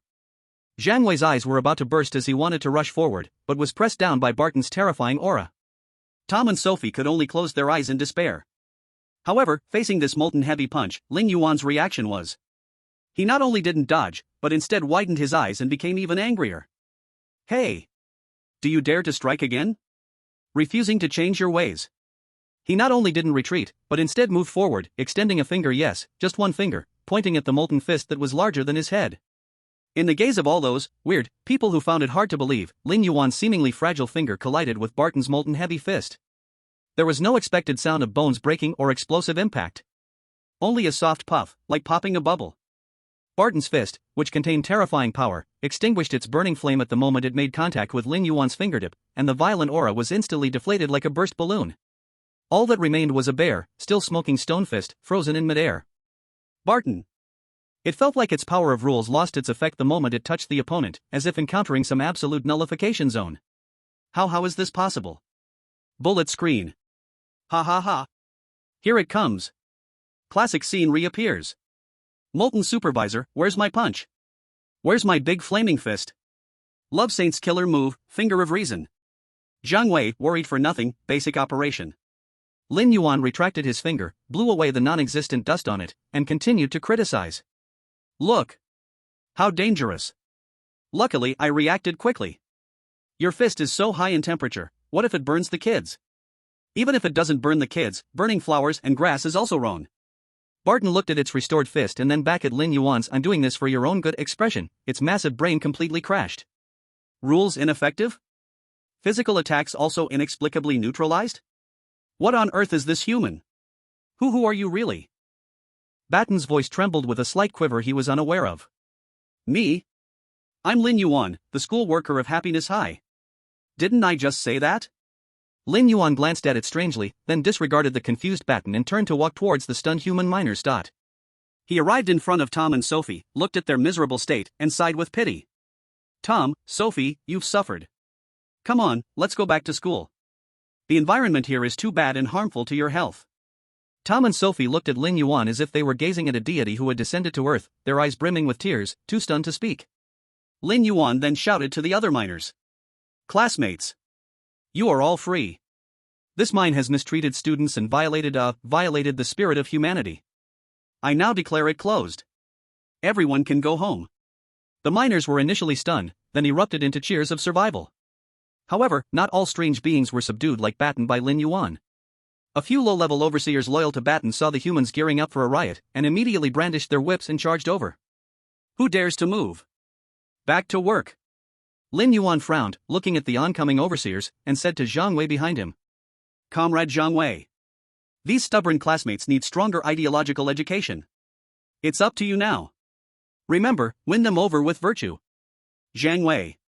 Yes. His mouth twitched for a moment, but he still stepped forward immediately. After this period of special training, his strength and resistance to strange rules had significantly improved. Faced with these C&B grade overseers, although he could not ignore the rules like Lin Yuan, it was not difficult for him to hold his own with his strong skills and willpower. In an instant, a strange scene unfolded at the mine. Lin Yuan stood in the center, calming the agitated human miners. Zhang Wei, like a tiger among sheep, exchanged blows with the overseers. And the mine's ruler, Batten, stood like a statue, still doubting the reality. Bullet comments, romantic hero, I'm here to liberate productivity. Zhang Wei, I finally have a chance to show off. Batten, who am I? Where am I? What happened to my mine? So refreshing. Watching these trapped representatives being saved is so satisfying. Just when Lin Yuan thought reason had won again, preparing to lead the classmates triumphantly home, a twist occurred. Above the mine, the gray-red sky suddenly tore apart like a curtain. A massive black shackle formed by countless tortured souls, like a giant serpent from the netherworld, descended upon Lin Yuan with an icy, deathly aura that froze everything. A cold, authoritative voice filled with mockery echoed through the heavens and earth. Mr. Lin Yuan, my master requests your presence. This time, it won't be something you can refuse by just reasoning not. The B plan of the correctional institution, the true killer move, finally revealed itself. The target was none other than Lin Yuan, outside the school's protective range. Chapter 50, A Shackling Approaches, Love Melts into Shadows. Comrade Lin Yuan. Zhang Wei's eyes widened in desperation, wanting to rush forward, but the terrifying pressure from the shackles pinned him firmly in place, unable to move. Tom, Sophie, and the other miners who had just regained hope turned ashen, the sparks of life they had just ignited completely snuffed out. The bullet comments in the livestream fell silent for a moment, all the viewers' hearts rising to their throats. However, at the center of the storm, Lin Yuan looked at the terrifying shackles, and not only did he not show fear, but he revealed a look of disdain. Frowning, he pointed at the black shackles and loudly complained to the empty sky. What's wrong with you? The last few classmates you sent just finished their self-reflections, and now you send more? And bring such an ugly and dangerous toy? What if it falls and hits a little kid? Even if it doesn't hit a kid, hitting flowers and grass is also wrong. As he spoke, he actually reached out his hand. Like trying to catch the soul shackles capable of imprisoning the S-class king of deceit, he muttered. Quick, take it back. The school strictly prohibits dangerous items on campus, although this isn't a school, we can't just throw garbage around. Seeking death. A cold snort came from the void, clearly angered by Lin Yuan's attitude. The speed of the black shackles falling suddenly accelerated, and the souls entwined on it let out an even more mournful wail, the chilling deathly aura nearly freezing space itself. At this critical moment. Buzz. A far colder, purer chill, seemingly originating from the beginning of the universe, descended without warning. The entire blood and sweat mind space was instantly frozen. Not physically frozen, but rules solidified. The originally rapidly falling black shackles seemed to be paused, stiffly hanging in the air less than 3 feet above Lin Yuan's head, the wailing souls entwined on it suddenly silenced, and even that chilling deathly aura was suppressed and frozen by this sudden coldness. A breathtaking figure, like a goddess emerging from the Ice Age, silently appeared in front of Lin Yuan. She still wore that radiant ice crystal palace outfit, but the aura surrounding her was completely different from before her retreat. If the previous Yan was the ruler of ice and snow, then at this moment, she was the very essence of ice and snow rules. Her eyes were pure ice blue, without a hint of impurity, and wherever her gaze fell, even the light seemed to freeze. She didn't even look at the frozen shackles above her, just slightly raised her hand, gently grasping at a point in the void. Crack! The sound of something shattering like glass echoed. A muffled grunt and incredulous shock came from the void. No, impossible. Your power, primal ice core? You actually really. The words abruptly stopped, seemingly suffering a serious injury, retreating in haste. Yan slowly withdrew her hand, her gaze landing on Lin Yuan, who was still stretching out his hand, his face showing an expression of "I'm catching trash." The ultimate chill that froze everything melted away like spring sunshine melting snow the moment it touched Lin Yuan, leaving only a reassuring coolness. Wife. Lin Yuan blinked, looking at the suddenly appearing Yan, and his face instantly blossomed with immense joy, immediately tossing aside any thoughts of shackles or mines, joyfully pouncing on Yan like a dog that found its owner, wrapping his arms around her. You came out. That's great. I knew you were the best. Just now, a bad guy wanted to throw garbage, good thing you came. He was completely unaware of the danger he had just faced, only feeling that the way his wife appeared was particularly cool and timely. Yan was tightly embraced by him, feeling his vibrant life force and scorching body temperature, in stark contrast to her own icy aura. A faint blush quietly emerged on her ice-like face, the extreme cold in her eyes quickly faded, transforming into helplessness and a hint of, even she herself did not notice, fear and indulgence. Through their spiritual contract, she could clearly sense that Lin Yuan's heart at this moment was filled with pure joy and admiration of wife. You are amazing, without a trace of fear. This fool, always like this. She gently patted his back, her voice, although still cold, carried an undeniable tenderness. Didn't I tell you to stay obediently at school? How did you come out? Only then did Lin Yuan remember the serious matter, hurriedly pointing at the stunned human miners behind him, especially Tom and Sophie, indignantly saying, Wife, look at them. They've been bullied so badly by that redskin guy. I came to save my classmates. We need to unite and care for each other, we can't just sit back and watch. Yan's gaze swept over Tom and Sophie, as well as the group of pale, thin human representatives behind them whose eyes were rekindled with hope. A glance flickered. She could clearly see that this was a trap aimed at Lin Yuan.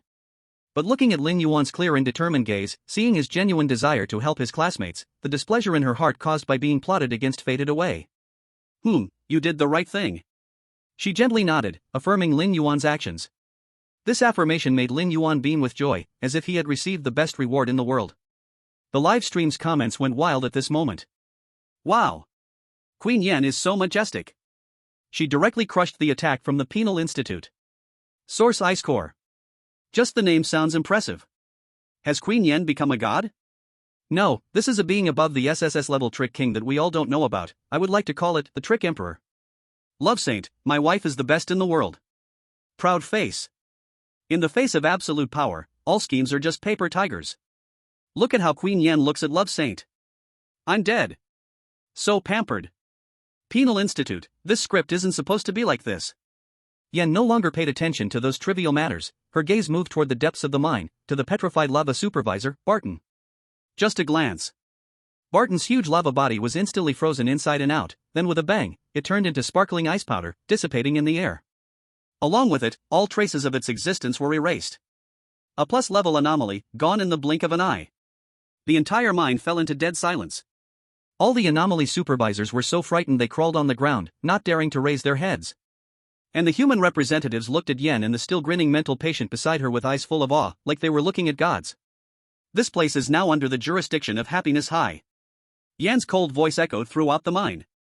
All employees are to be reassigned according to school regulations. Any defiance will lead to total destruction of both body and spirit. After saying this, she said no more, took Lin Yuan's hand, and softly said, Let's go home. All right. Let's go home.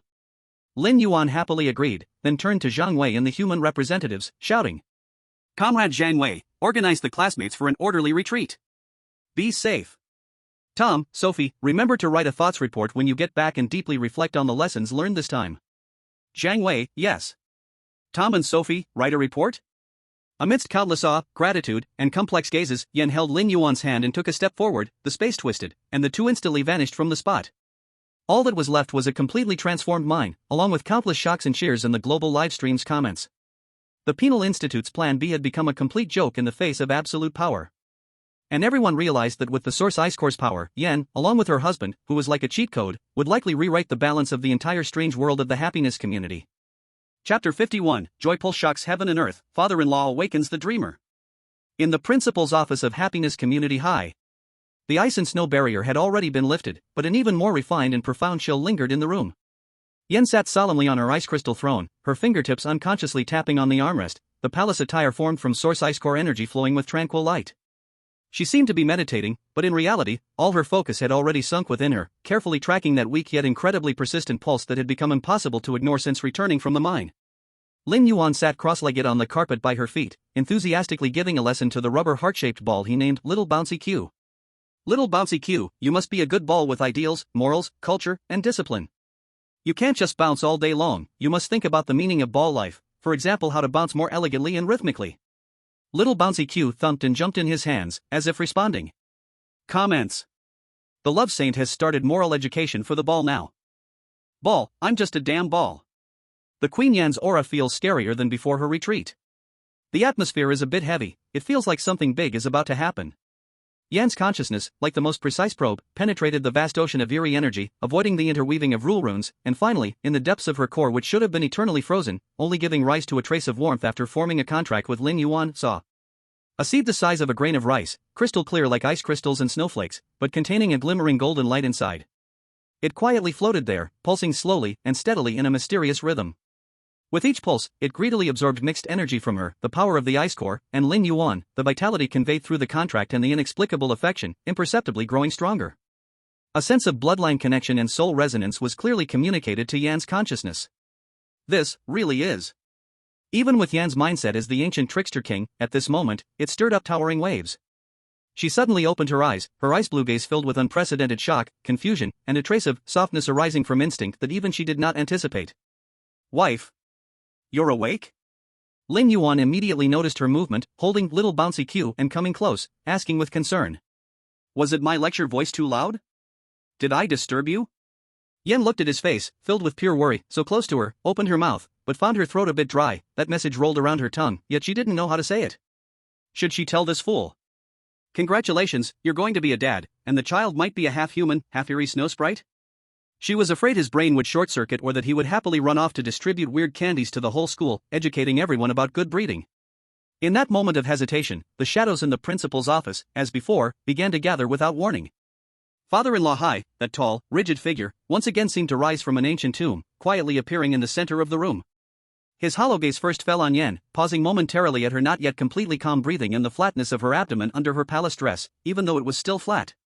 Then, on his stone-like face, there seemed to appear an extremely slight gravity. Father. Yan immediately gathered her spirit, returning to her usual coolness, but the complexity in her eyes was hard to completely disguise. Dad. Lin Yuan, as always, was enthusiastic. You're here. Look, this is my new student, Little Bouncy Q, so smart.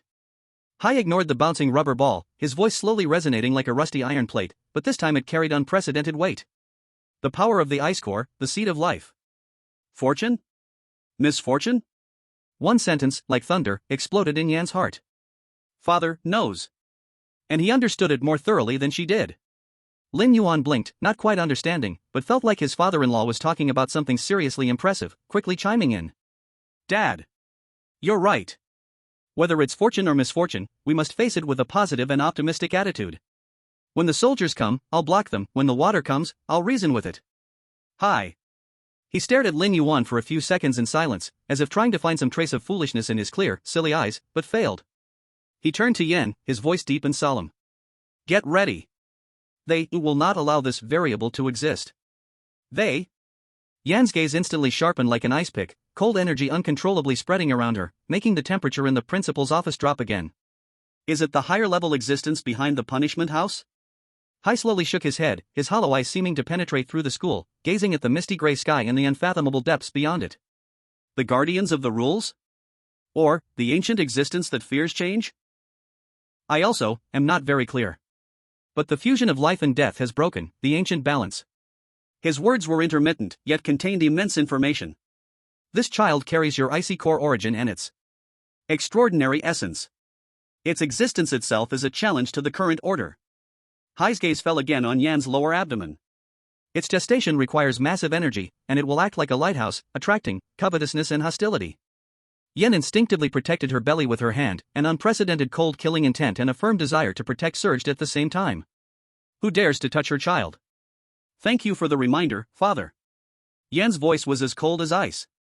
I know what to do.